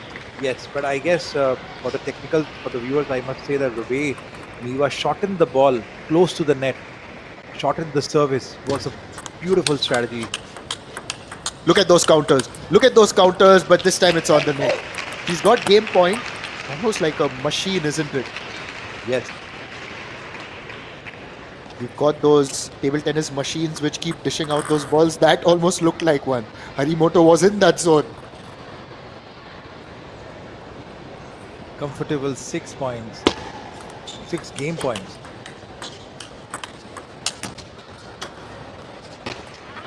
Oh, tried to just lob it across, played it with soft hands, but it's gone way wide.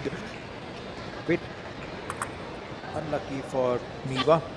Cha wanted to have a winner down the line shot. Ball got stuck into the net.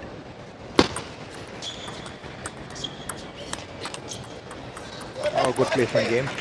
And with that, Harimoto has won her second game and she takes a 2-1 lead in this match. If you look at what Cha So-young did in the first game, you would have sensed that it could have been a little bit tougher, but then you also expected Miwa Harimoto, ranked 7, to shift gears and then take control. And it looks like that control is now quite evident. So at the back of what the Japanese men also achieved today with a victory in their quarterfinal against the Republic of Korea, Miwa Harimoto's brother Tomakazu also had a great outing and went on to win that. He had to play 2 matches, in fact, and here's what Harimoto was able to manage. Now, Sachin, we can see that majority of her shots and winners on one side. On the backhand side of it, and you could see that balls popping out. That deflects to again a major portion where she is slowing the ball. She's slowing the Cha So-young out there, and they are coming out for the next game.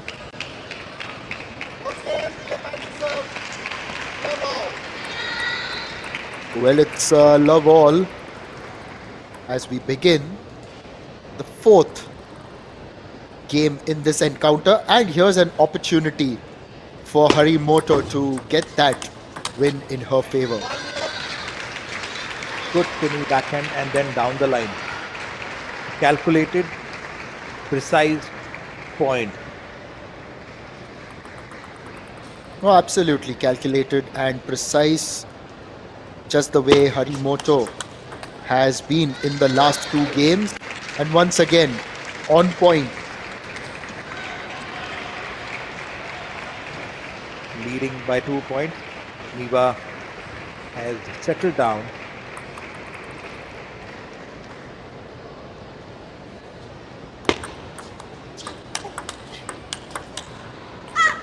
Was on the defensive there, and Harimoto just trying to block each of those long hits by Cha, but this time it's gone out. Yes, I guess she's placing a lot more longer balls so that she can come back. 2 all. Good strategy, keeping the attack to her side. Miwa is pretty good with her attacks too. So obviously, at this point of time, Cha knows that this is the only game, and maybe the first half of the game is something what she has to control Miwa.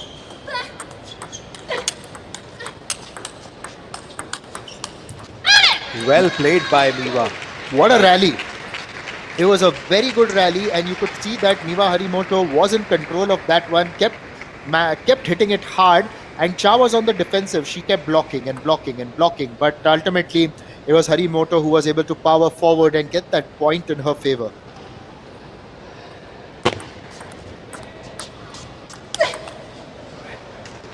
Good one off the backhand. That ripping backhand. Cha wanted to slow her down with that short push. Went little long. Merciless backhand. Absolutely speechless. Cha to serve. Trailing by 2 points.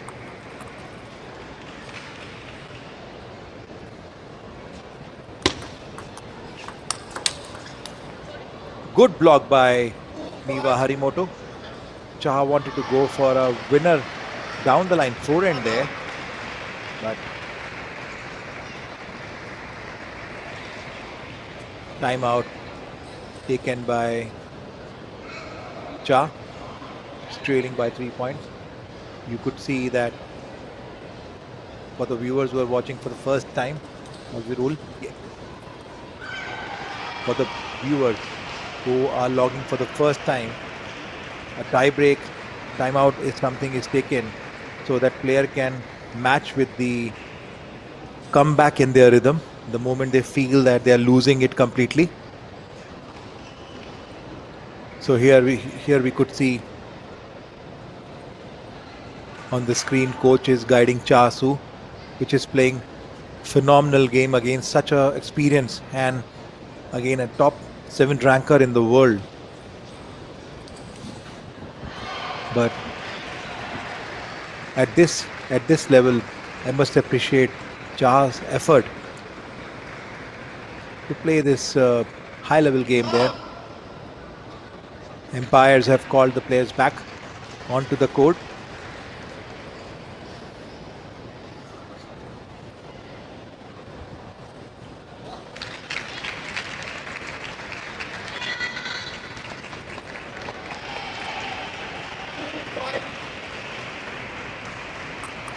Cha serve.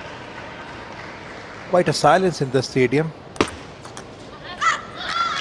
It worked for her. A bit change in a service and half long serve, and it worked for her. Miwa to serve.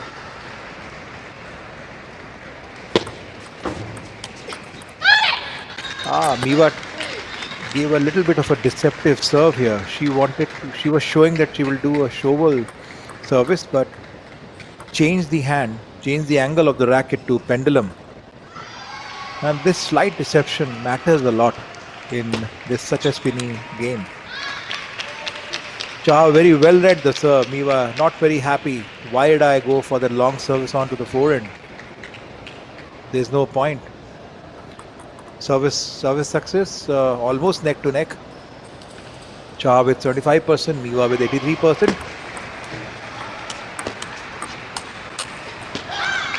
It's a good receive by Miwa. Almost floated receives she gave. Well returned by Cha. Now only 1 point lead for Miwa Harimoto.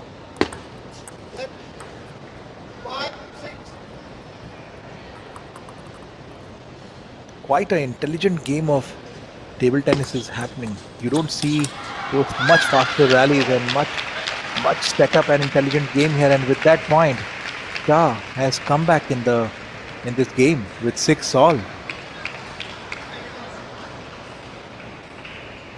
An effort which is worth appreciating for. Cha is absolutely looking so confident and calm against the top ranker Miwa Harimoto. Obviously the crowd's favorite.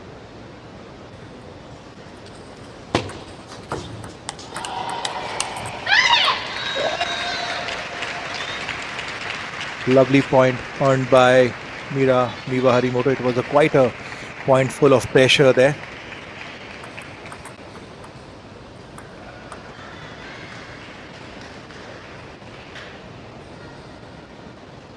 Cha really not letting up.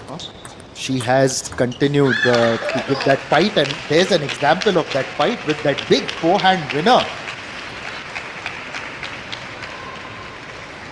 She is giving quite a competition to Miwa while she was up initially, but she came back. And now with 7 all.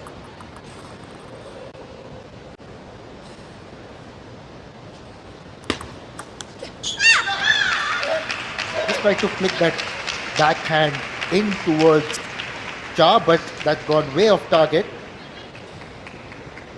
Are we going to go into a 5th game? That is the question, Sachin. What are you thinking? What does your instinct tell you? Looks difficult. Miwa has a fair chance of coming back. She's experienced though. Look at this, how she slowed the ball. And Cha wanted to win that point with that aggressive backhand, missed out. Serve success almost 75%. Both the players are neck to neck. So, can you tell our viewers a little bit about slowing the ball? Because often the smashes they win the laurels, or rather the highlight reel can be full of them.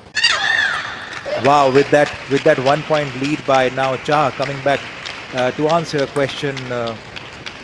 It's basically when we say that slowing down the game. So when both the players are playing high spin game, you slow the ball to the more second in the middle of the court, so that the other person is not being able to hit the fast game, and with your impatience you may lose the point.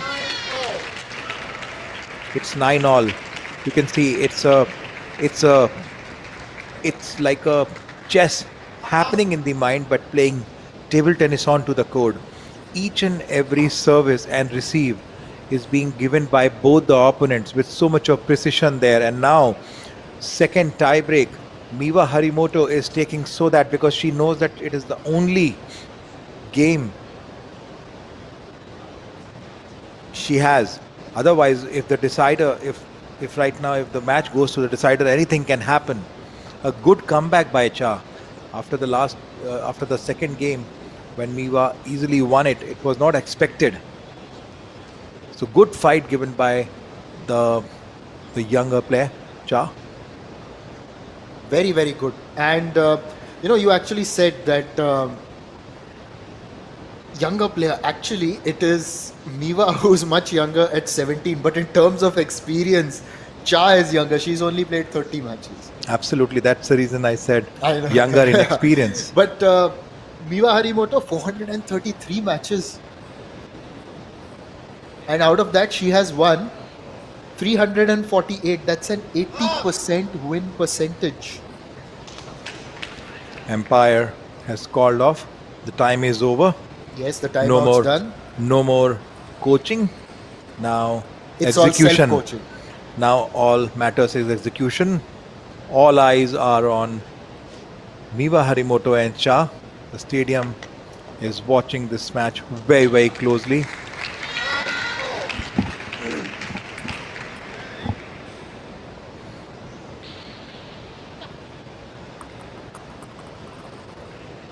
Now in a critical juncture, Cha serves. Oh, bit of a tough luck for Miwa Harimoto. The ball, that spinny backhand touched the net.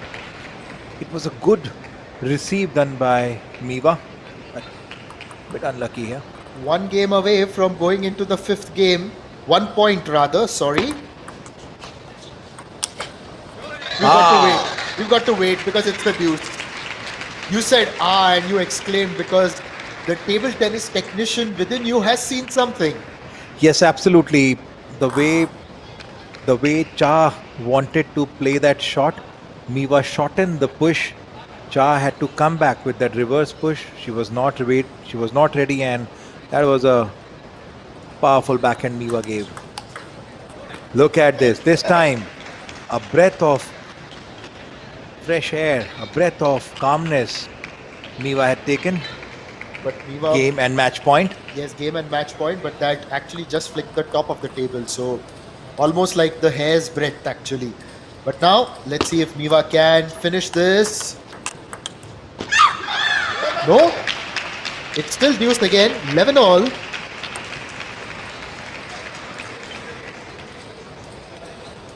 I'm wondering why the longer rallies are not happening. Typically, Miwa, the way she plays, is she under pressure? Don't know.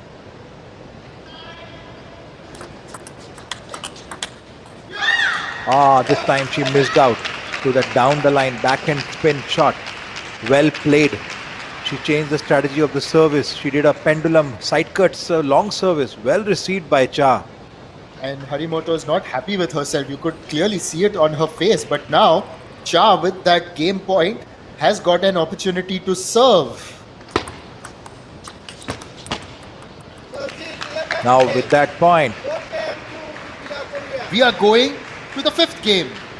It's an incredible fight back by Cha. You've got to give her credit because it's never easy. And I keep reminding viewers that when you're an emerging player, especially considering your experience is a lot lesser, You're ranked 486. You're up against someone who's an absolute star in world table tennis. Absolute star. And what do? You take them to the fifth set. Now the question is, Sachin, and just think about it. Maybe take a minute or two to answer my question. Who will be under more pressure? Because, and let me lay it down for you. Harimoto, yes, more experience, 7th rank. But yes, there's also a lot at stake because you start thinking, oh my God, what if I lose to this player? On the other hand, Cha, will she be thinking, I'm in a great position, nothing to lose, go for it? Or, oh my God, I've got a chance. And that puts her under pressure.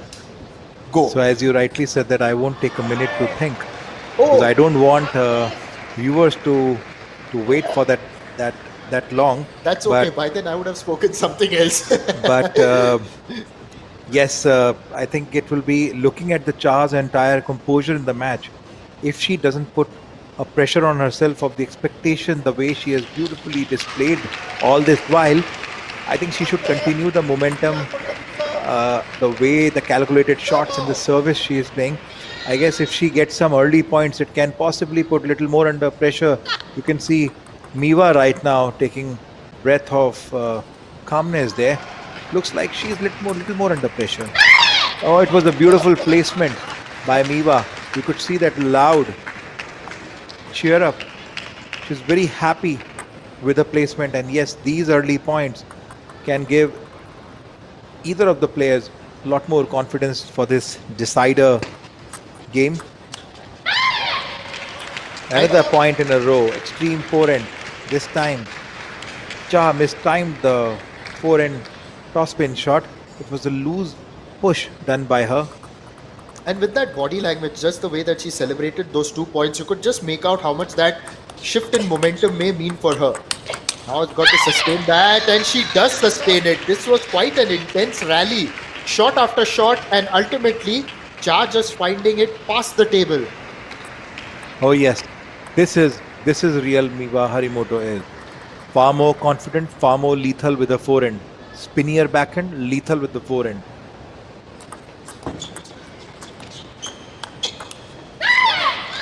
Once again, you spoke about that lethal nature of the forehand, and overall she has balanced herself very well in this fifth game, taken a 4-0 lead, and now Cha will actually start thinking, when am I going to win a point? She's not letting her win right now. She has to earn it.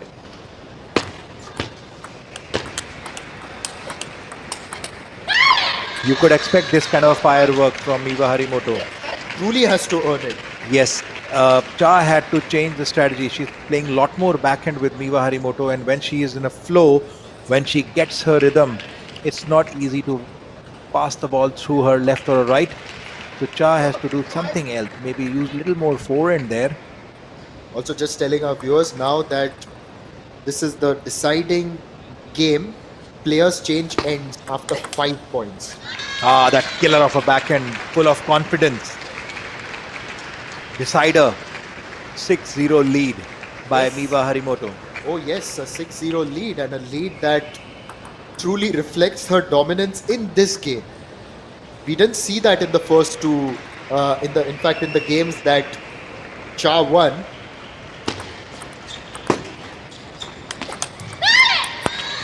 That deep push to the backhand and then forehand in the center. Speechless. Obviously, Cha, this is the highest level of table tennis she's getting from Miwa Harimoto. Yes. This is where it becomes tactical by nature.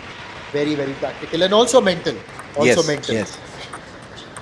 That was actually a good return there. Look at this. Miwa is not giving even a single point. That she slowed down to that rally. She didn't give that point casually. That means that she is very clear. You have to earn that point now.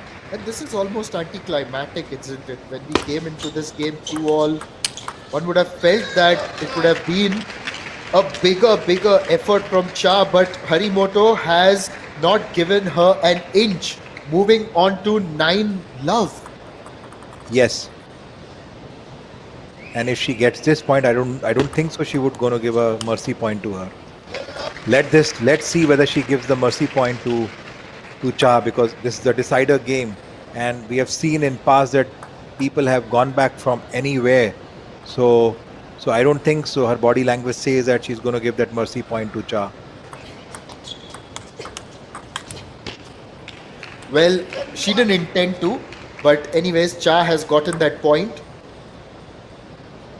Well, maybe Harimoto would tell you that all the mercy points came in the games that Cha won actually in this match.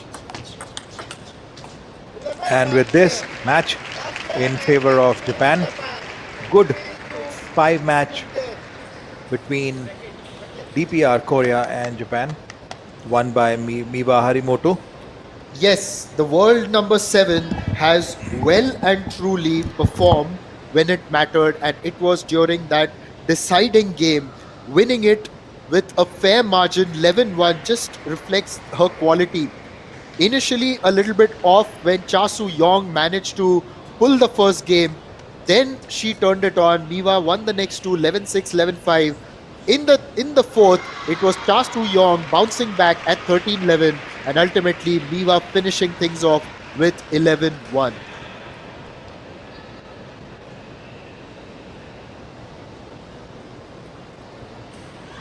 So in a minute, we'll be back with you because the next match in this encounter will be there. And don't go anywhere, just stay with us. And we'll be back from table number 1 here at Kalinga Stadium very, very soon.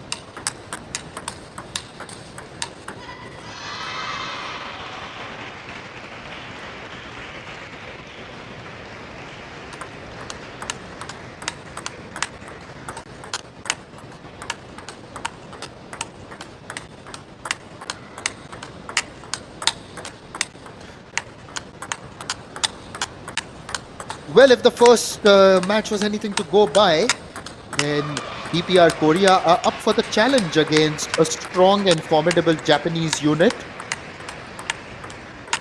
Now it's going to be Hina Hayata. But on your screen right now is Kim Kum-yong, who is DPR Korea's number 1, and that is Hayata there in the pinkish jersey. In the blue jersey from DPR Korea is Kim Kum-yong, 24 years old, number 42 in the world currently. Has played 49 matches in her career and won 38. This year, though, she's only played 3 matches. Now talking about Hina Hayata, who's at the other end. She's 25 years old. We'll have a look at her in a moment or two. But Kim Kum-yong, a left-hander. A lot of expectations from the DPRK on her shoulders, because when you're number 1, you carry that extra aura. Now, yes, that is Hina Hayata on your screen. 25 years old from Japan, ranked 14, and in terms of experience, 563 matches. And we are ready. It's going to be Kim Kum Yong to serve a left-hander. Going towards a left-hander, an all left-handed affair. So table number 1 becoming the southpaw's corner. And it's Kim Kum Yong who begins positively for herself.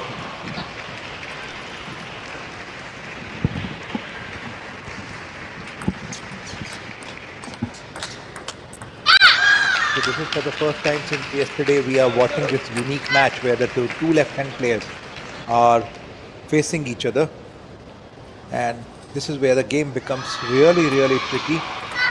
One of the matches that I really liked watching today was between a player with a pen holder's grip and the other player being a left-hander. Now, that is a different dynamic altogether in the world of table tennis, and this dynamic too, finally we've got to see that on table number 1 here at the Asian Table Tennis Teams Championship.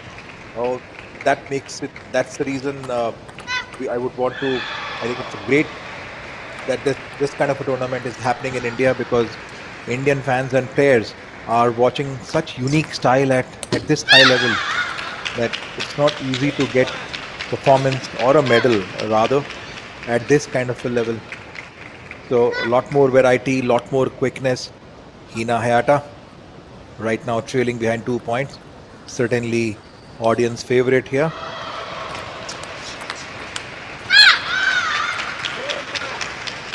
Kim Kum,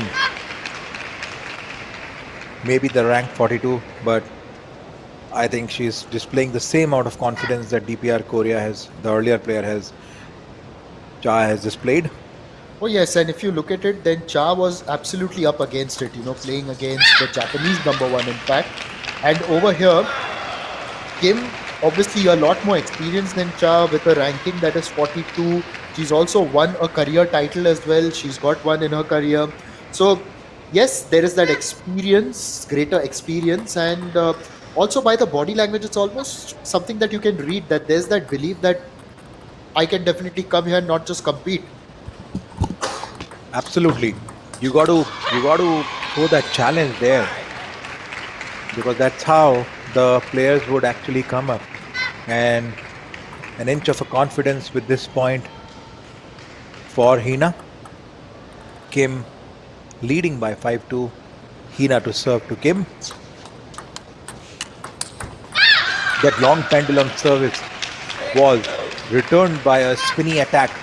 Kim could read the service so beautifully well, and with a powerful forehand, Hina had absolute no escape. 6-2. Kim Kum to Hayata. Look at that. That is a lot of confidence. Just that forehand with authority, placing it past Hayata. And you just look at that body language. We can keep focusing on that, and she has got a spring in her stride, and there's that belief that you can definitely read. We keep harping on that because it's quite evident. Now that's a let serve, so they've got to serve that again.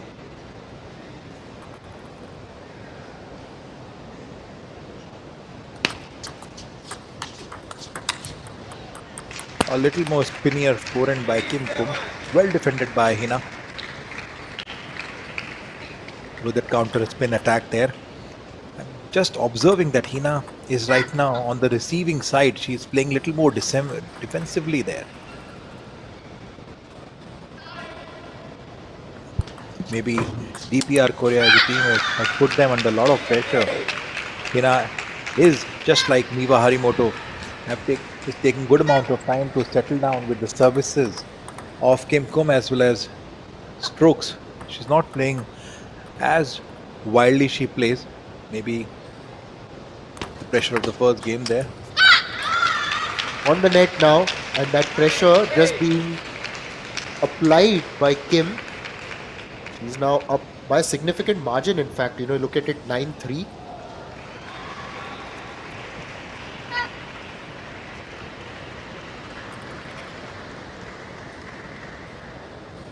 Looks like that warriors against the champions are playing. This time though, it's lobbed a little bit out. And Hayata will get that 1 point and move up to 4.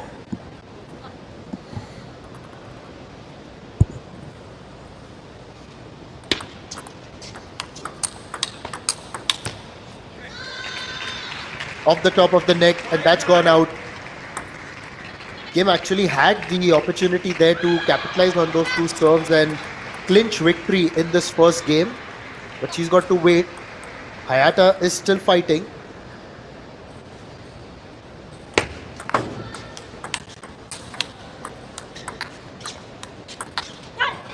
What has she done? What has Kim Kum? What is she doing? She is playing like a simple player in between. Can you explain that a little bit more for our listeners as well? She cut the forced topspin and literally kept the ball onto the second court. How did she manage to do that? And Quite a disaster. What happened? She slowed down the spin on such a powerful topspin. Not an easy thing. What is the kind of skill she has got? And But- why is she opening that window for her? 9-7. Whoa! Hayata was down 9-3. The next 5 points have gone in her favor. And this is some sort of comeback if she can capitalize on it. Oh, it's quite a good comeback. Yes, and Yeah. now Kim would be thinking, like, have I opened the door? All this while she has not played even a single point casually though. So she has got a, I guess, odd rubber onto the backhand. Yes, she has got an odd rubber onto the backhand. That's why she could slow down the spin. 9-all.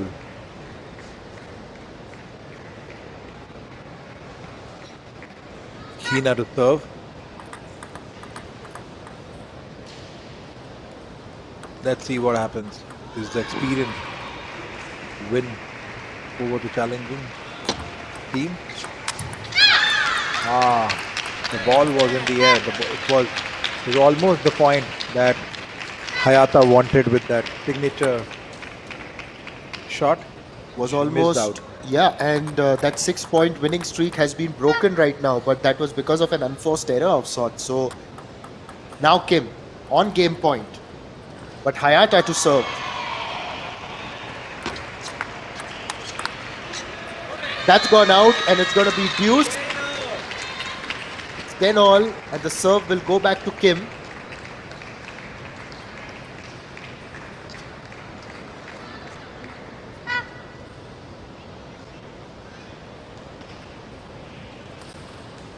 Then all.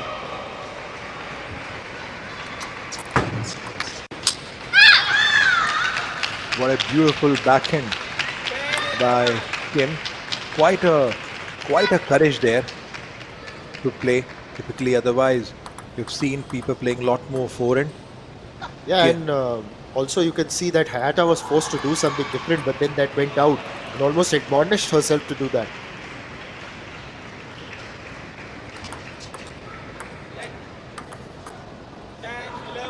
It's still game point now for Kim.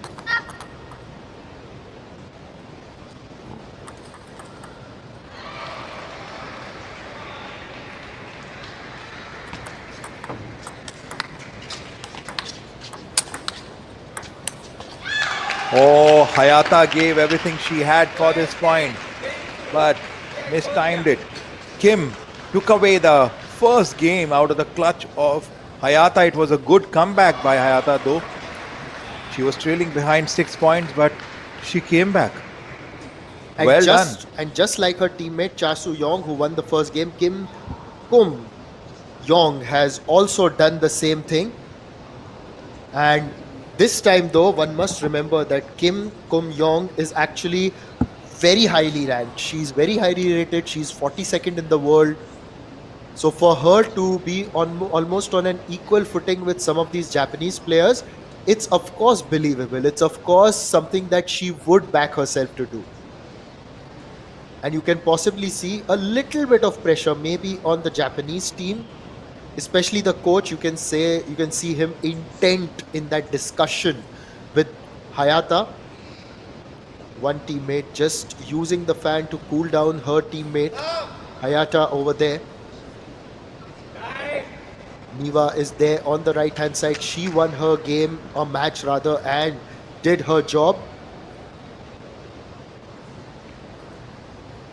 What's happening on the other table? Let's just have a look at that as well.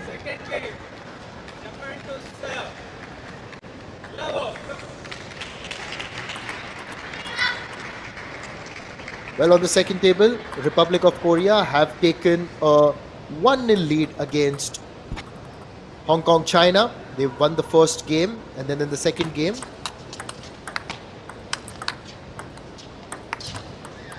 Wow, what a beautiful use of pimple service, so pimple rubber by Kim, suddenly changing the rhythm of Hina Hayata.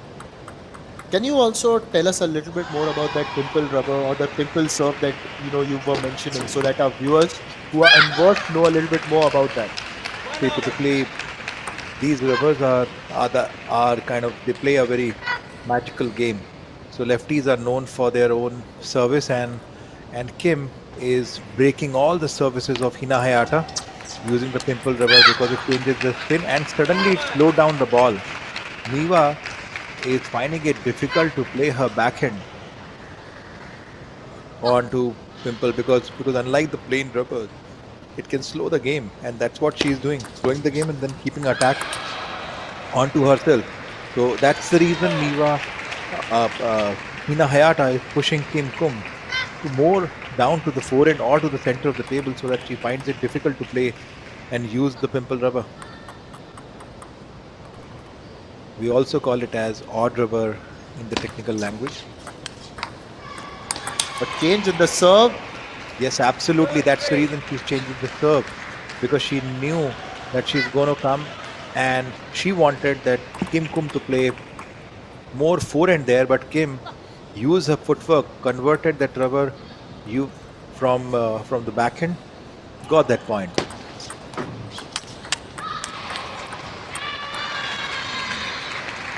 This time, Hina Hayata changed the service to tomahawk, which leaves a little less time for opponent to go on the either side of the table.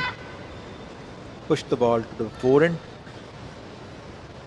So Hina's strategy is to push Kim Kum to play a lot more from her red color rubber, which is a plain rubber. You could see that she's placing the ball more on the center of the table. And just to tell the viewers, on table number 2, on the other quarterfinal, Republic of Korea against Hong Kong, China. The second match is going on. Kim Neong of Korea Republic against Zhu Shengzhu of Hong Kong, China. 11-4, 11-8. It's 9-all in the third game there. Meanwhile, it's 4-all here. It's 4-all here. Kim is setting good amount of challenge for Hayata. A, she's a lefty. B, she has a pimple, and she has attacking pimple rubber. It's a very unique combination.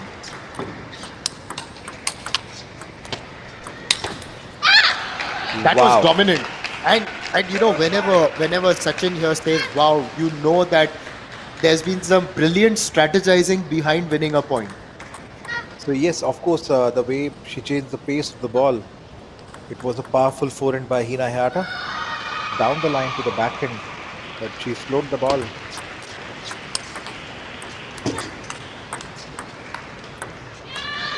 My goodness, you could see the block, top block, everything into the rally. Kim is really fighting for every point, making Hina sweat. But every piece of point she's taking, she's not giving up. That's the kind of a grit you require. Here's the timing. A gift she has given to Hina. The ball that she missed, the toss spin that she missed.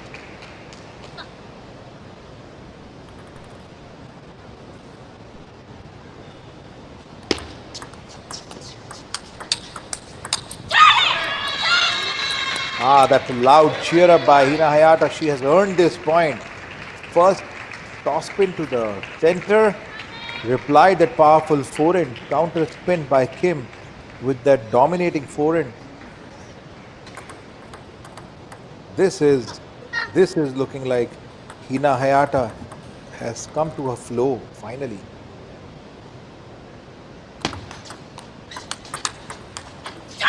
Lot more confidence in her stroke, lot more display of spin.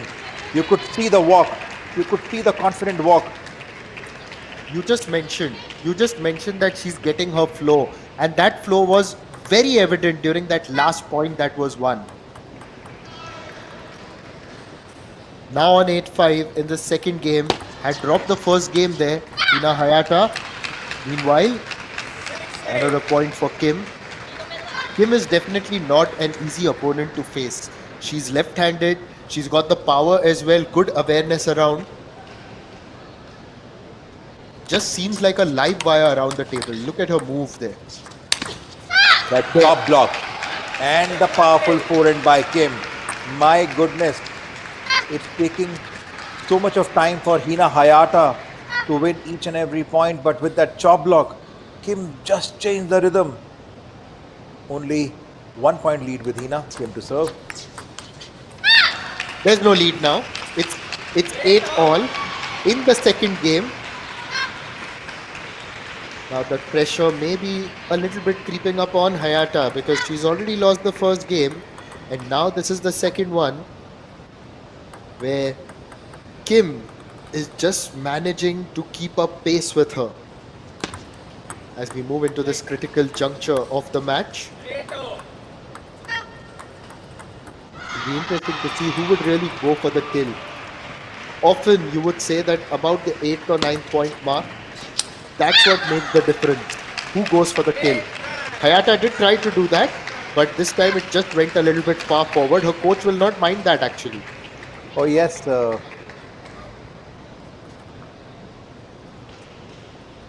I guess. And it's a timeout. It's an early timeout actually in the second game itself. Generally, we've seen timeouts being taken in the third game or the fourth game. But this one, maybe the Japanese coach, let's just put a timeout now, break the momentum that maybe Kim has got on her side, and let's arrest the slide that is happening on our side. Absolutely, you bang onto it.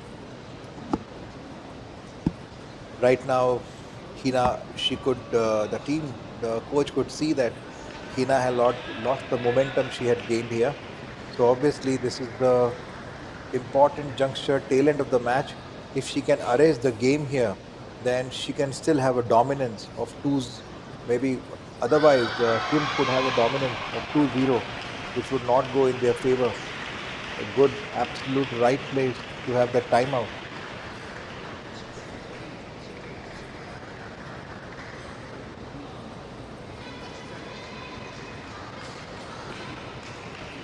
So much of pressure we have seen Kim has put up on Hayata. Such a beautiful display of skills here. And very impressive, very, very impressive by Kim. Just the way that she has played today so far.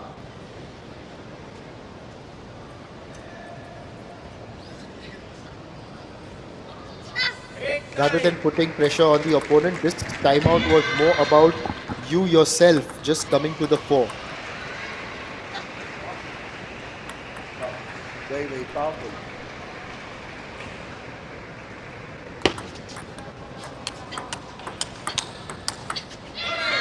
Wow, that's a good comeback by Hayata with that powerful forehand. Very good comeback. Extremely well done because there was power in that, and she also put it in a corner where Kim wasn't going to reach it because it was hit that hard. Now Kim serving with the left hand, of course. Going for the pendulum. Changes direction. So much of grit, so much of calculation in first three balls. It's so much of calculated game Hina Hayata played. Such a high level and then went aggressive. She knew that it's the time that she has to go aggressive for this point. Ooh, wow. Yes, it's game point now.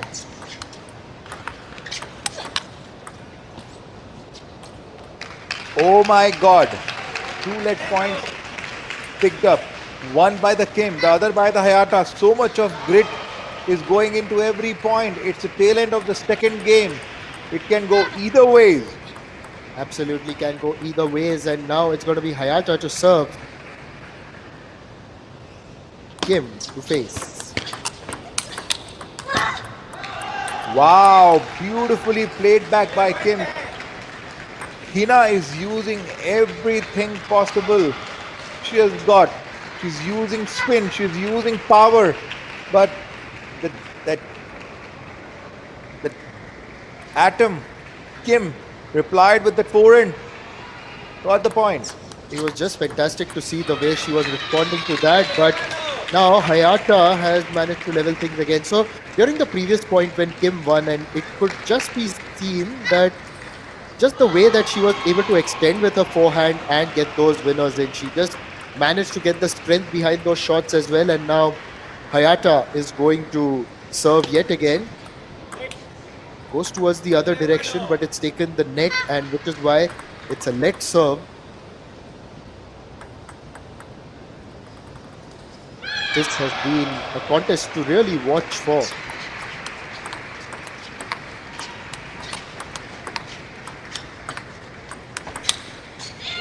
My God, such a long rally there. So much is required to fight for that 1 point. On one side, Kim is blocking all her forehand from her forehand. Look at the eyes of Hina Hayata, completely focused, grit. On the other side, Kim has no effect on her. Wow, beautifully pushed the ball onto the forehand, slowed the ball onto a forehand. Lovely strategy. Absolutely not allowed Hayata to use her power forehand there. Yes, and this contest is getting even more intense. If the first game was anything to go by, it was 12-10, and now it's 12 all. We're just extending forward. We're just moving forward.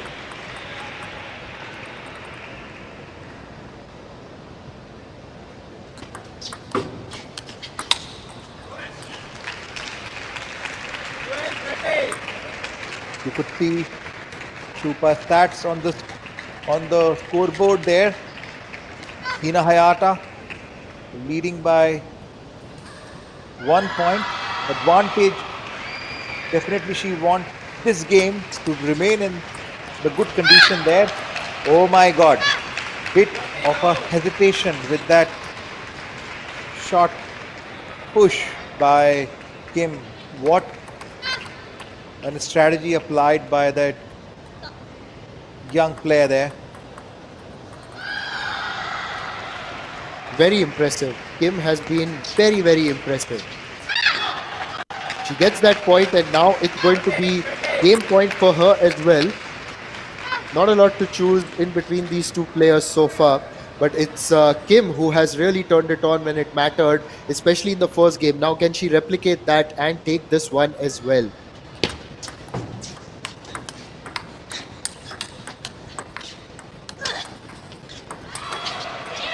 My God, Hina Hayata bent out, literally kneel down for that backhand shot, and after that finish with that forehand. She's getting everything out what she has got from the arsenal. Such a beautiful game by her. Yes, and that rally itself was 12 points, and it just indicates the kind of intensity that this match has had. Yes. It's 14 all. Hina Hayata Hina to Hayata serve. to serve, yes. Kim Kum. Kim Kum. There's that fire, the tank It's coming a in. beautiful Oh. strategy. Service in the center. Forehand.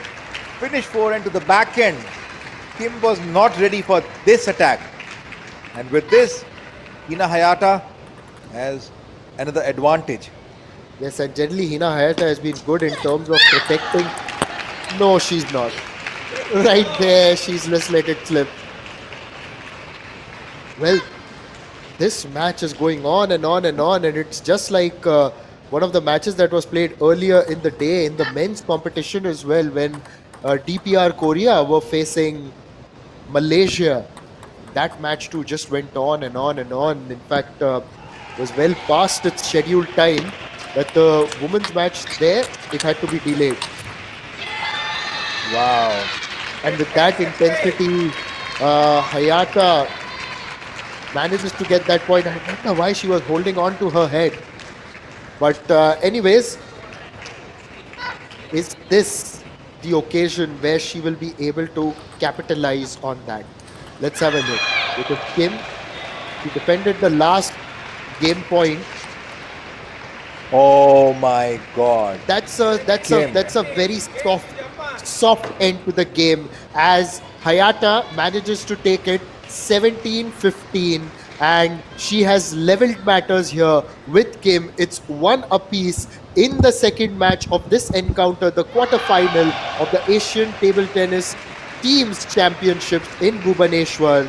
Don't go anywhere. It's Japan versus People's Republic of Korea, and we will be back with the third game in this second match. It's Hina Hayata taking on Kim Kum Yong.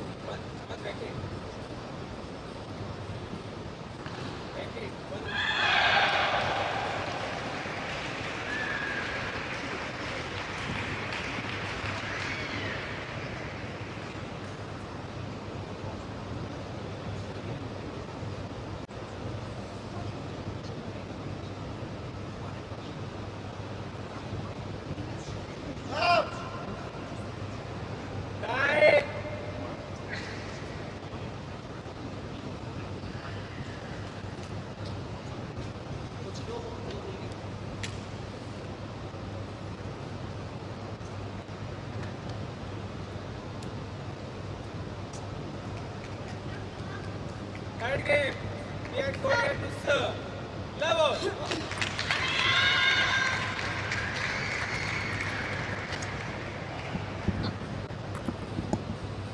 Right, so we are back here, and it's the third game.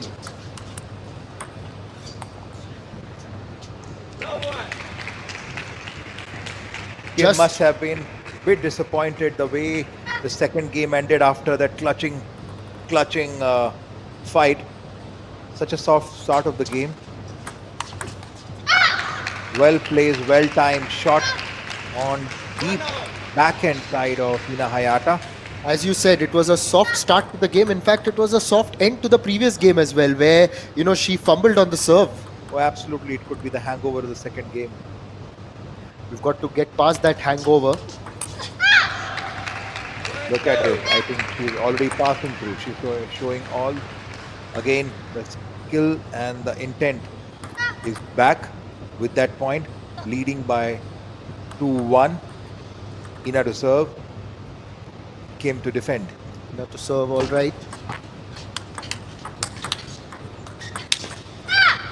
Wow. A lucky point, but well defended by Kim. 3 topspin.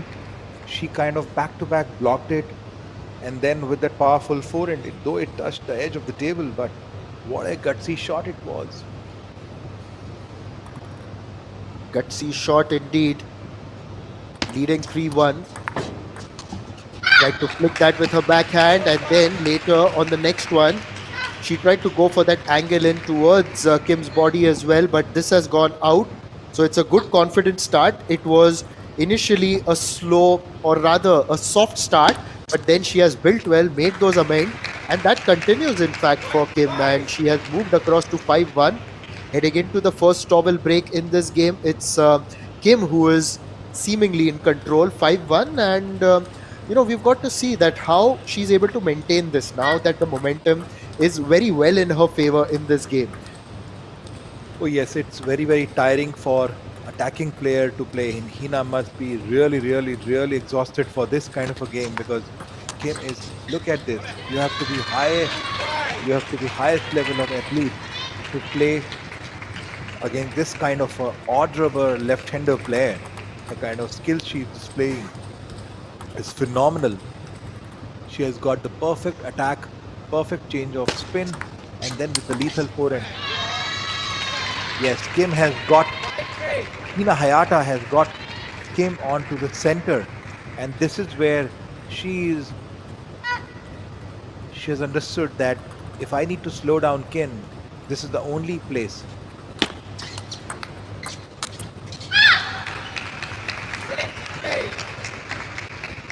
3 points lead. Yeah, getting that 3-point lead now, all right. But initially, the beginning was very much in Kim's favor. Then Hayata managed to come back, and what a rally this one! What a rally! There was power in that, but Hayata was on the defense. She tried to, keep herself in by blocking and blocking and blocking.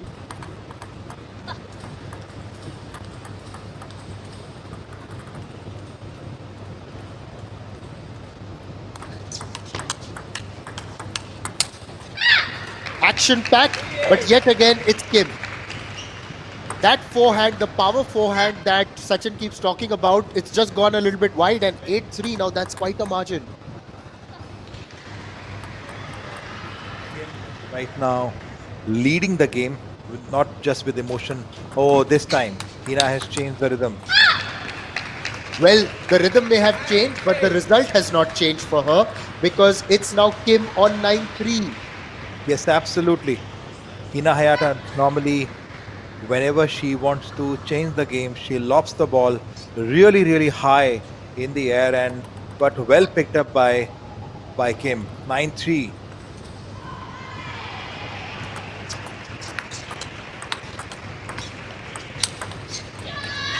That driven backhand by Hina Hayata there. Kim has slowed the ball. He went forward, used the spinny shot, and then finished off with the powerful backhand there. 4-9. And that forehand by Kim eventually creates that opportunity for her, and she wins it. Hayata flicks the top of the net, and that's gone out. Now it's another game point. She's got the chance to go 2-1 up. Well, the DPR Korea team has certainly turned up very spirited for this match.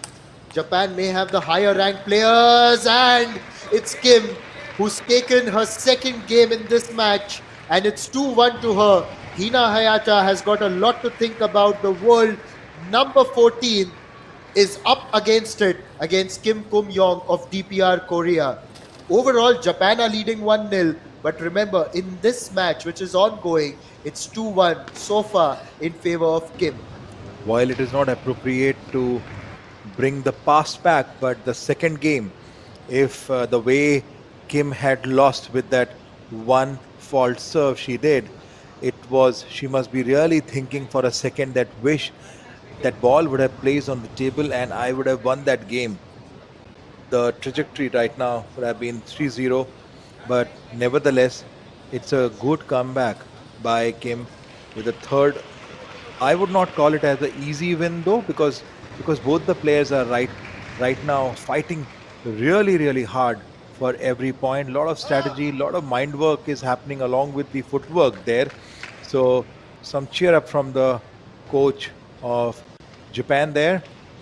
Hina Hayata to defend, and Kim is fighting to win this particular match. And it is love all play. We are loving it from this beautiful stadium of Bhubaneshwar, Kalinga Stadium there. Yes, we are on the third floor, in case anyone wants to know. We are on the third floor, getting a great view as well. Oh, Kim looks like Hina Hayata is a bit surprised. The first service, she missed out. She was under a shock. How come?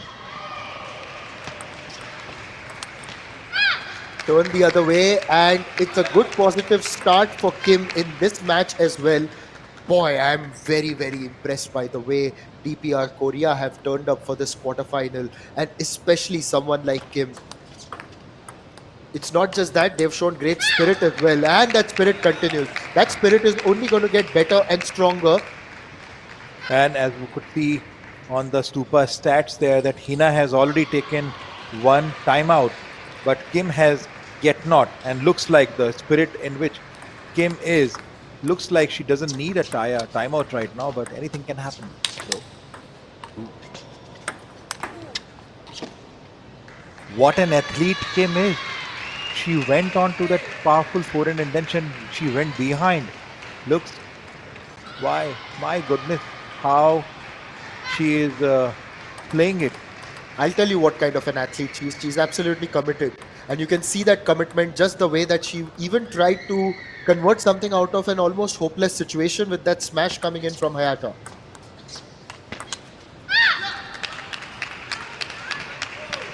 That lead is just growing now. It's a 3-point lead. The character of the DPR Korea team can also be seen with the way Cha Soo-young actually played in the first match as well against Miwa Harimoto. And although she lost, it was a 5-gamer. Hayata managing to get that point with that forehand, and you look at the forehand and it's one that will really impress someone like Sachin, because you know that when you talk about the beauty of certain shots, I think you will rate this forehand very, very high. Yes, absolutely. 5 on 5. Why 5 on 5? Go for 10 on 10. Unless you've got only 5 parameters to judge. Since we have not touched 5 points in this particular game, that's the reason 5 on 5. All right, fair enough. But anyway, it's now 4-3 and Kim still has got the lead. It's Hayata who's actually chasing this match, because obviously Kim is ahead 2-1. Yes, I would hats off to Hina Hayata, the way she's chasing, because at some point of time it looked like that she's going to have again a big margin, and look at this, she has equalized the score there. Yes, And just dancing around a little bit, trying to keep her feet ginger and warm as well. Keeping herself active, moving a bit. Get the muscles flowing. 4-all now. It was 4-1 at one stage. Now, is the tide turning gradually? Is it turning gradually? Made Kim stretch for that one. She did. She outstretched her hand, but couldn't place it properly.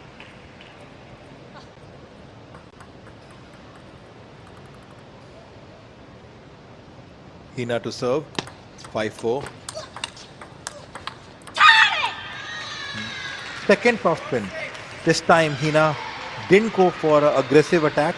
She looped the ball from behind. That is something which Kim got little confused. What to do with that? And this is how experienced players can actually change the rhythm of the game.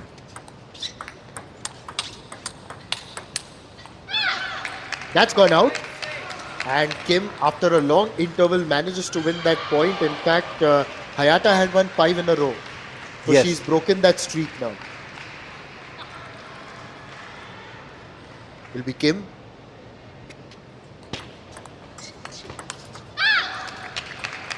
And that streak has been broken, as I said earlier. Now it's 6-all.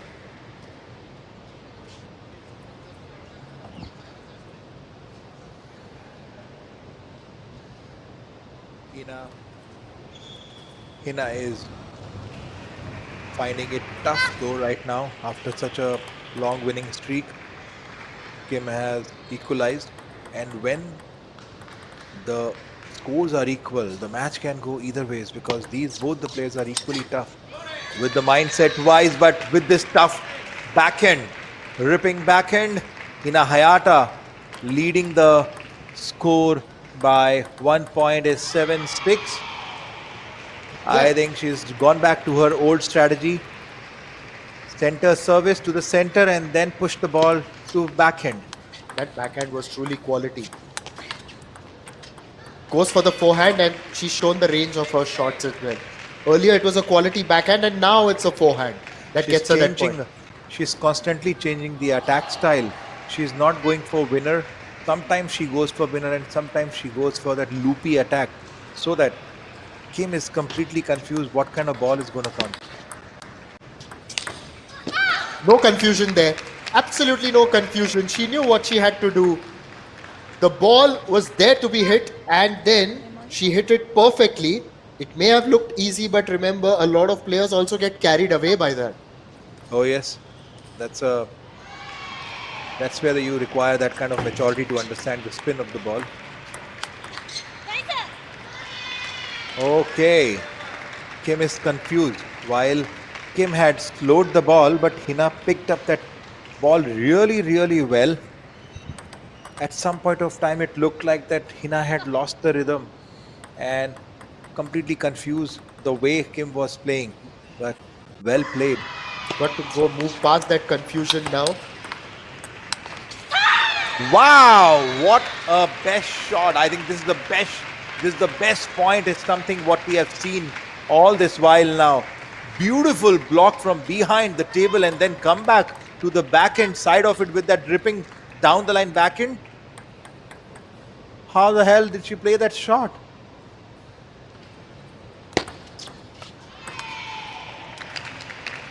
That's gone out. So a bit of a moment of respite for Kim. Good comeback, Hina Hayata. Oh yes, she was 4-1 down. She was emotionally down. She was down by the strokes, but now, same game, she's leading by 10-8. And I'm surprised why Kim has not taken a timeout yet. Yeah, why would you want to save it for the fifth one? And we are going into the fifth game. Hayata has been good. She's moved to 11-8. And this has equalized matters in the second match. It's 2-all. And we are now set for a fifth match. And you can see the level of quarterfinal. It is playing at such highest level. Both the players are playing their complete game. They are pushing everything, is something what they have got under their arsenal.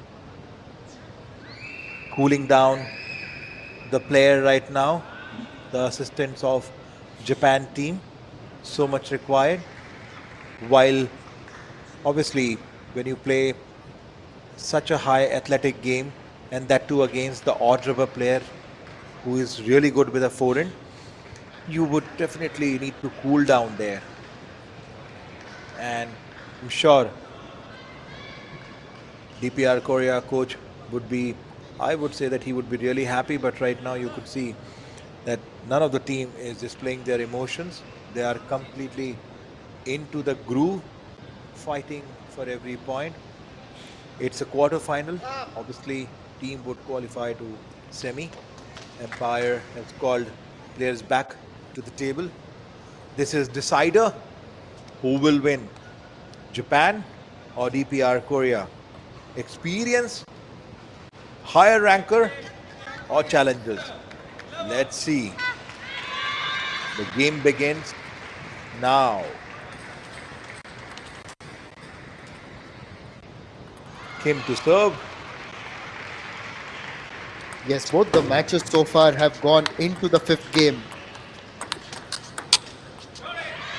And just to add to that, Sachin, this is the fourth 5-gamer that we are covering in a row on table number 1. Because the India-Hong Kong-China match also, the last 2 matches there went into the fifth game. And both the matches here also have gone into the fifth game. So quite something, huh? Absolutely, because this is how they are talking about it. This is how the quarterfinal is supposed to be played. Each and every player went on high with their skills. Yeah, and more intensity. Because obviously there's more at stake. The players are a lot closer in terms of ranking. And what a forehand. She really pressed it, made Hayata stretch out. Hayata got her paddle towards it, but then only managed to hit it towards the net. Oh yes.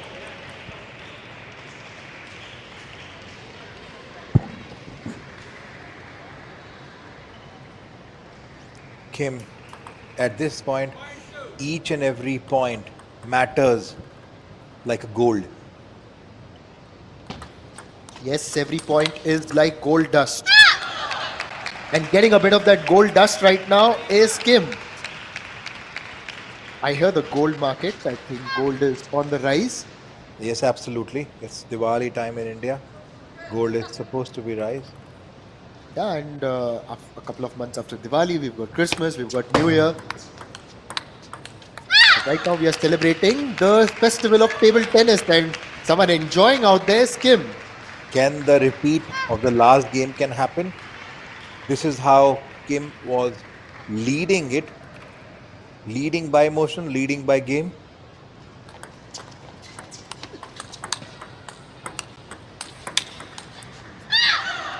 This Wow. time, Hina Hayata used everything. She changes the spin on to the forehand toss spin as well. But Kim was well prepared. She could read that after every second powerful toss spin, Hina Hayata changes the spin. So she was absolutely ready to handle that ball, and point went in favor of Kim. With this, the score tally is 2-2. Decider game. Kim leading by 4 points. Hina to serve. Hina to serve, and they've changed ends, of course, because already one player has touched 5 points. And after the change of ends, it's Hina Hayata who benefits initially.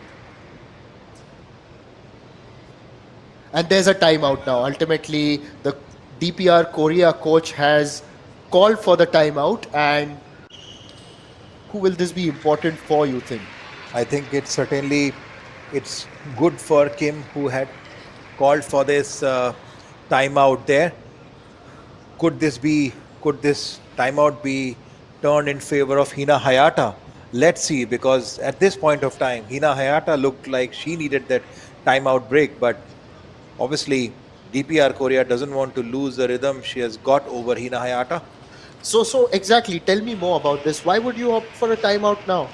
I mean, you're in control. You're 5-2. You don't want to break the momentum. If Kim would lose 1 or 2 more points, the match could actually turn in favor of Hayata. Yes. And that's the reason, because after some time, whenever maybe the coach would have noticed, the body language would have gone down, or Kim would have felt, no, there's something going wrong. I need to change the rhythm of the match. So I need to keep the momentum going with me. And with that 1 point loss, the way she lost it, she felt the need of it. So I would say that it was a good timeout call by Kim.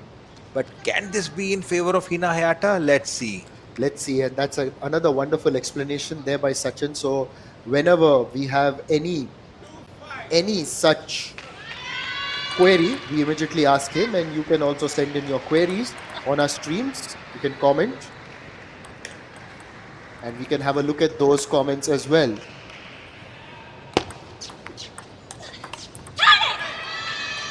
Look at this. 1 more point by Hina Hayata. Both the players on this Stupa stats have taken their timeout. Well, the First point timeouts- lost by Kim after taking the timeout. Lot more pressure.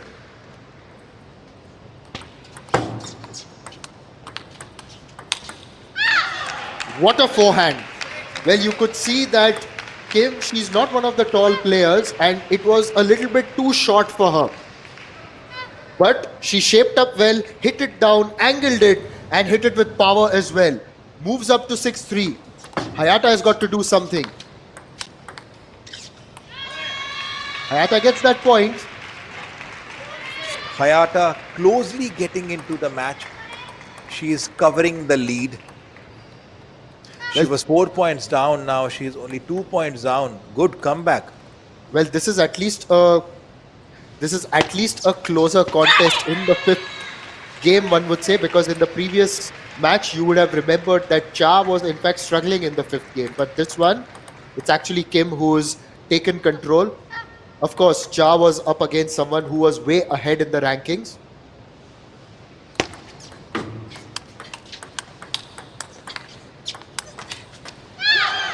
Oh, it was a beautiful long rally, aggressive rally by Hina Hayata, well defended by Kim there. Powerful block. Powerful block and 7-5. A bit of magic in the way she plays. Obviously, the magician lefty player, because of a magical pimple rubber that on the backhand side, the way she slows down, the way she goes for attack, she does everything in the same game. And with this magical rubber, she has got 1 more point in her favor, leading by 8-5. slowly inching towards victory. Trying to go for the attack there, but that's gone out. It's 8-6, and again, just building up on what happened earlier. When it was Miwa Harimoto taking on Cha Soo-young, that match also had gone into the fifth game, but in that fifth game, Miwa was ruthless. She won that 11-1. She won that 11-1, but here, this fifth game has been even more intense. Look at the grit of Hina Hayata. She is displaying her magical backhand skills here along with the forehand there. Wow, good comeback by Hina.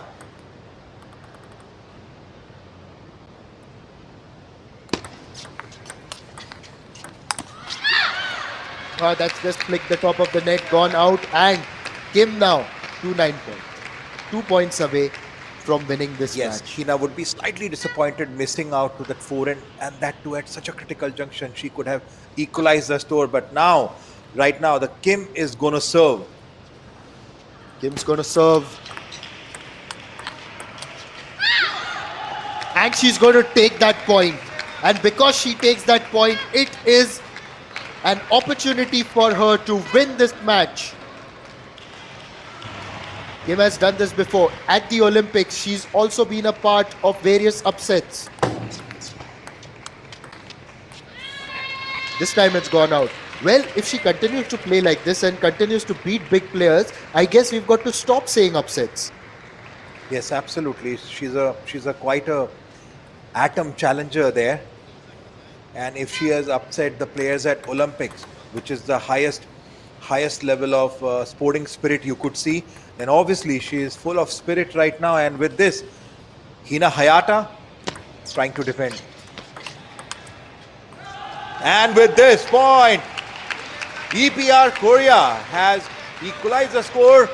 Kim had done the job which she set out to. Coach would be really happy to see that after this nail-biting match. Finally, it is 1-all. This is a performance that will truly inspire her team.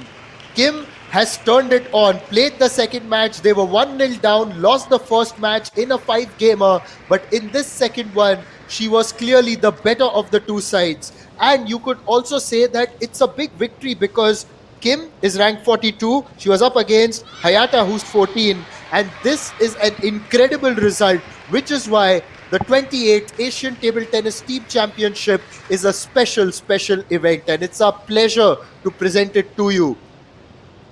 As we get ready for the third encounter. Now, this third match, who's it going to be? From Japan, it's going to be Odo Satsuki, who's ranked 10th in the world. Who's going to come on for DPR Korea? It's Park Soo-gyong.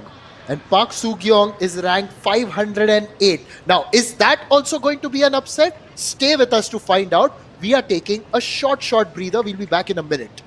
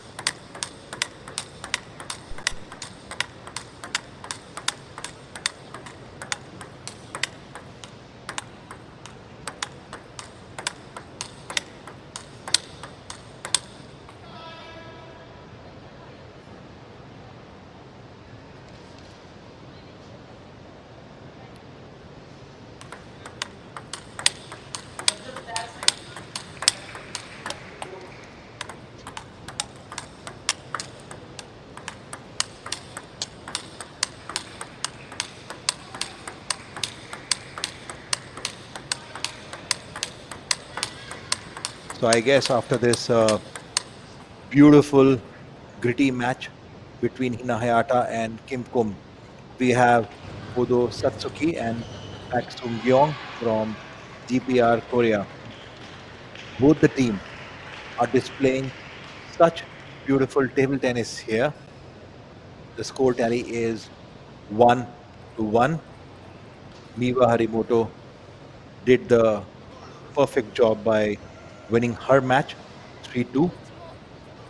A bit disappointment by Hina Hayata here. Well, Sachin, just looking at what the two players have done so far, Odo Satsuki, age 21, she has won. She's in fact ranked 10th at the moment in the world and 393 matches, and she's won 283 out of that. Now, that's an incredible record. 72% win percentage for such a large number. It's really, really amazing. And if you look at Park Soo Gyong, at the age of 22, she's ranked 508. Now, she has to channelize all that energy that Kim Kung Yong showed, the senior player of the DPRK who has managed to equalize matters here. We've done four consecutive five gamers. Now, Sachin, do you expect something more? Do you expect another five gamer? Looks like a tall order to me, if you ask me honestly. Certainly, the way right now DPR Korea has challenged Japan in this quarterfinal of 28th Asian Team Table Tennis Championship is looking phenomenal right now. Looks like that Japan's Odo Satsuki has requested to check the height of the table. Oh Oh, yes, she's also pretty quick by nature, pretty powerful forehand, quite athletic by nature. On the other hand, we have Pak Sung Gyeong, though obviously much behind in the ranking, but looks like that is Japan is under a lot more pressure put on by Kim Kum with that victory, or I would say close victory. Looks like both the players have, unlike the last game where Kim Kum had that magic rubber, this both the players are using attacking plain rubber on both the sides of the racket, and you could expect a lot of fireworks in this particular match. and we have started with a leg serve. It was Odo who started. Odo Satsuki ranked 10th. Another leg. Well, you can keep letting. A bit of a smile here after such a tension full of match. It's always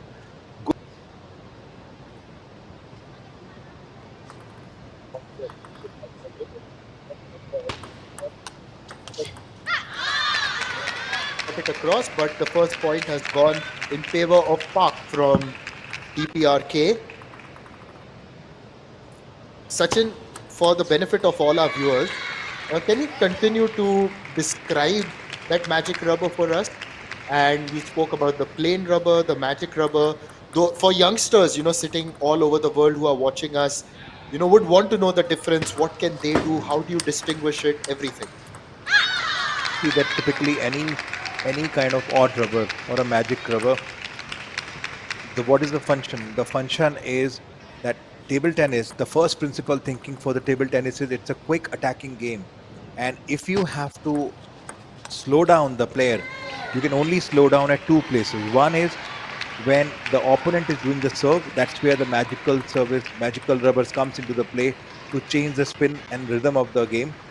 And the second one, when the opponent is attacking, you change the spin and then take more dominant attack. So something what we saw, this is how the principle of odd rubbers is supposed to be. And now looking at the last game where Kim, she's a lefty, she has an advantage of services as well, but Hina Hayata, she had equal advantage, but her spinny services and spinny forehand attacks have been well defended by change by the magical rubber, and then coming back equally heavy with that forehand. She had amazing control over the forehand, whether in terms of blocking the whether in terms of the block or a counter looping.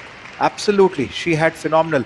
Third thing, which a lot more player may not know, Pete, players who are using any kind of magical or a odd rubber, they require a different level and higher level of footwork skills, because sometimes they get entangled into their own spin services. So well done, beautiful game displayed by Kim Kum.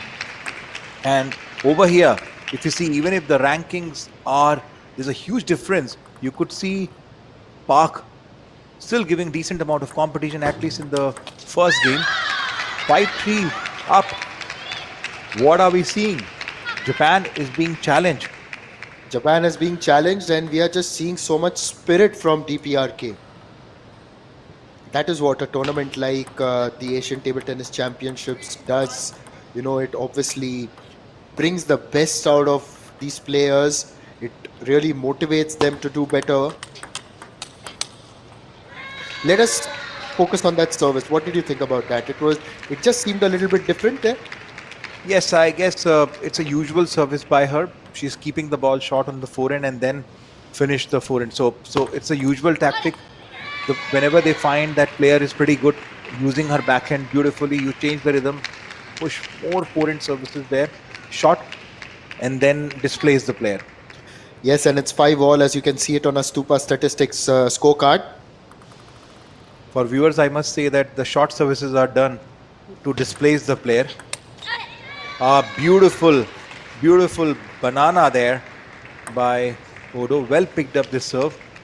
Well, you mentioned banana, you mentioned strawberry, and it's just getting closer to dinner time, my friend. Oh yes, we are having so much of energy for our dinner at this moment with this powerful match between Japan and DPR Korea. Udo has changed the rhythm. Looked like that Park had the rhythm of the match, but momentum has gone back to Japan, and that is how you could expect this kind of a game with lot more plain rubber players. One more point for Odo.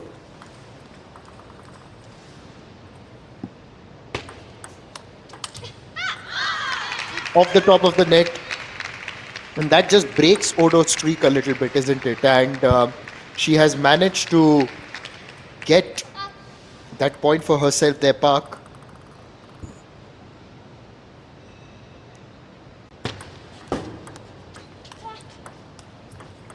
Oh, just lobbed off the net, slowed in pace, which is why Park couldn't quite adjust in time.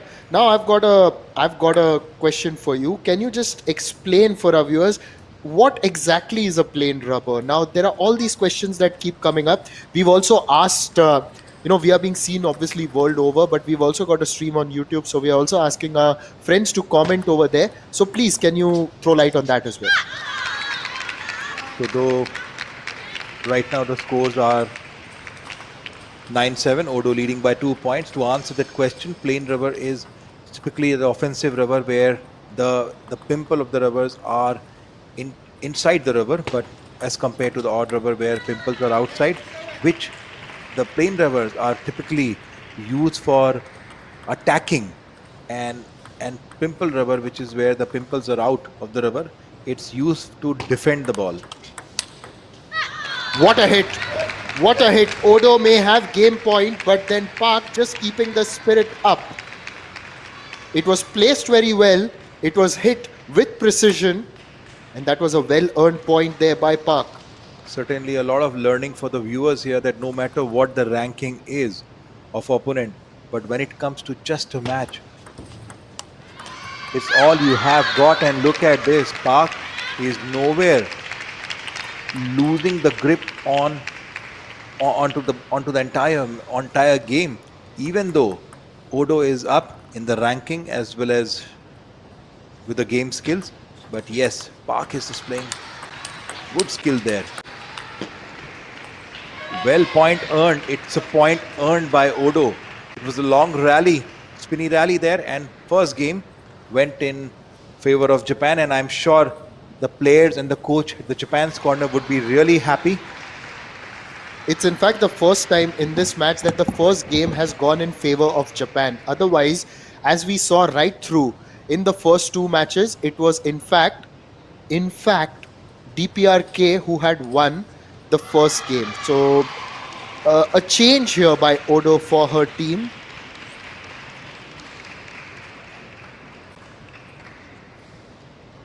Both coaches just passing on their tips, just trying to tell them what's to be done.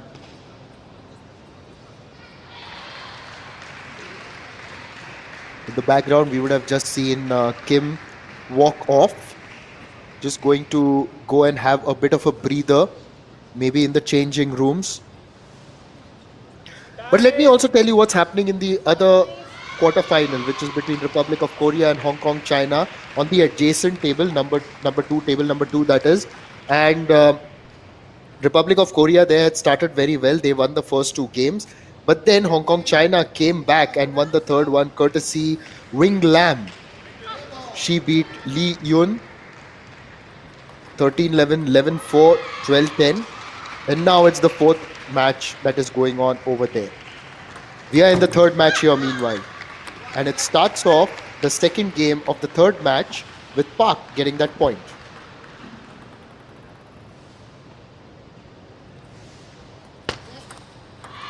Let service called by the umpire. Umpire is asking player not to bring the face in front of the ball. Opponent need to have a clear view there.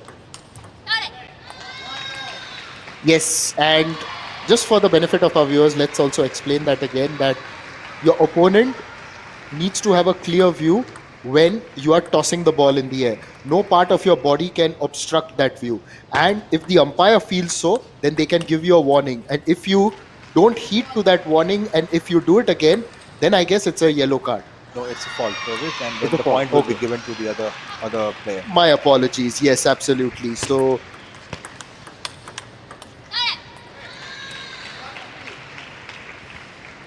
Odo coming back with a spirit. It's a very, very important match for Japan. If Odo managed to win this, then all eyes will be on Miba Harimoto. What a powerful opening she got. She finished that with that powerful forehand there, leading by 3 points.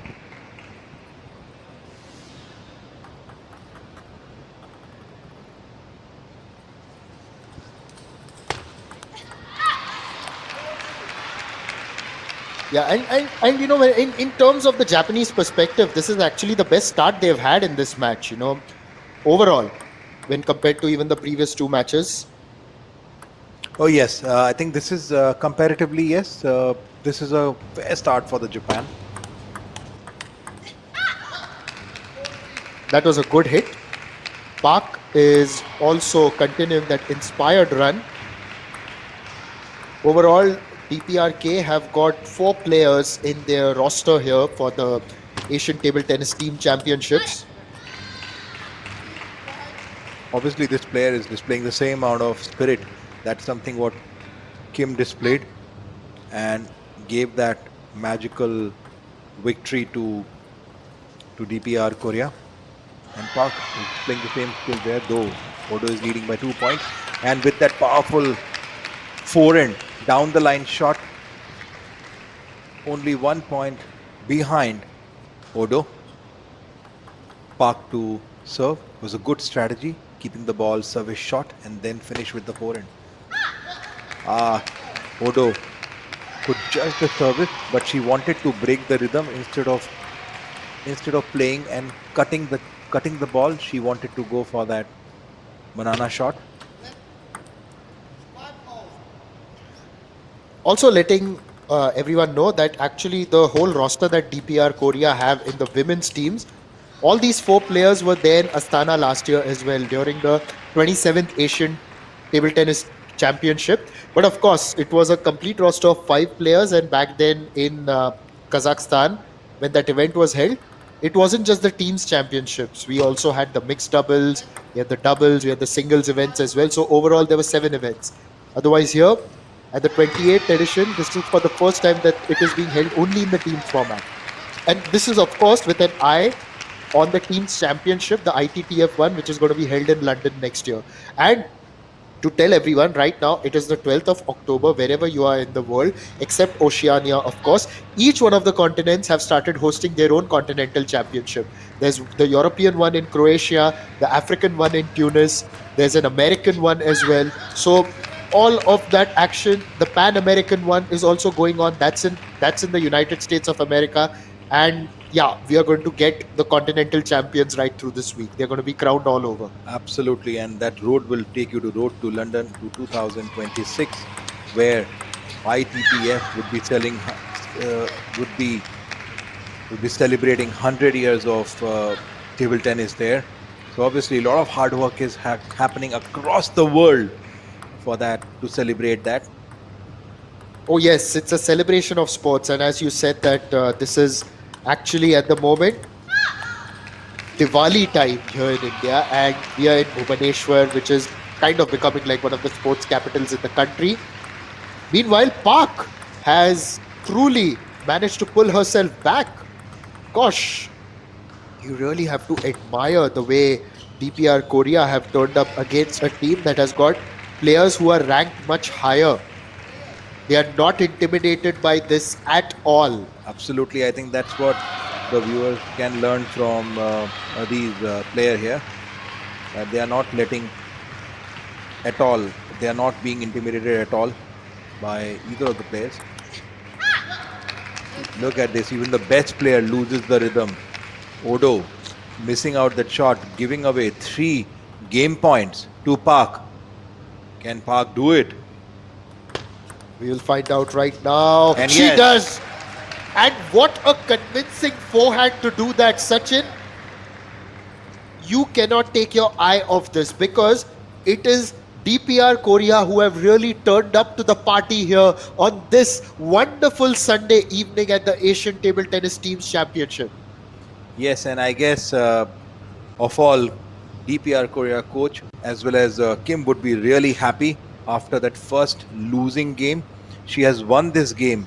Still, I would not say easily, because there's nothing easy at this level, but still with a comfortable lead of 3 points, she finished the game, obviously. And when you finish the game with even the 3 points margin, it gives you a kind of a confidence to come back more stronger in the game. And right now, Odo being the higher ranked player, certainly sometimes the pressure come on to those kind of player. Time.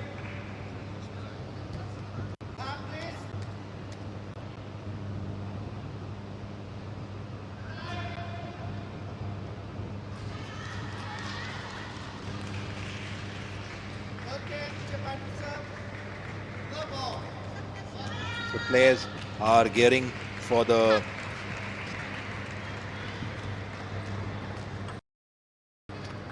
Odo to serve.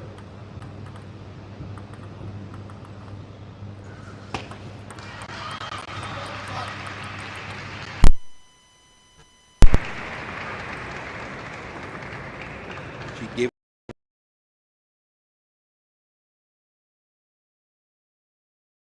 away. Wow, should I call it as a pressure there on Japan? My goodness, 2 easy point. Park has a strong start there. Hand is coming between the ball. A warning to the DPR Korea player. Oh, so the fault service called by the umpire.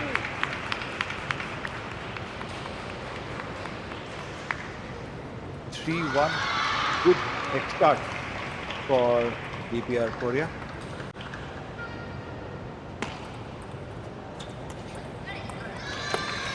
Oh, it was a beautifully slow service.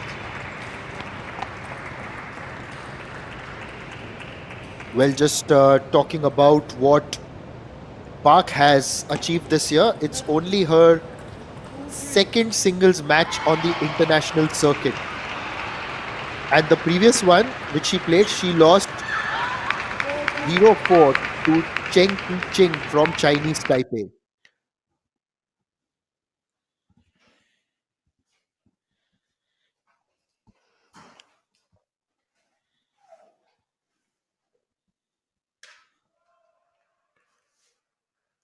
It's 4-2 at the moment, and Park is really carrying on that momentum forward.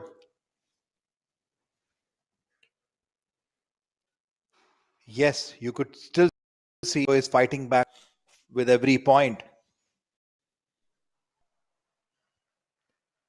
Fighting back with every point, of course. And although they had started off very well, at the moment, it is, of course, Park who is leading.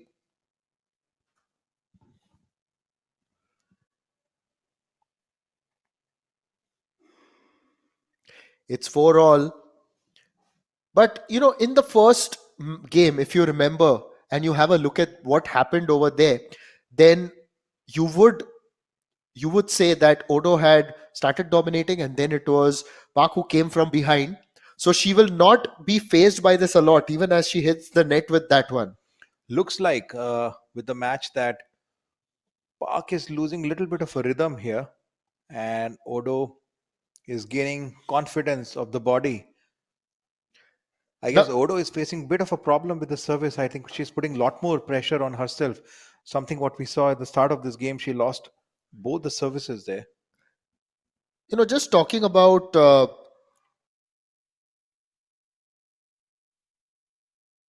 as we know, had played only one singles match before this. Now, how difficult is it? Like, you're not playing regularly on the international circuit. Yes, you may be playing domestically, but if you're not playing on a higher level, sometimes just to turn up, particularly in a competition like this with everything at stake, it's not really easy. I would call it as see, sometimes when you have not played at this higher level, also, it doesn't matter. It doesn't matter. So what matters is, because they have no baggage of their any ranking, their any as such winning positions, they don't worry about it. So I guess they're absolutely fresh on the block, and they're displaying their highest level of confidence and skill they can. So I would say that if we see the scores right now, Odo is much more experienced, and obviously, hence, a lot more pressure on the player which has a higher ranking. And Park has, as we said, that it's her second match, international match. So there's nothing much to worry about there, and that's why she's displaying that body confidence there. With this, the scores are Odo leading by 4 points. That's what Japan would want to Yeah, and Japan would want actually her to get those next 2 points as well. And comparatively, 67 matches played by Odo this year, and she's got game point on that one. So Odo Satsuki has actually played 67 matches, and the reason she's number 10 is because she has won 47 of those. Oh, just goes long. And that's why Park is still in this contest, in this second game rather.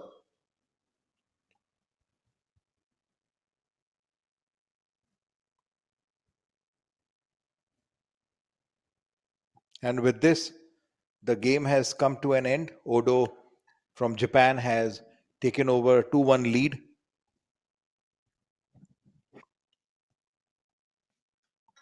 I guess suddenly she was trailing behind, but Park somewhere lost the momentum, and that happens. And when you're playing against higher level players, you could lose the rhythm. If you play 1 or 2 points here and there, there's a moment that experienced players can take it up, and you could see Park is not very happy with the performance there. She was nodding her head that she shouldn't have lost that lead. Yes, but now you've got to put that behind you, because if you keep looking back, and this is a wonderful analogy that someone really told me, that when you're driving your car, remember that the windscreen is in front is bigger than your rear view mirror, and that is the same thing with life. You've got to look ahead. Don't look at the rear view mirror. If you keep looking at the rear view mirror, you're not going to look ahead and maybe crash into the car in front of you.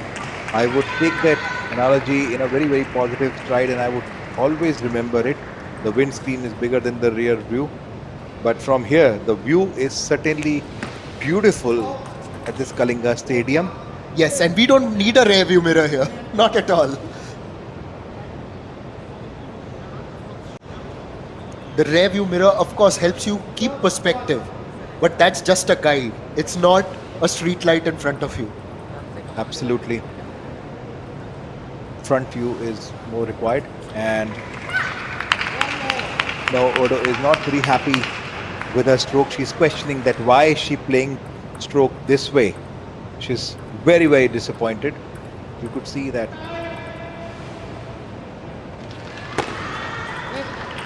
Can you just also once again explain that kind of a service, because we've seen some players do that, because I want the viewers to look at that. That's a very whippy action, the way you power that serve forward.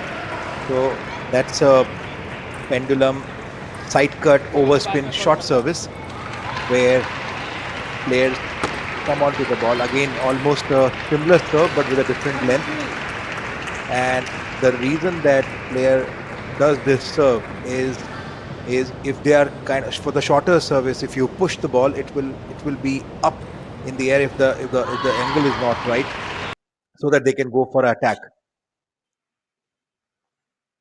This time, Park used a different strategy. She slowed the service and used a slower spinny shot in the center of the table.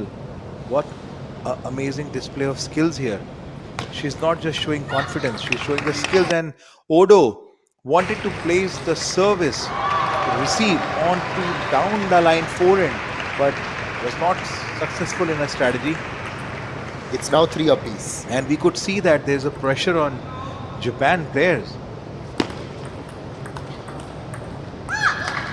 Again, she's troubling Odo in the center of the table.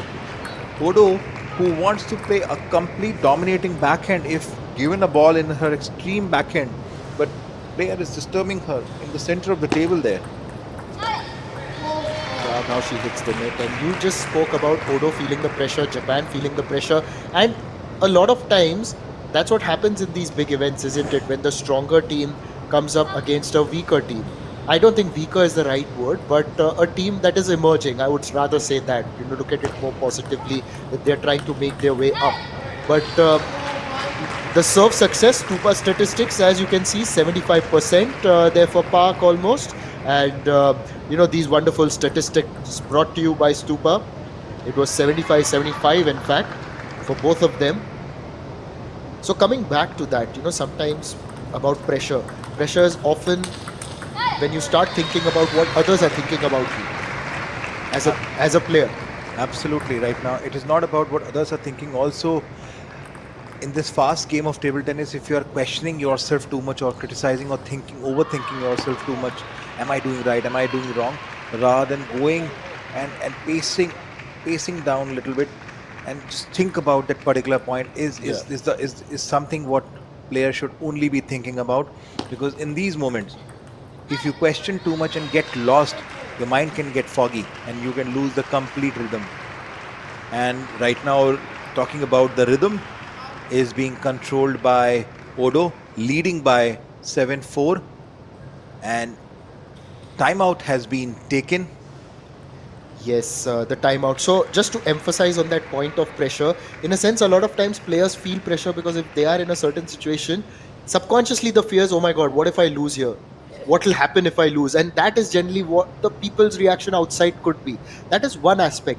But at the same time, when you're playing, like Japan is playing here against DPR Korea, and when they come into such a match, you're expected to win. But then when you feel the pressure, you start thinking, oh my God, what if we lose here? And that just adds to the pressure. Absolutely, we are humans. We always carry expectations, and when you are a winning team, you are a higher ranked player. Obviously, expectation comes up more, and also let me tell you something what we couldn't discuss in the morning, but it's a very important point when it comes to the team championship. Individually, you may be a higher ranked player, but when you're playing a team championship, the mindset is that you're playing for the country and for the team. So in case you are expected to win that match and you lose it, that's the kind of pressure you live for. So it is no more that individual, it is because of you a team is being betting on you. So that's a triple pressure you have, and that's why we are seeing DPR Korea is not under pressure because they are the challengers. Obviously, the pressure is there much higher on Japan, and that's why these players become the top teams become very aggressive, very precise players, because when they handle so much of pressure, they play singles really at the different rhythm altogether. Maybe that was the kind of pressure Niva was going through, and looks like the pressure is again building up on Odo. She lost 2 points. And that last rally count, sorry, is 9. Brought to you by Stupa Statistics. Wow. And look at that. That was a very good winner there. And Odo may have lost 2 points, but now managed to get that one, just break that streak a little bit. Also, just to emphasize the fact that the umpires here at the Asian Table Tennis GA Team Championship have been phenomenal. You know, they have been strict, which they need to. It's not just about officiating the line calls or everything, but also about maintaining the discipline. So that is another aspect. Oh yes. Now the rhythm is back to Odo. He looks much more relaxed on the screen. Park to serve.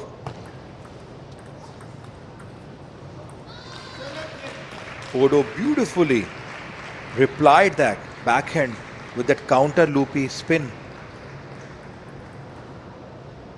Absolutely, ball was onto the body of Park, and with this point, 3 match points for Japan. Now 2. But now it's 2. Yes, now it's 2. And just letting all our viewers know that on the other table, table number 2, that match has finished because Republic of Korea have beaten Hong Kong, China 3-1. And there's a timeout. This is an interesting time to take that, because Odo is just 1 away from that. Earlier timeout was taken by Park, and interesting that the Japanese have actually opted for this here. Absolutely, because they are 2 points away from winning, and at this point, the way Park has got that last point, Odo could feel that it can change the rhythm. So it's a very good way that Odo has taken a time break and decided to take a valuable input from the coach. Can this timeout favor Japan and led them to 2-1 victory? Now this is the critical moment coming up.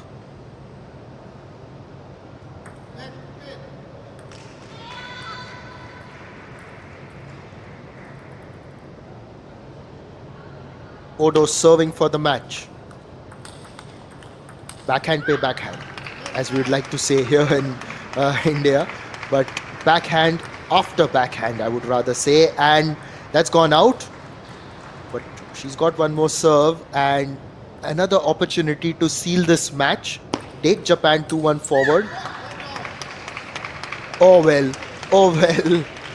We are now moving into a deuce, and this is that spirit that we are talking about here, Sachin, that this has truly impressed each and every one of us, not just us here in the commentary box, but when we talk to our colleagues as well down in broadcast, really appreciative of what they've seen from DPR Korea.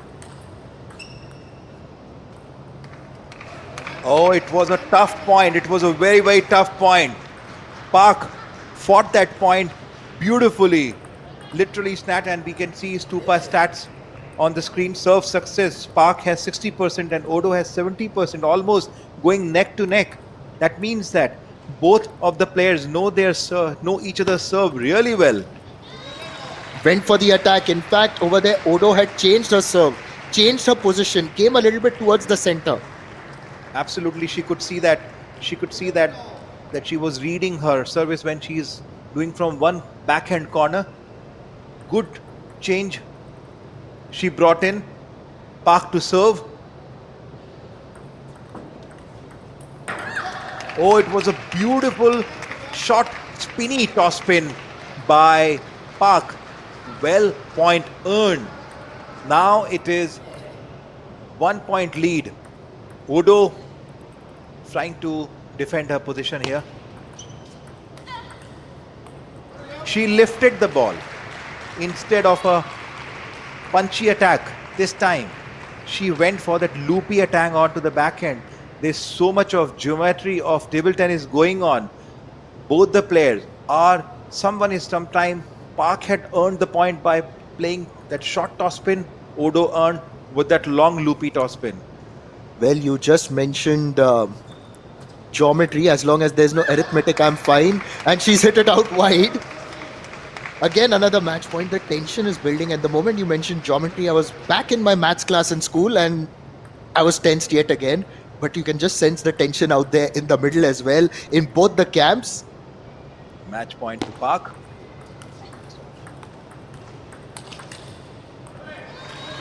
I would say really sorry, it was a game point, and now game point has been leveled up again with that score. Tupa score are 13 all.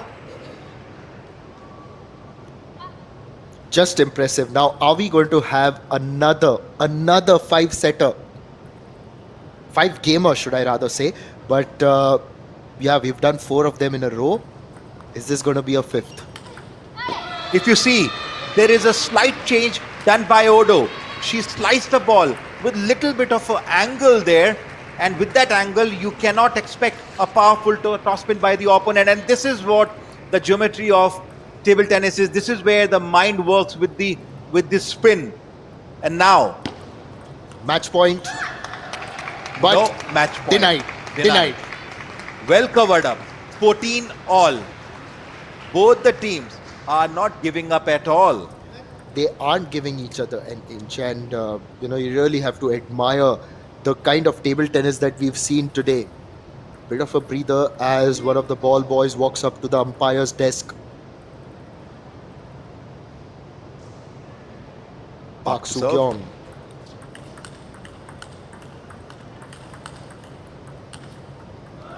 That was off the net, and now Odo just managed to hit it back onto the net. It was a lot of backhands in that rally. It's now 15-14, another game point for Park, but it's going to be Odo to serve, and this has been the sequence after the 10th point, right? It's just gone one after the other. We've had 9 points and the pendulum has swung. I'm biting my nails. You'll Wow. have to bite your nails a little bit longer. I don't even have that much of long nails, but it's just that right now 15 all.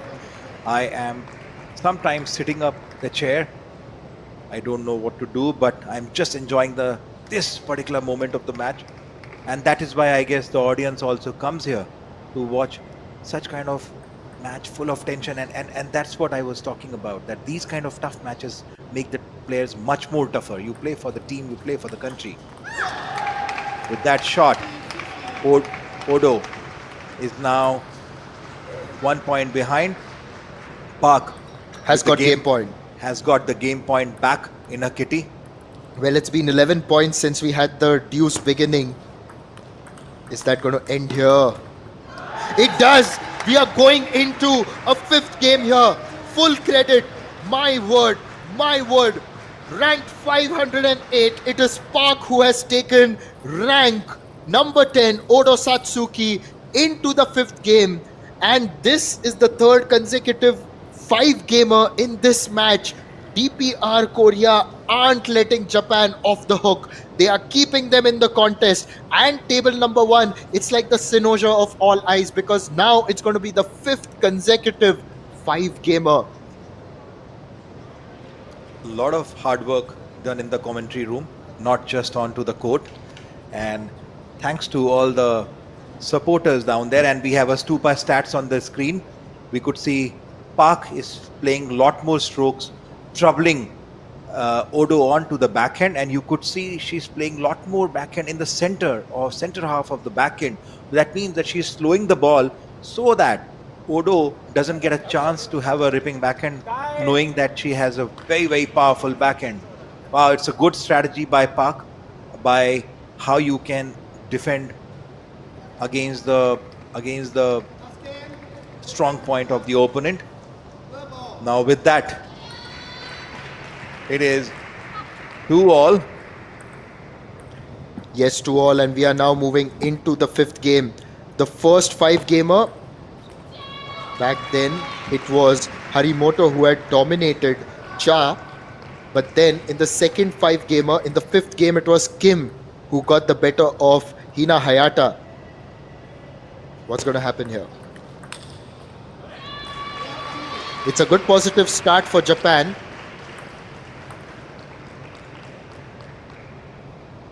Hina Hayata there just had actually lost the last game. And on the corner, we also saw Miwa Harimoto just putting on the jacket. 2 points in a row. Ball touched the net. 3 points in a row, rather. Good lead in the decider game. All Japan has to do is maintain it. This time, because of that error, finally Park gets to open her account. She's gotten going in this 5th game. Now, this is the only match going on in the middle of the Kalinga Stadium. All the other matches are done. It's them, it's the crowd, it's us here in the commentary box, and that's the 4th point for Odo. A good point earned by Odo, and whenever you get these early points, you get it. It's so much full of confidence there, because right now there is so much tension on to table. Another point won by Odo. It was a short service in the center of the table. Park misjudged the spin, and this is where the skill comes in. This is where the skill of a higher rank player comes in, that when they know where the position of the opponent is, what kind of strokes they play, they can change the spin and change the rhythm. And with rhythm, Japan is right now leading by 4 points. And I've got something to tell our viewers as well. From the corner of my eye, I was looking at the warm-up area. And in the warm-up area, guess what? It's Kim Kum-yong who is having a hit out there. Because either ways, she's got to come and play the next match. And that next match is against Miwa Harimoto.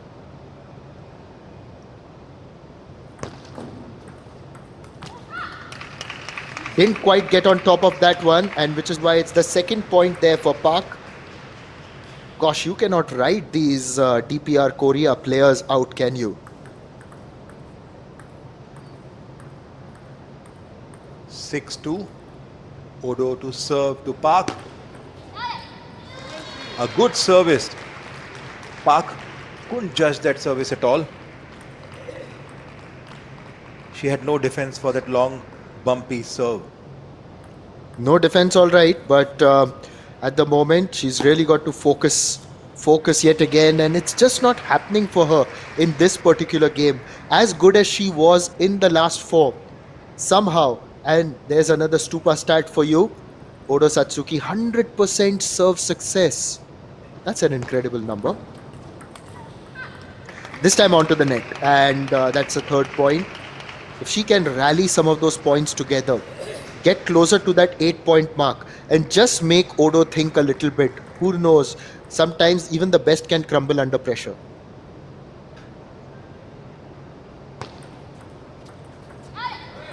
With pressure, I would say the pressure has released on Japan.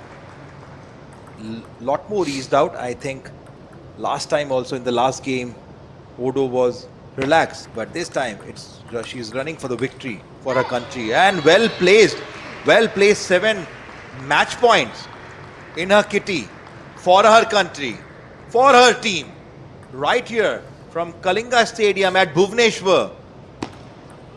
Yes, 7 match And with this points. point, Japan, Odo has got the victory. Such a needed victory after that tough game that Kim had played against Hina Hayata.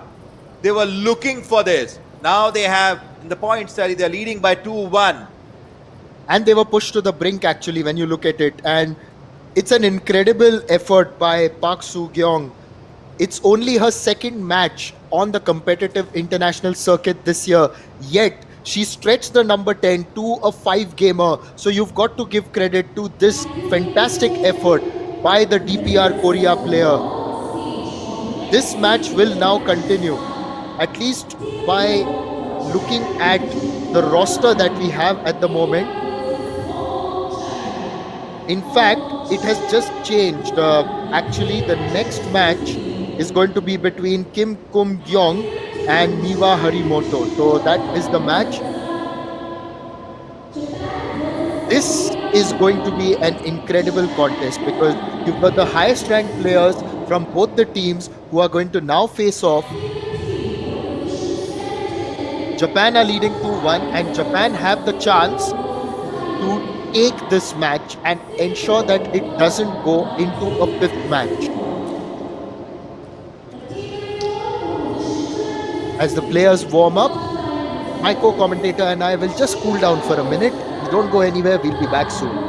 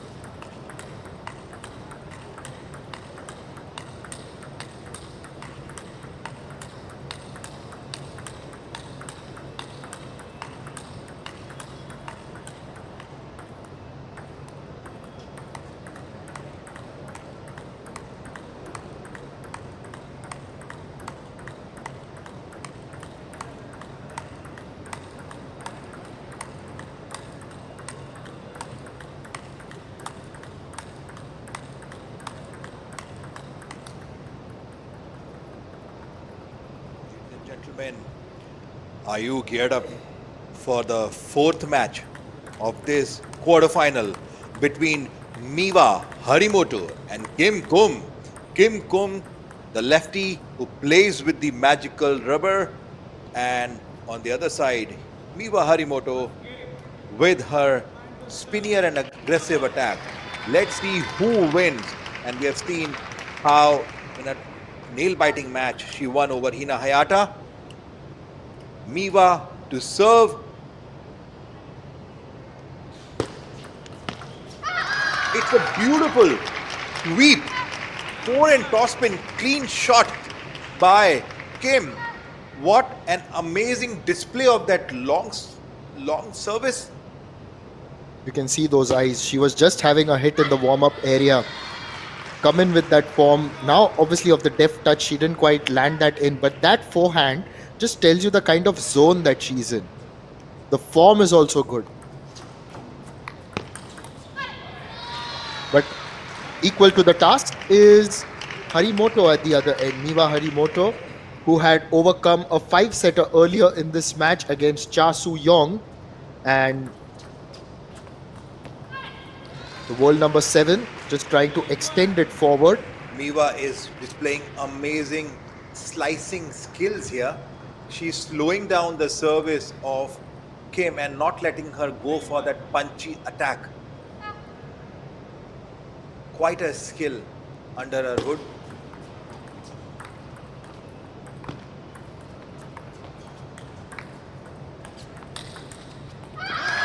What an attack. She made room, went for the forehand, the big smashing forehand. And Niva Harimoto tried to get it towards her now, as the Stupa statistics would suggest, 12 shots on that rally.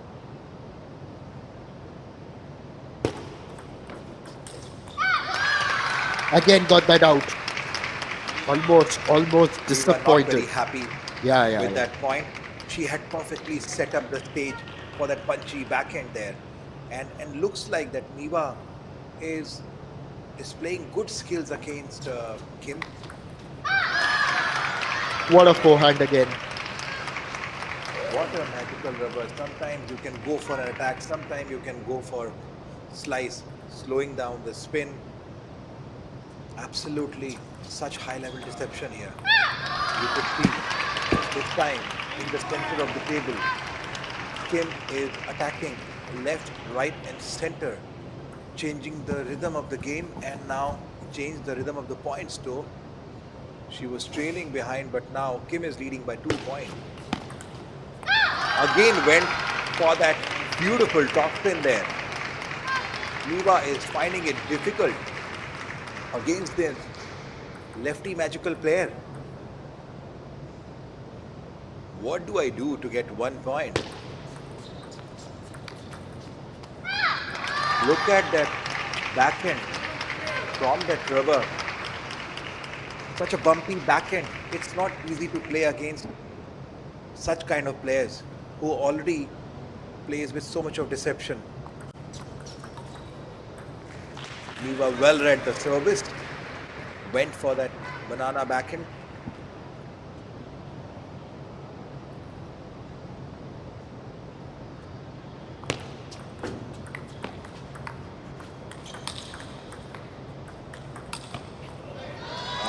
It was a good backhand by Niva Harimoto. She waited for that ball. Last rally, Stupa stats here, 12. We could see, obviously, when we have opponent who slows down the ball, you could expect a lot more rally onto the table and expect a lot of hard work and sweat for every point. This time, Niva left no stone unturned and punching 2 back-to-back backhand onto the forehand of Kim. So far, in backhand Stupa stat shots wins, Niva Harimoto has 67% advantage here.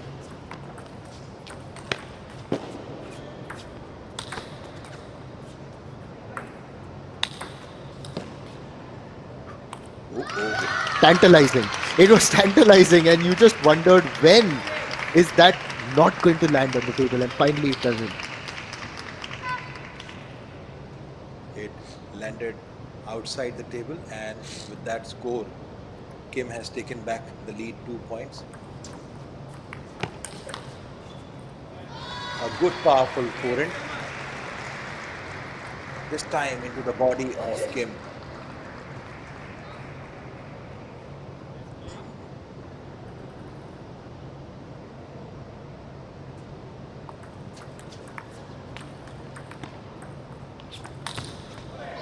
Onto the net now. The highest ranked players of Japan and DPR Korea continue to fight. It's all level. Both are coming off 5-set victories in their initial encounters in this match, which is why this is shaping up to be some contest. This time that smashes wide. Kim going to 9, and look at that look in her eyes. There's that determination, that steeliness, and that focus, laser-eyed. Absolutely. Laser up, sharp focus.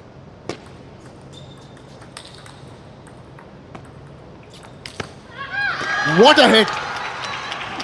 Gosh, you've just got to continue to appreciate what Kim is doing here at the Kalinga Stadium. She is inspiring her country. She is inspiring her teammates and all of us here in the commentary box as well.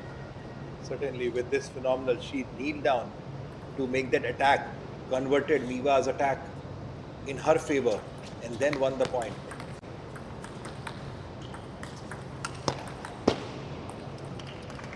Miva had controlled the ball, but she went behind. Beautiful game by Kim. She went behind the table again, took away the point from the clutch of Miva Harimoto. Yes, and that's 11-8 for the first one. And who would have thought about this? Now, Miwa Harimoto in her first match as well. If you look at it here, Sachin, then against Cha Soo-young, she had gone down 11-7. And then she won the next two. Cha came back to win the fourth one. And ultimately, in the fifth, Miwa was absolutely ruthless. But let's see what a wonderful graphic has to tell us. And Sachin, when you look at this, what do you make of what Kim Kum-yong has been able to achieve there? If you see right now, the Kim has managed to get a lot more points onto, lot more winner rallies onto the forehand and to the center. The popping balls are displaying. The popping balls are displaying that she has won more points onto the center and to the forehand of the table. Her strategy is that she's slowing she's slowing Miva on to her backhand and then punches her into a center and forehand to get the clean shot there. That's her simple strategy.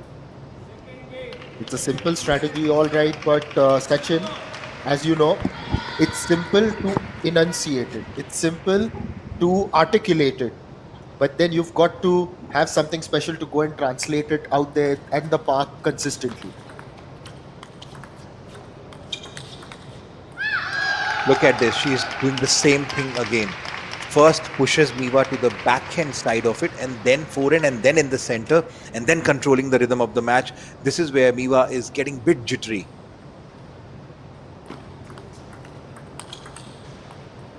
Oh, it was a beautiful control block by Kim, but well played by Miva Harimoto. She turned around for that heavy spinny topspin.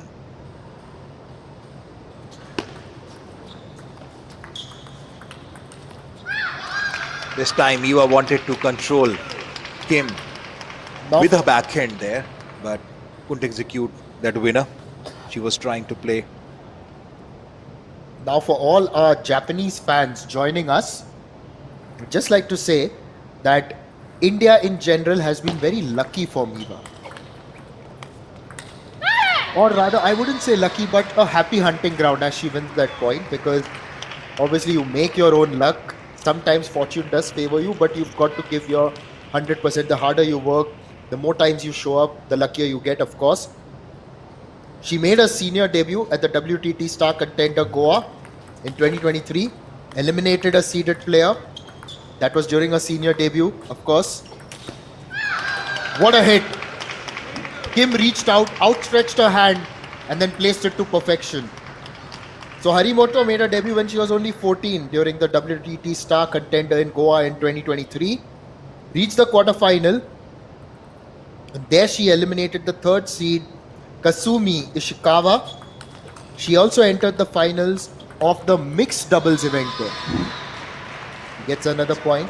But then, this year in Chennai, during the WTT Star Contender, she won the women's title. She beat Honoko Hashimoto in a long and testing final. She also won the women's doubles title alongside Miyu Kihira. Has got to channelize the positive vibes that India may be giving her over here. Absolutely, but looks like that right now vibe is being controlled by Kim. She is displaying a very different level of table tennis. The last time I saw, she was not this consistent, but yes, she is a very, very aggressive challenger. Tried to be a little deft there. She had to, because of the way there was a paucity of pace on the ball over there. Absolutely, you could see. Looks like the opponent is completely tired, but Kim has no effect Absolutely. Howsoever the long rally or long matches, look at this. She chopped the ball, sliced it again. Two slice in a row. Wow. Hard work and hard work and hard work done by Harimoto to get 1 point. Same something what we saw Hina Hayata was doing.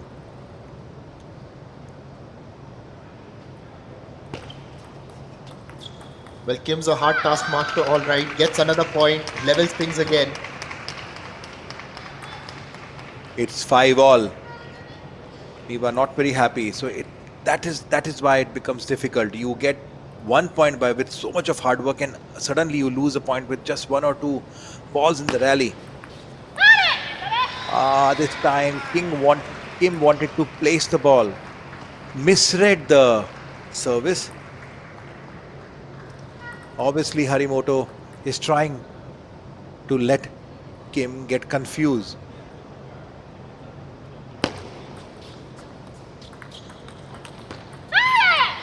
This is where I think this time Harimoto got successful with her strategy.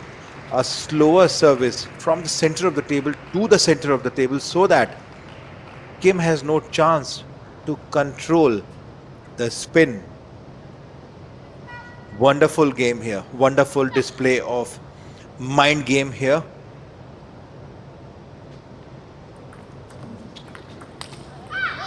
This time she's hit it out.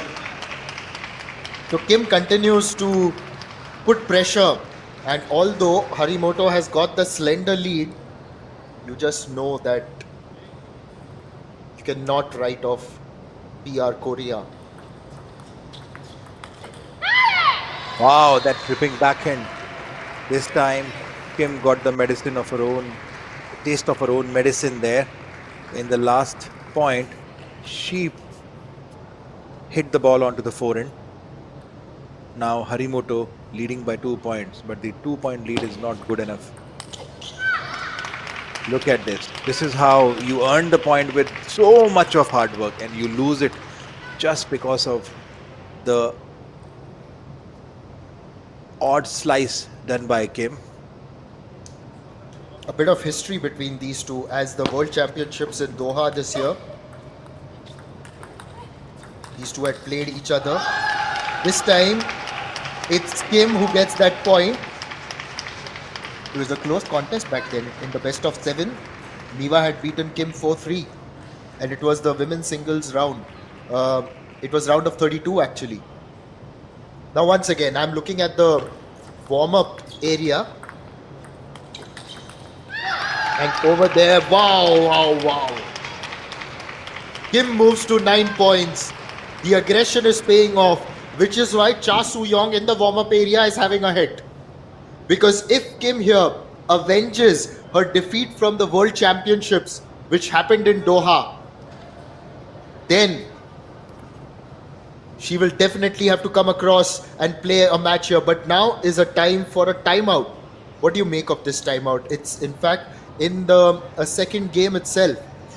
Not a second game. It is a game where it is a point where Kim is leading by 1 point, and as we saw that Harimoto was leading by 2 points, 8-6 up, but suddenly she got a lead given up completely to Kim, and now Kim is leading by 1 point. So obviously Harimoto somewhere down the line lost the rhythm in this particular game, and if she loses one more point, then she would be under a lot more pressure, and the third game the pressure would actually be mounting much more. So it's the best situation to take a timeout. It's a good call by, I would say, the great call by the Japanese coach here.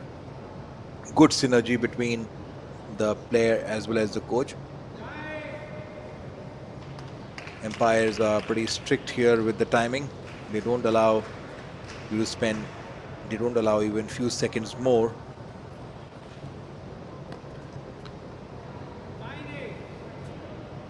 Nine eight. Kim to serve.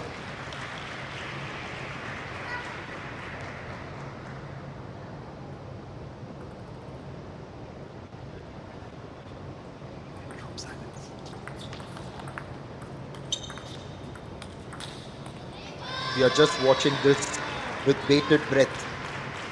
We aren't taking our eyes off this. It's so neck and neck. Not a lot to choose. Miwa Harimoto also being tested. Now, the game has to be set by Harimoto here. Looks like, yes, she has come in the center. I was expecting her to do this. How did she miss that? She touched the ball right, but she missed it. This is what the pressure does to you. Meanwhile, She it's a did the game point. absolutely right thing she do. And yes, now game point with Kim. Will Kim go 2-0 up? Yes, she did it. She did it. Look at the revenge in her eyes. She's up by 2-0. Literally got the game out of the clutches of Miwa Harimoto. Not very happy. Look at the walk of Miwa Harimoto.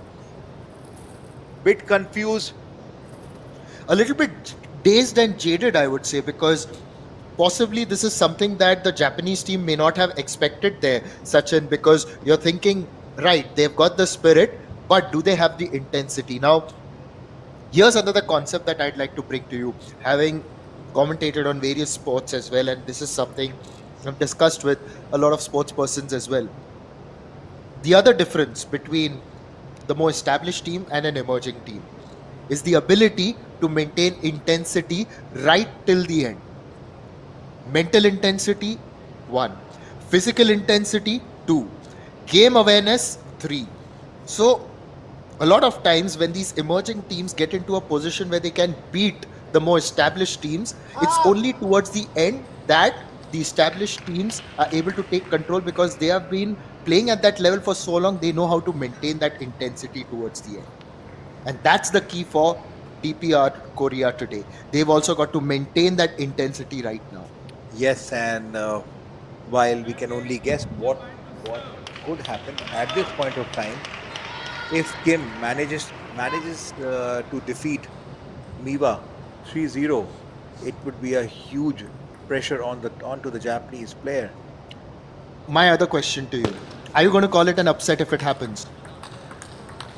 Yes, of course, somewhere I would call it as an upset, but I would say that they are professionals, and it's not that Kim has not displayed her skills, as you rightly said, that she has lost 3-4 to Miwa Harimoto. So I think she's doing a fair amount of job and fair amount of hard work to earn every point.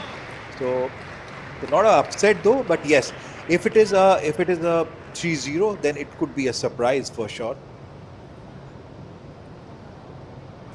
Just looking Kim at to Harimoto. My God, she's enjoying. She's absolutely, completely enjoying the rhythm of the match.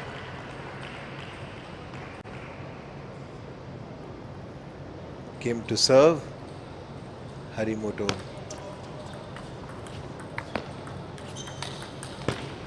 What a powerful forehand. Harimoto had lifted the ball in the air. It was almost on the second line, half of the table, which she converted with the powerful forehand. My goodness, what a control she has over her footwork and onto the forehand.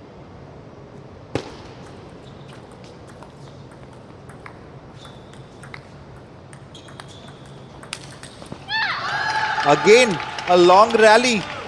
Miwa Harimoto did every possible thing she could do to get that point, but there's no answer to that punchy forehand that Kim has.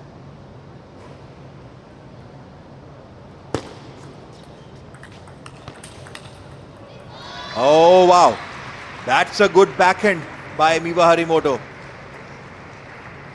She literally thrashed the ball onto the forehand. the other history between these two. Who was the champion at the singles event at the Asian Table Tennis Team Championship in Astana? It was Kim Kum-yong. Who did she beat in the final? Miwa Harimoto. So earlier this year at the Doha Championships, Miwa Harimoto may have gotten the better of her, but then last year it was Kim Kum Yong who had been crowned singles champion in Astana.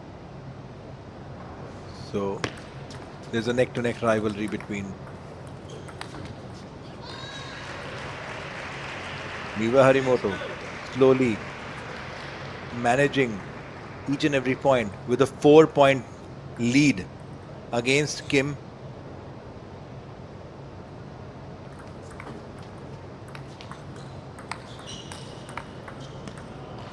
Good change of spin by Miwa Harimoto. This time she didn't go for aggressive forehand because she knows that Kim is looking to convert that loopy forehand in her favor and finish off with that powerful forehand she has.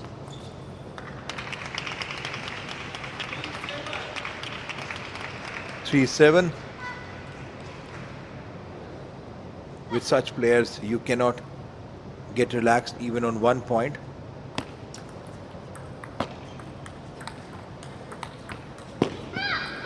What a beautiful placement by this atomic player, Kim. The moment Miwa Harimoto is lifting the ball, loopy spin, she's beautifully using that spin with the magical rubber she has and displacing her.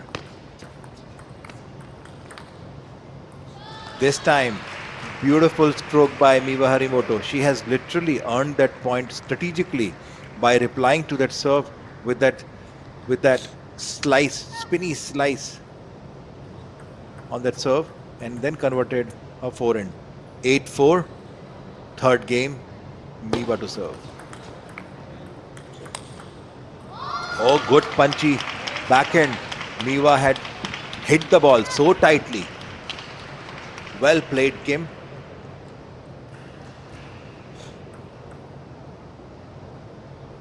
Also telling everyone that Kim had also won the silver medal in the Olympics in mixed doubles. And her partner was Ri Jong Sik. Also, one more stats which we have got. My goodness, so much of stats for Kim here. Kim has beaten Sunyan Shah from China in 2024 when Sunyan China was world number at that point of time. So as we were rightly discussing, that ranking doesn't matter. It is the spirit of Kim Kum.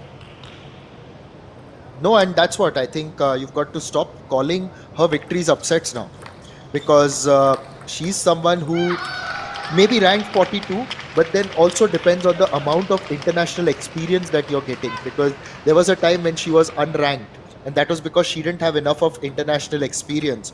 But now, like, Harimoto has played 433 matches in her career, where in comparison Kim has only played 49, and in spite of that 42. Now imagine if she gets more of those matches, she's only going to rise up the rankings. Absolutely, you rightly said that. So when you see scores from the lens of the number of matches, certainly Kim, I would say, has performed much better in the international arena with the limited number of international exposure she has got. But these two are really symbols of excellence, one would say. And this time it's gone out, though. It's going to be a game point right now for Harimoto. Well, Harimoto's win percentage across 433 matches is 80%. That's just phenomenal. But, on a smaller scale, at 49 matches, Kim Kum Yong, not a lot to choose. She's also at 78%. She's won 38 out of her 49 matches so far. So, also, if I count today, my maths isn't very good. That was her 50th match that she played earlier. So, it was 39 victories out of that. You do the maths at home. With that banana, right now it's time to have banana in along with the coach. So much of hard work done by Miwa Harimoto. She must be out of energy, not out of spirit, though. You could see the walk. My goodness, I have done so much of hard work there. Yes, get those hydration powders in. Just get that in. Take a breather, and now you can see the Japanese coach just passing his tips on, telling her that you can maybe cover these angles. Something that maybe you can read from their action. I don't know. What they must be telling. Now, look at the Korean coach there, the DPR Korea coach. Not a lot of expression. So, I think he's keeping his cards close to his chest. Oh yes, you could see that he's He's definitely happy with the performance of the players. Now we have stats on the screen. When Miwa Harimoto has won this game, she has actually kept a lot more balls in the center and almost 40 half and 40 long. That means that she's kind of being very very deceptive. That sometimes she's playing very small shot and using that short ball in her favor to attack.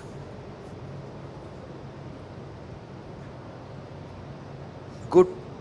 It's a pretty interesting game happening.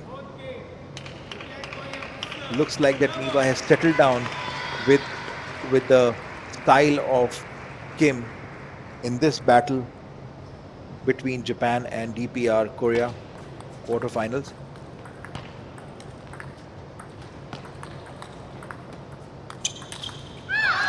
That's what Kim was waiting for. The moment Harimoto lifts the ball. Last rally was powerful rally of 13 shots, and Kim finished with that down the line forehand. Not an easy task. Such a controlled and aggressive player she is.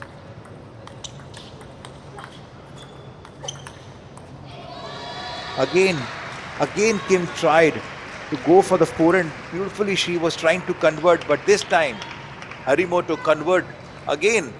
A long rally of 12 shots. Should we expect more such rally? Obviously. And that is why you require so much of fitness to play against such players. Look at this. Kim is still fitter, much more calmer, much more sharper. What an element in her spirits and in her eyes.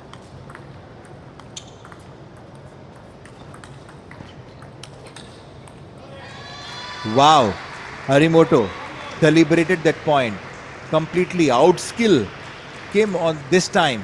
Kim had used every possible thing. She had 13 shots rally this time. Must be really tiring, specifically for the attacker Harimoto. She missed out the down the line shot this time. Well, which way is it heading? Which way is it heading? The way is very clear. Hard work. Whoever does more hard work and more consistent, that is the way. Yes, and this is where they'll be tested the most. And of course, in the other end, I can still see that her teammate, Kim's teammate, is getting ready for a possible fifth match. Look at those counters. Wonderful. Oh, but she hits the net this time. It's 3-all. The spirit is right on top. The effort is right on top. 14 shots in that rally. It's just, you would think there would be shorter rallies now, considering that players are coming towards the end of their contest, end of the day. But no, there's no let up.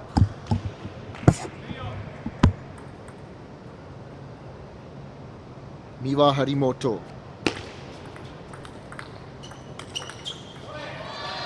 Again, earns that point. There was aggression from the outset. Tried to put Kim under pressure.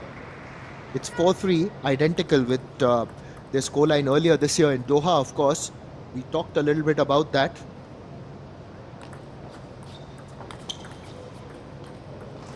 Once again, just pushing for that, pushing towards Kim with that angled shot which invited the backhand.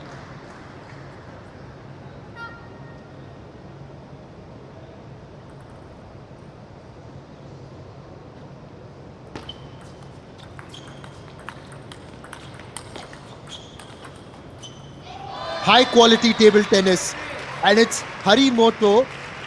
Well, if you're going to say 100% quality, then at the moment Harimoto is on 101% level, and this is the longest rally of the match at 16. Yes, the rallies are increasing. The first 4-point rally was almost 12 shots. Now slowly the intensity is increasing. This time looks like Kim is also kind of giving up to the grit of Harimoto. Such a beautiful rivalry you are seeing between the players.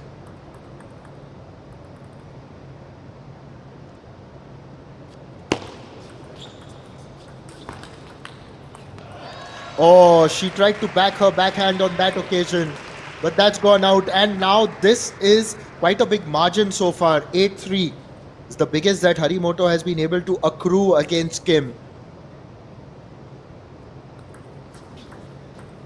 Oh, once again, it was a little slow, and Kim was invited to come forward and try and place it, not able to read the spin as well as she would have liked.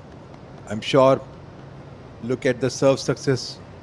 Miwa Harimoto with her 83% serve success. That means she's using good deception here. Yeah, Harimoto has changed one simple strategy in the game. On to that magic rubber, the way Kim is using. This time she's going little far from the table. Come back with that much more powerful toss pin. A bit of a respite, one would say, for Kim with that ball hitting the net on Harimoto's side.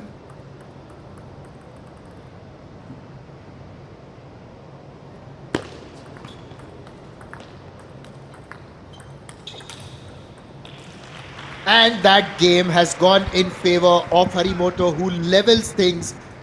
And it's going to be another 5-gamer. Another 5-gamer. And now that's what? How many have we done in a row? Now this is going to be the 6th one in a row.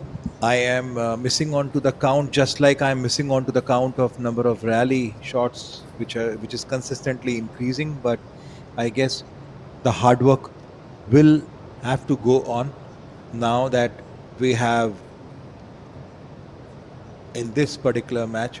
Is just getting that energy drink in, followed by a bit of water, the ice pack on the neck. You know, when you keep it just behind on the neck, it generally helps you cool down entirely. So a very good strategy. We've seen various touring athletes do that in India, but I like this graphic, and to explain it more beautifully, I've got Sachin here in the com box. So on those super stats, what we are seeing is both the players are playing more closer to the table. Kim come using her magical rubber, keeping Harimoto short, and Miwa Harimoto is keeping Kim short so that she doesn't outplay the shots. So both the players are trying to keep the close, but we saw a little strategy change in the game. The last game, that towards the tail end of the game, Miwa Harimoto started going little behind. Wow, she pays so much of respect to each and every member. Before the game begins, she gives so much of respect to the umpires, to the crowd, to the chair. Such a delight to see.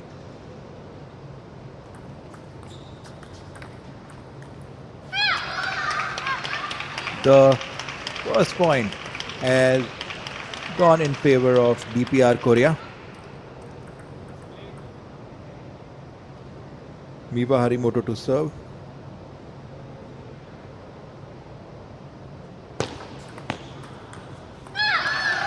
Oh, managed to concede that point.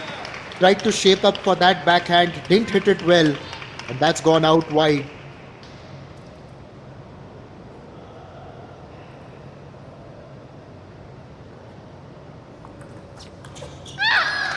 Again, a hat-trick of points that have gone in favor of Kim. What's it about Kim that in the 5th set she just turns it, in the 5th match she just turns it on, and she did that including in the match that was played earlier in the day. In fact, earlier in the evening itself, it's still evening, and it was against Hina Hayata.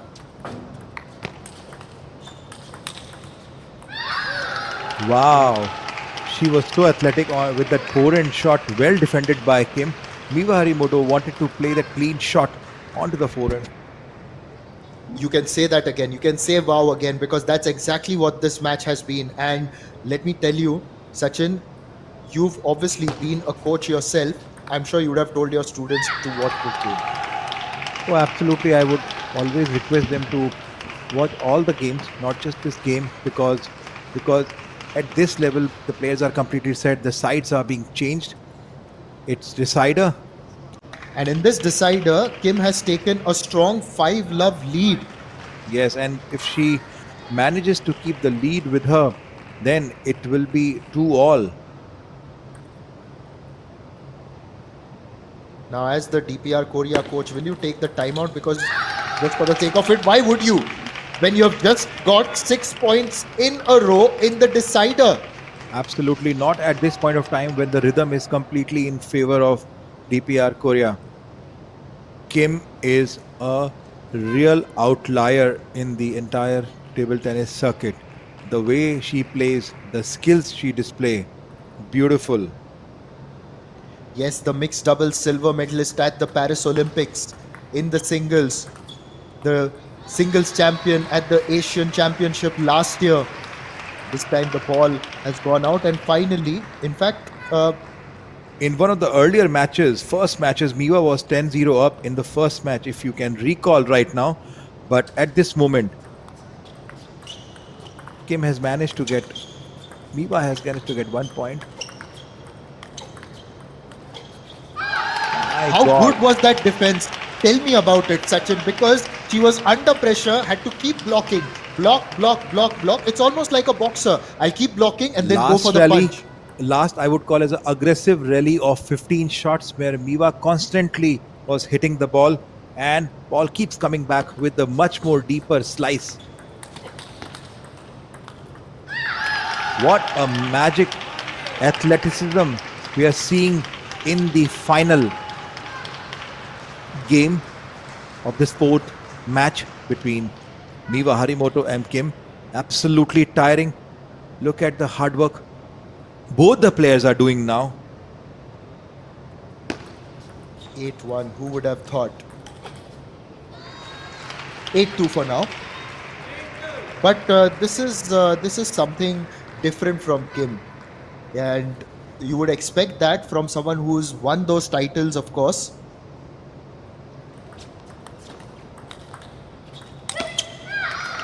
Miwa tried everything, but she misjudged that ball. She wanted to go for that killer forehand to get more command over to the match, to the game she is already losing. But nevertheless, Kim is back. This time she just gets contact, but it's a lot better than she wanted it, and which is why it's gone out. It's still 9-3, in fact, in Kim's favor. Maybe, just now, maybe, if by chance Harimoto gets 2 points, then I guess would be the right time for a timeout. I would say I don't think so. They would take, because then the service would still be in the command of Kim. Because overall rhythm right now is in favor of Kim right now. But 1 point earned by Miwa Harimoto. This time she has given away the point. 6th match point lead to Kim, the challenger from DPR Korea, going for this match point.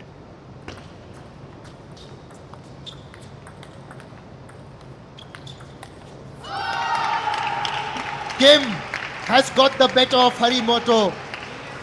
This is the second time that she has beaten her. Last year in Astana in the singles championship final, Kim had beaten Harimoto. But here for her team, DPR Korea, what a performance. Kim has won both her games and both these teams are now level at 2 apiece. We are going into the 5th match. It is going to be Hina Hayata taking on Cha Soo-young. And what a match this has been. What a contest it's been between Japan and DPR Korea.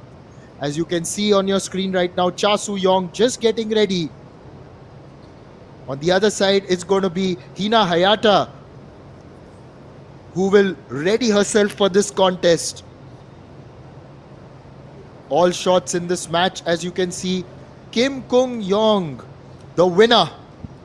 Has so many winners onto, if you see, onto the half of the table and as well as onto the long of the table. My goodness, she has kept Harimoto busy onto the center as well as to the extreme back end. Such a beautiful display of table tennis, not letting opponent play onto the forehand. It's a highest level of table tennis just we have seen.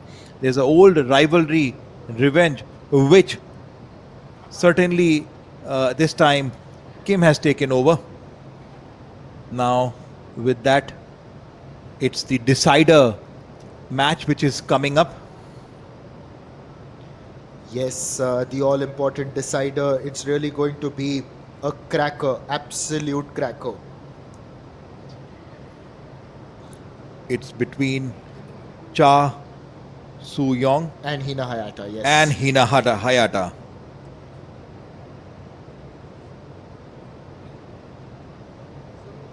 Who will win it? The Japan or the challenger DPR Korea? All eyes are glued to the screen right now. There's a little bit of a discussion here on to the sides they would want to take, and there looks like it's a strategic way of taking this side by Hina Hayata so that she could face the coach and to the expressions of to the players. Well, they will have a bit of a hit there. 25-year-old Hina Hayata, a left-handed player on your screen. Was the bronze medalist last year in the singles at Paris.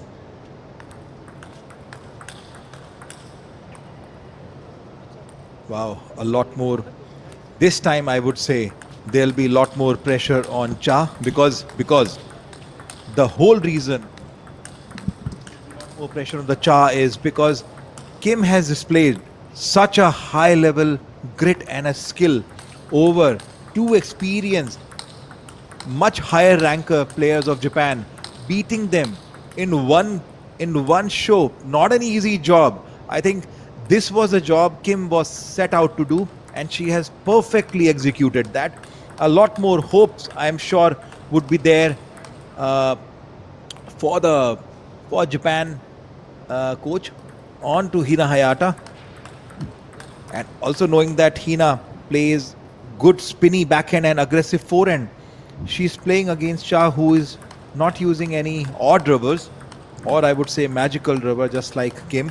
So could be a difficult, but let's see how the game unfolds. All this while, all the players in this particular match has played 5 games, so must have been tiring. But these are professional players, have athletes played to the highest level. They prepare every day to maintain this kind of intensity in the match. So final match between DPR Korea and Japan begins now. Quarterfinal. Well, the defending champions have all to play for. Last year at Astana, Japan had won the team title.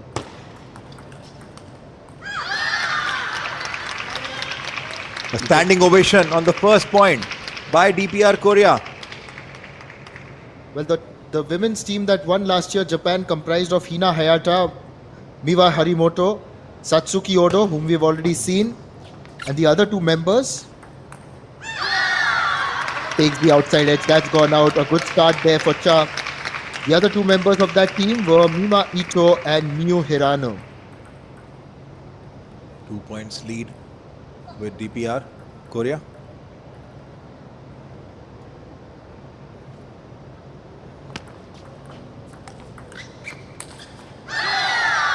Oh, it's a beautiful point that Cha has taken. I guess if Cha manages to get hold of the services of Hina Hayata, certainly there is a good fair amount of chance to put her under a lot of pressure there. There's already pressure on Japan. Last year, Korea had bowed out. That is, DPR Korea had bowed out in the quarterfinals. They had in fact faced China in the quarterfinals and they were beaten 3-1. So they are looking to go, obviously, the distance, and up against them immediately were the defending champions, and what a fight they've put up. Cha is not letting Hayata to open up the first point that she desperately wants to take. Yes, and these players obviously don't play as much international table tennis as the Japanese do. So it's incredible what they are able to come here and achieve. That's gone off the net, but then a good recovery by Hina Hayata, and with that shot, she gets her first point in this match. So it was a difficult spinny shot that Lina Hayata picked up. It was very, very, very low on the table. She literally bent down into a squat position, lifted the ball back, and got that winner shot. Hina to serve.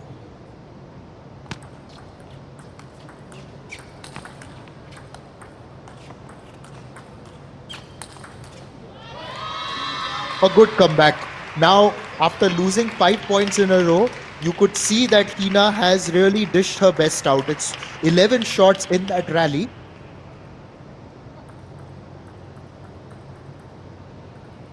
All this while, Cha has managed to pick up the service of Hina Hayata beautifully. What a return! What a return! Surprise, eyes popping out, breathless. Absolutely, Hina was not expecting with that kind of a shot, such a clean winner.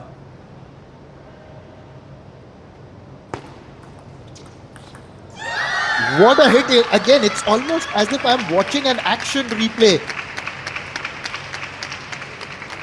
Where are these players have actually come from? Where have they been practicing?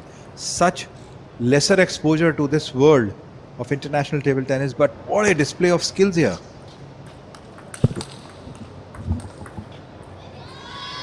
This time, Hina Hayata is able to win that point back.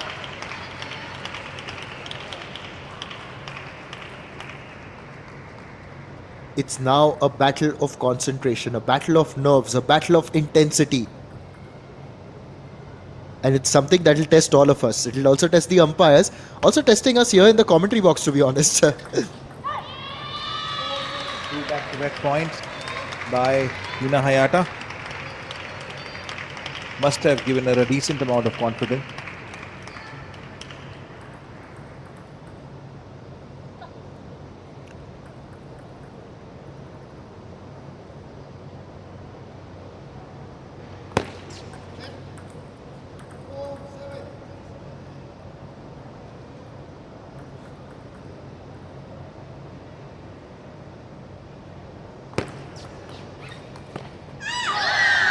It was a beautiful slice onto the service of Hina Hayata with that float slice.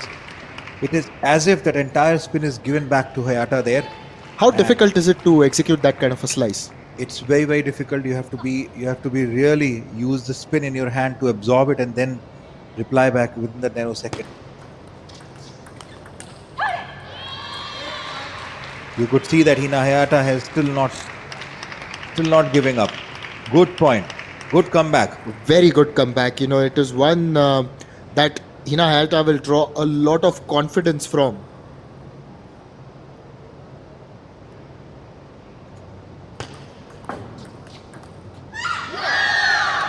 A shriek of celebration because she's getting closer and closer. It's 9-5 in the first game.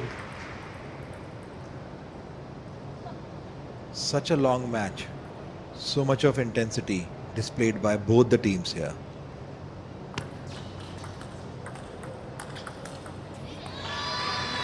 And that intensity was on offer during this particular rally as well. Both players not willing to tone it down, and they are just going for it. The match is playing for such a long time that I could have gone out and shop and come back again and had our dinner and come back to the commentary, and still the match would have been on. Hina Hayata 6-9 down. This time Cha was ready for that spinny backhand, literally given back with the same intensity, leading the tally with 10-6.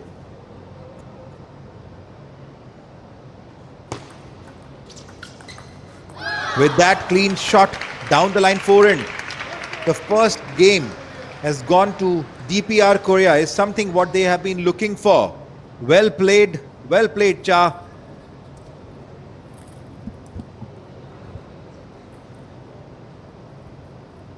When you say well played, it's actually an understatement because really these two teams have had to go beyond that whole gamut of someone saying well played, because it's really been a test for both teams, and particularly you've got to appreciate someone like a DPR Korea for turning it on and really keeping that intensity right through. So we often talk about rankings, but yes, you've had a quality display. You've got a quality Japanese unit.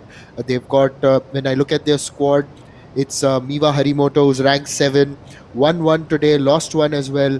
Then Odo Satsuki ranked 10. Time. You've got Hashimoto Honoka, who's ranked 11, didn't play today. Hina Hayata is on your screen right now, who is a part of this match. She's ranked 14, and Miyu Nagasaki is ranked 15th in the world. So those are the rankings, and in comparison, Kim Kum Yong is 42. But yes, the DPR Korea players have played a lot lesser. It was interesting that Hina Hayata looked back at her teammates who just cheered her on, trying to give her that energy as we set the ball rolling in the second game.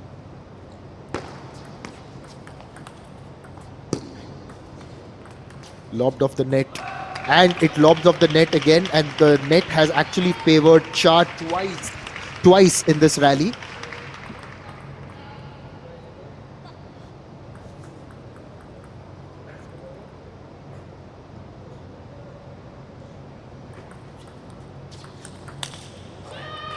Oh, this time Cha was too far from the table. And now the Japanese have decided to just turn the energy on even on the bench, because just before the start of this game, they got up and applauded their teammate who's out there facing and representing them in this all important game.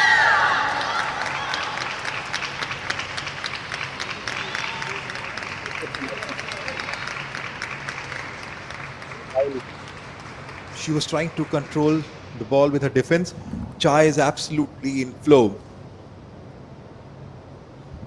Yes, she was also having a hit in the warm-up area, just like Kim did before her match against Miwa Harimoto. And there's a point for Hina Hayata, levels things at 2-2. And that is the animated reaction that I'm talking about, because I think they've just realized that we've got to back our teammate a lot more. Just lift her spirits. Be there with her. We cannot play the match, but in spirit, let's just be there. Yes, absolutely. While you are being challenged by DPR Korea, but you must have to appreciate the effort that these players are making despite of less exposure. Hina Hayata giving that point must have been a bit disappointed. The ball was in the air, it was short. This could have been a important point, but that's what happens when your grit is very strong in the match, which DPR Korea, all the players of DPR Korea has displayed.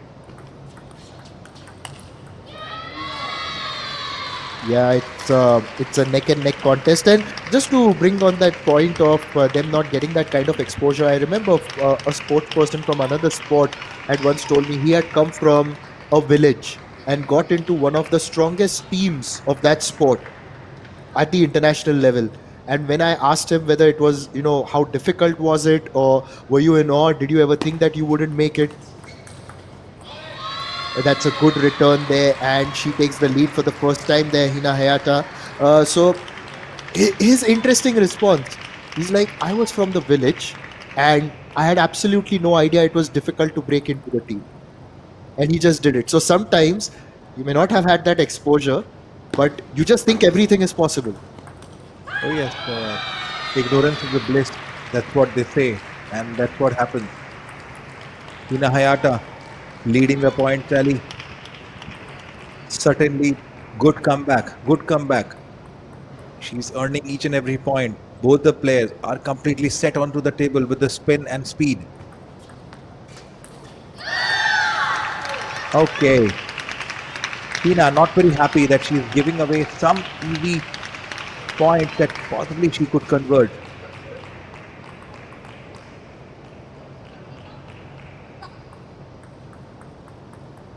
5-4.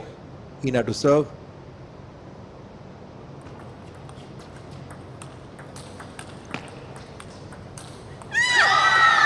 That's gone out. And well, if the Japanese are going to celebrate each point, so are the DPR Korean team.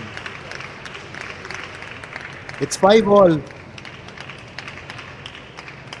I would say this is the longest match possibly of today. And we could see a lot more higher level action tomorrow.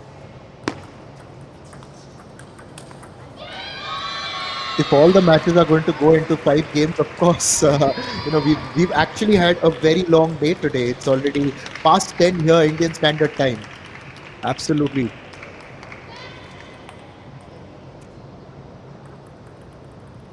We also need to train. We'll also have to go for a hit before every commentary session here from to the box. Well, I'm not taking a hit with you. You're going to beat me every single time. Hina Hayata, standing ovation by the players for so much of hard work.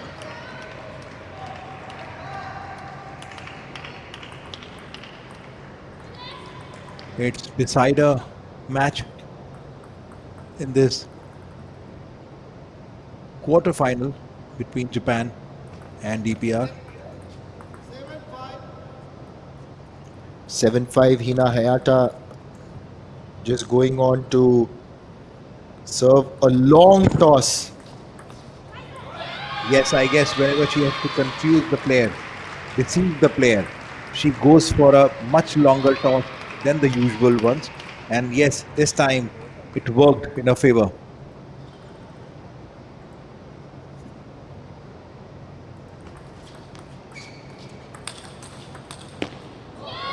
Such a beautiful backhand by Cha, but well defended by Hina Hayata. 4 points lead. And maybe getting a bit of that confidence back for herself. Yes.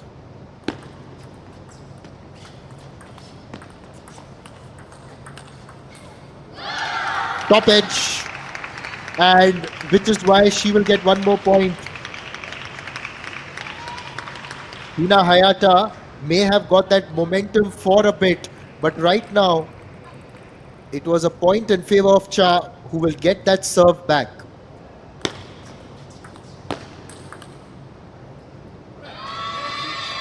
Yeah, now that was a little too easy, looks like, for Hina Hayata. And she's got game point. Got an opportunity to equalize matters in this 5th match.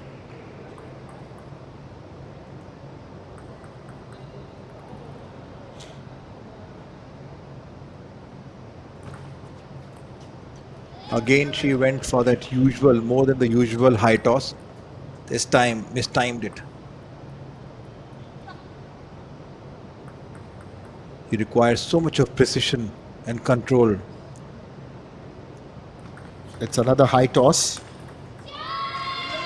I would say it's a higher toss. And this time she has managed to get that winning point. She was trailing behind, not just by the point, but also by emotions there. Well, come back by Hina Hayata. Yes, and this sets up an interesting finish now, obviously. So the coach, the Japanese coach, just trying to tell her, get that next one in and the next one. Let's just finish it off.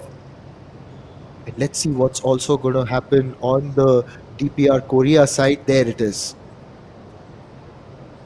This time he's a little bit more animated than he was earlier. Just trying to use his hands and tell her about the various angles. Oh yes, absolutely. Coach would be happy to see that players are doing such a phenomenal job there. And they would be really happy to see the way Cha is giving a strong competition to Hina Hayata. The player Kim had done such a beautiful job, and again being well played by Cha in this final and decider match.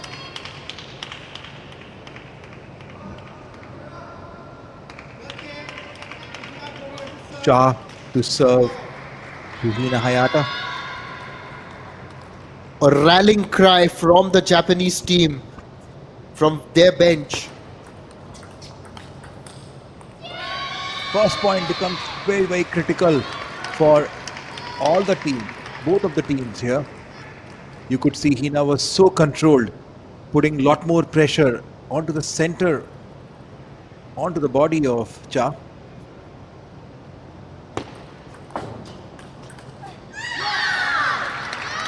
Now, it's Cha who gets that point. It's level.